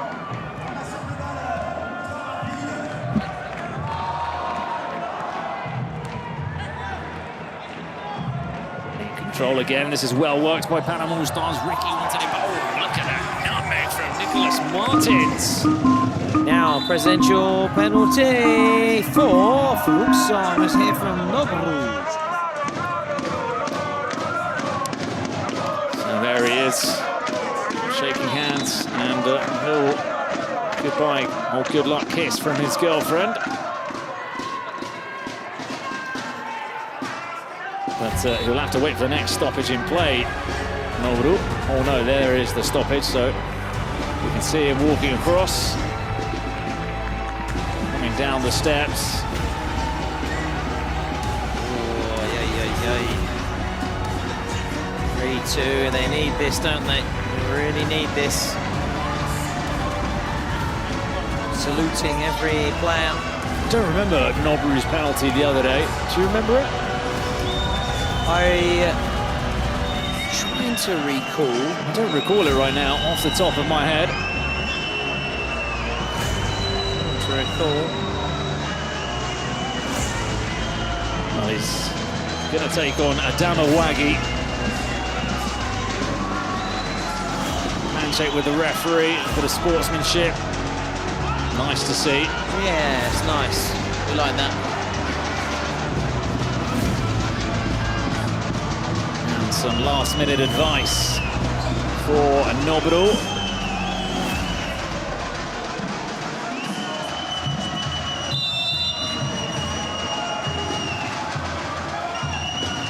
That's a very straight run-up.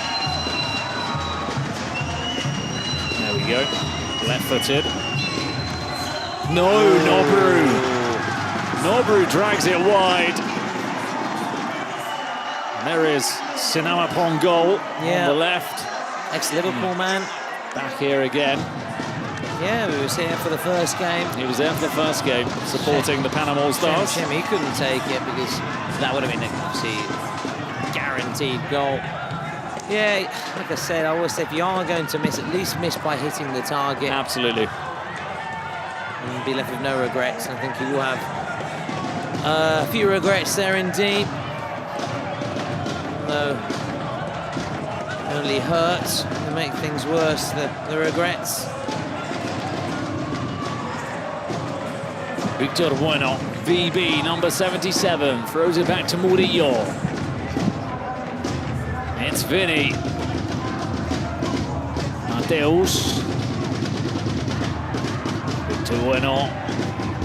Mateus Chaveiro. Elba Jr.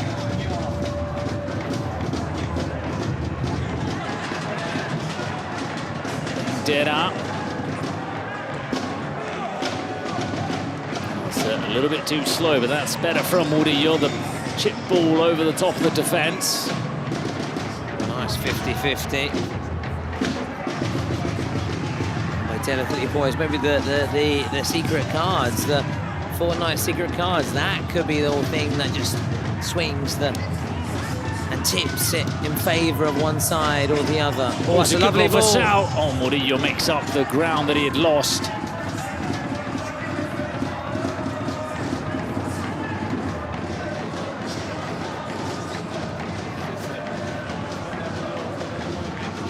Spotted a banner, I don't know if it said the cop. I don't know if it's a reference to the cop as in, you know, the famous cop such as Anfield or not, just behind the goal. Shot is on! The rebound cleared by Helber Jr. It was Nicholas Martins with the initial effort.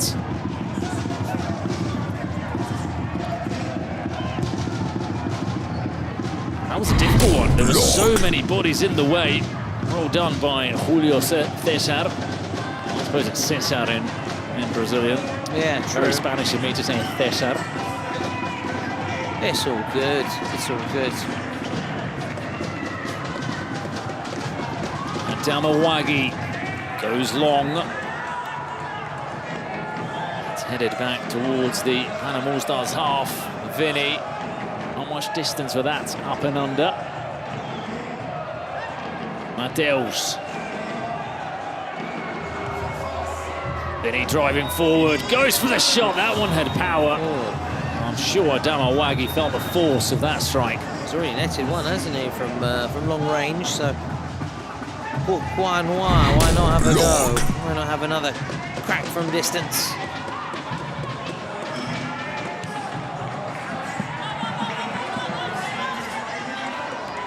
Well, it wasn't the best touch. It ended up being a good pass. Nicholas Martins. Sal. Said it all came from that heavy touch from Lungi Tuka, which ended up being a good pass into the channel. Resulted in that strike from Musa Sal. Just behind, ducking down as well, even though again there is that safety netting, thankfully. As we would have been pelted on more than one occasion. One position just behind the goal, and our commentary gantry. Let's get from Victor Bueno. Still Victor Bueno. Adamawagi drops it, and Victor Bueno, well, he showed the commitment and the desire to follow up his own shot, and he's put them into the lead. FLUO 4-3. It's one of those celebrations that you like. I'm a big fan of anything that's got a bit of samba style, a bit of dancing, a bit of movement, and it gets me up off my feet and dancing left to right, right to left. And Noblu may have missed the presidential penalty, but fortunately out on the pitch, his team are producing the goods. And as you said, the commitment there, the commitment, the drive, the determination to get to that ball. They shall not be beaten. Heavy 50-50 challenge.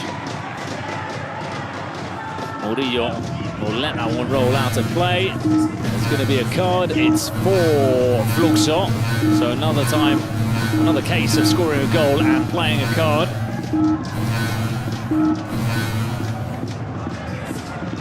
Julio Cesar. Vinny. Indera.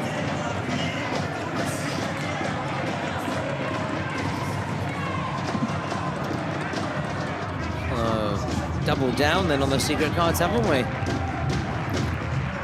Vinny. So, yeah, we're going to have a double whammy for Michael Dublé. Nice. Melaquinia. Murillo.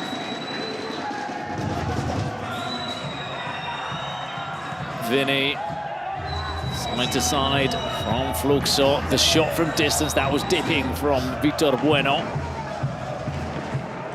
And that goes out of play. We're gonna now find out what the two cards are. Oh, come on, love it. I'm very excited. Lock.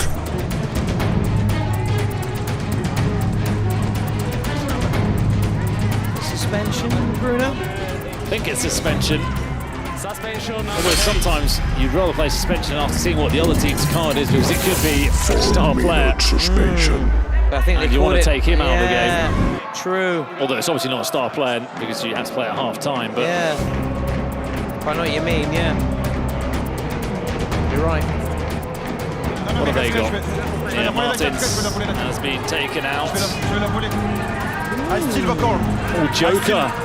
Record, okay? I want to suspend one player. Okay. I take record, okay? Okay. I'm asking the number. Suspend quel numéro? He's going to suspend the player. Wow. He's got a Joker and he's not taking a penalty. That's what it appears I've never to seen be. that. Yes. Suspension for number 7. I've never seen that in my life. Well, I know there's a first time for everything, but that's the first we didn't expect to see.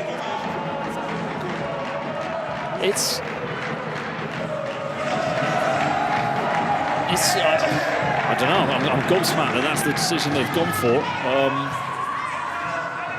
Is that because they're reacting to the suspension from them, and maybe thinks if I get a penalty and score, I've still got to withstand 4 minutes of 6 against 7, and the Brazilians could maybe capitalise, and this is the way of making sure that it's a level playing field from here until the Listen, end. if it pays off, then we'll be the first. But there's no guarantee that you're going to score. The penalty gets you to 4-4, and then you've just got to, grit your teeth and try and get through it. I'm very, very surprised by that decision, and it's almost an immediate goal for FLUO. Yeah.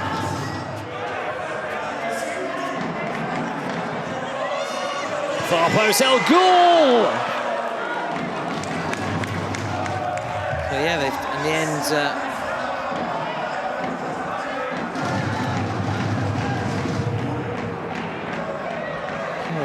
Just to sort of wrap up everything, they obviously FLUO had a suspension card, but then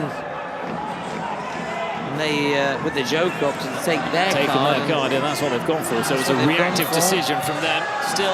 It still does surprise me that they didn't opt to take the penalty. Likewise. Because there's no, we've seen it's very difficult to score, even, I mean, Futbolistas Locos did it today with 3 goals, but very rarely do you see. Yeah, that's why we're so sort of surprised, because how many times do we see it happening to that extent? I mean,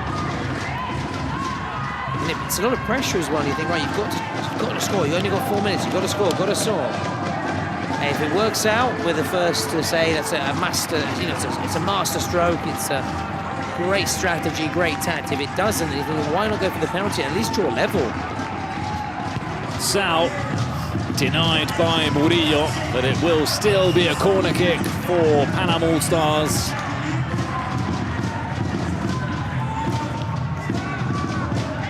Big Lasek fan then, in the stands. Oh, and that was a chance at the far post. Snatched at Ben Sharif. Snatched at it, didn't he? Sliced it.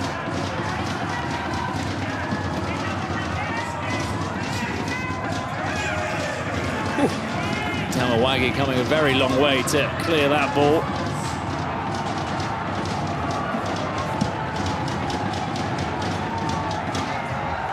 Julio Cesar. Oh, that's a bit of confidence from him. We saw that on day 1 as well. Murillo screaming at him, telling him to get rid.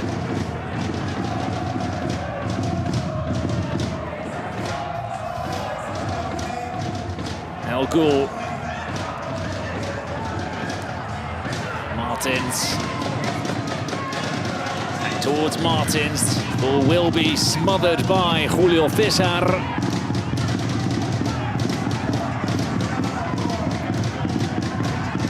Still no goals then. Indera. Since that secret card was played. Helbert Jr. That would be a real blow, wouldn't it, for the French side to think they're a man up and they It'd be devastating. Make you think more about that penalty. Now they've decided not to take.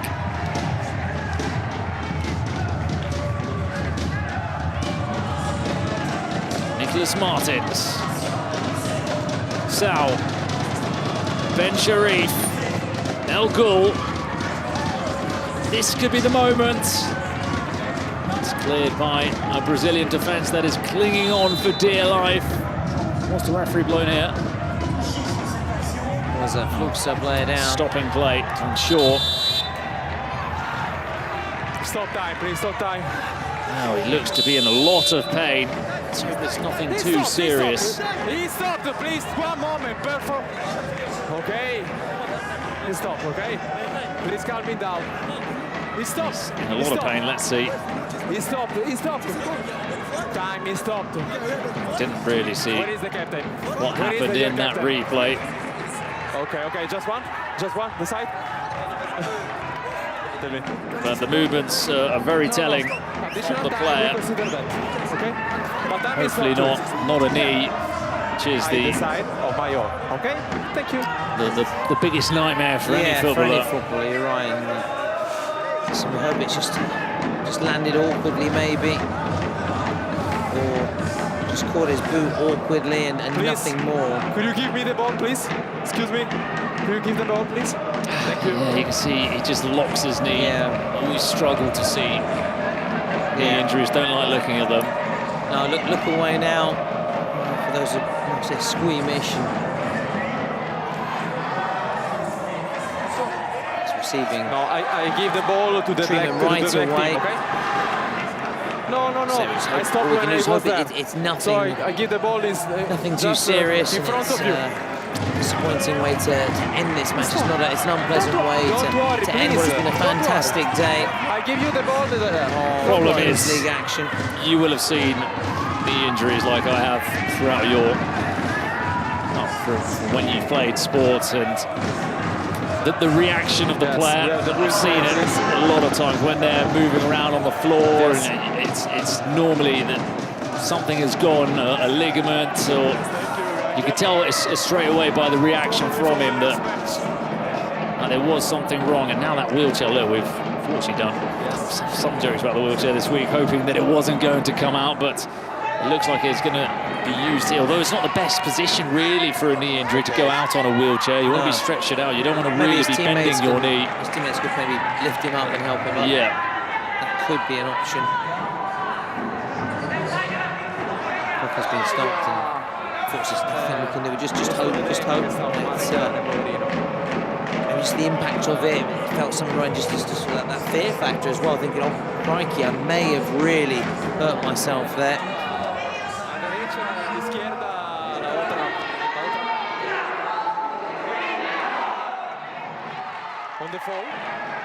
It's on the outside as well, so could be the external cruciate which is affected here. Obviously, the rest of the players, it's difficult because naturally they're going to be concerned. No, there comes the stretcher. Here it comes. Makes sense. The wheelchair wasn't ideal for a knee injury. It's not well suited. Listen, obviously the players, they're obviously concerned for a colleague. Both talking about obviously both sets of players, but they need to also try and keep things switched on because there's still time limits. It's not an easy situation, especially of course for the FLUO players, their teammate. There will be a lot of concern, worry, but they have to just try, and he'll want them to do that as well. Just focus on the game here and bring home the win because they are currently leading 4-3. We're into the final minute, and then there's final 2 minutes when goals will be worth double. It looks with that slight advantage. And he's hobbled off the field of play. That's a positive sign. That's something. Sometimes though, players, people have ruptured a ligament and have managed to walk. So unfortunately, it doesn't mean necessarily that he is okay. And yeah, you could just see how his studs got caught and it just sort of popped a little bit. It's always been my major fear in life, and let's hope he's okay. And it's just maybe the fear of having felt something, and hopefully it's not a proper rupture of any ligaments. It's a very upsetting and distressing way to end this game. Now he's right next to the goal, so any shots from Panam All-Stars could even strike him as he's receiving treatment. So Panam All-Stars, that's kind of taken the sting out of this game.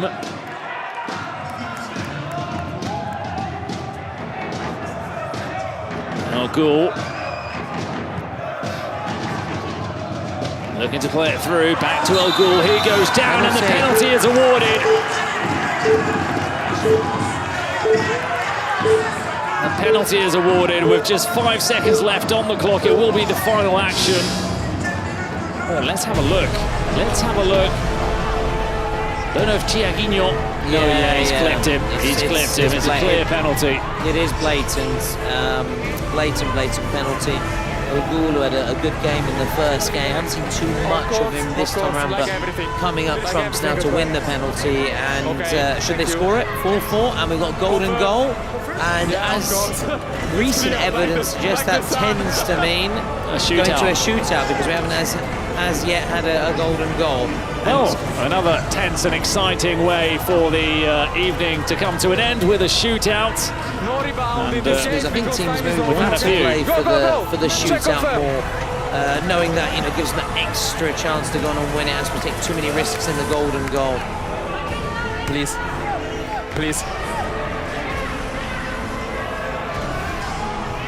Please, outside. Oh, there we can see him getting stretchered off. Poor old Meleguinha. And there's no rebound. You can stay wherever you want. Outside. Looking at him in tears. I'm afraid I'm expecting the worst from Meleguinha, but all the best with his recovery. Correcto. Have you understood? So Nicolas Martins will be taking this penalty.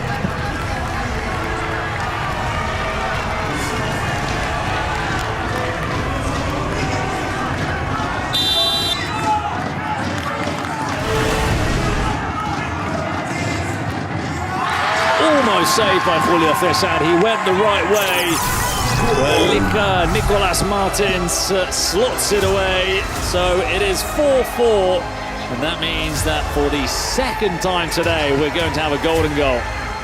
Ice cool, wasn't he, Bruno? He was ice, baby cool indeed. It's very warm inside this arena, but he kept his cool. Try and listen to some final instructions.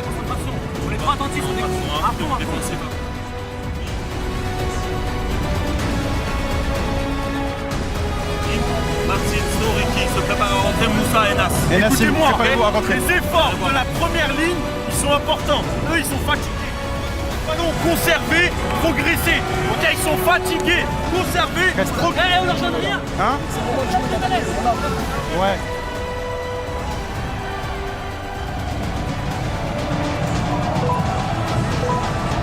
So there was the French manager, Dorvani, saying, Panam All-Stars, you said it before, they'd never finished a game scoring fewer than 3 goals. They've done it again. They've reached 4 for now. Let's see if they can make it 5. All kinds of shoving going on underneath the cage, as it is won by FLUO. Next goal wins then. Otherwise, shootout the second time today. Vinny. Helber Jr. Did it early with Futbolistas Locos getting the better of UC. I don't think it's going to be quite as hectic, as there'll probably be a little bit less spitting and in this penalty shootout. Vinny, he couldn't find anybody with that pass. Yeah, tried that defense splitting pass, didn't quite work out. Waggy.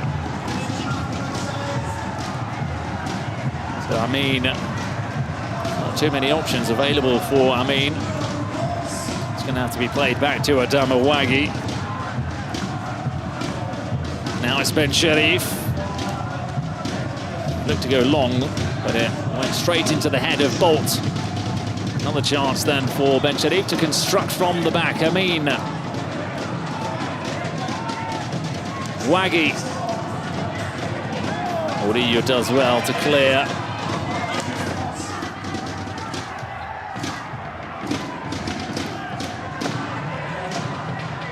Ben Sherif. Last 30 seconds. As expected in golden goal, KG with not many chances! It's him again! It's him again! It's Martins! Martins!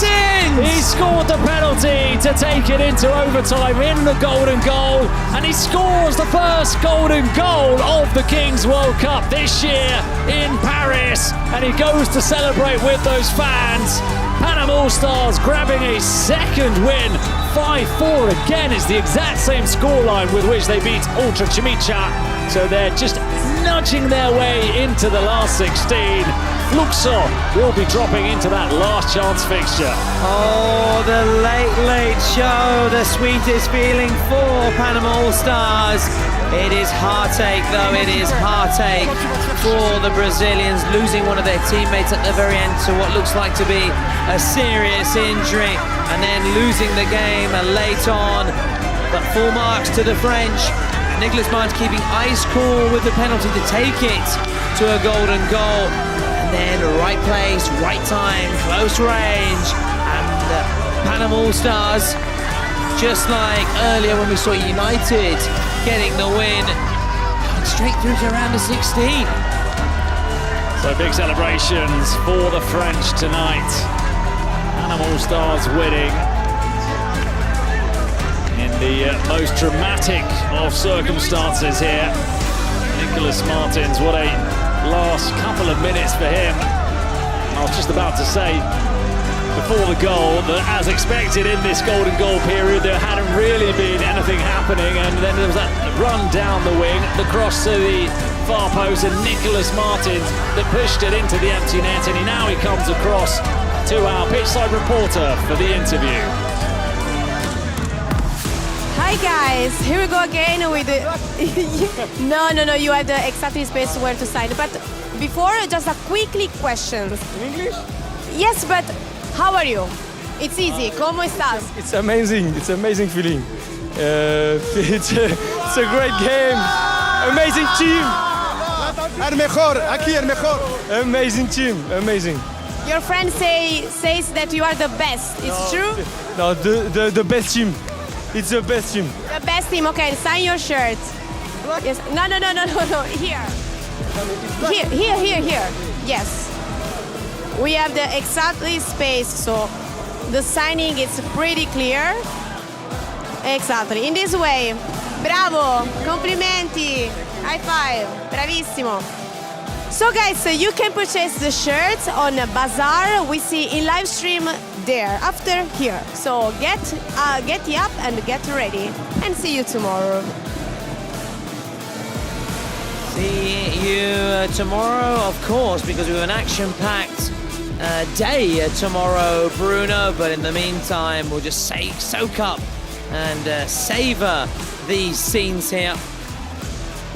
Absolutely savor these fabulous moments here. And recapping, though, what we've just seen. Naturally, we've just seen Panama All-Stars win 5-4, golden goal against FLUO.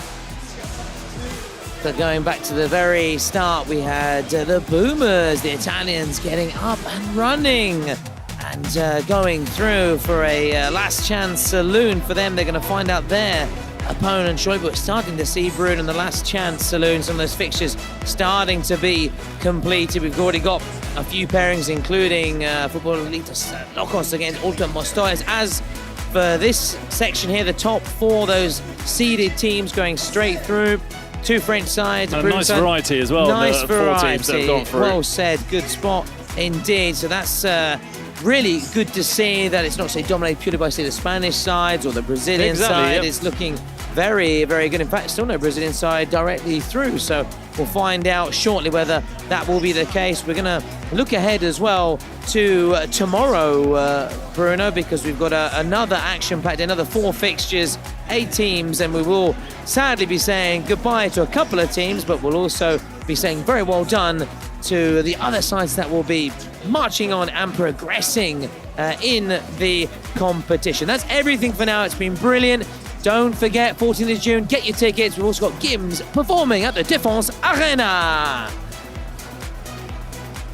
Et que j'arrive, ça regarde de travers, capuché parce que je suis trop cramé. J'avance avec équipe armée, je m'organise comme si je mourrais jamais. Salut à tous, c'est Gims. Retrouvez-moi en live pour la finale de la Kings League World Cup à Paris le 14 juin à la Défense Arena. Ninao, aninanani, ninao, taninanina, ninao, aninanani, ninao, taninanina, ninao.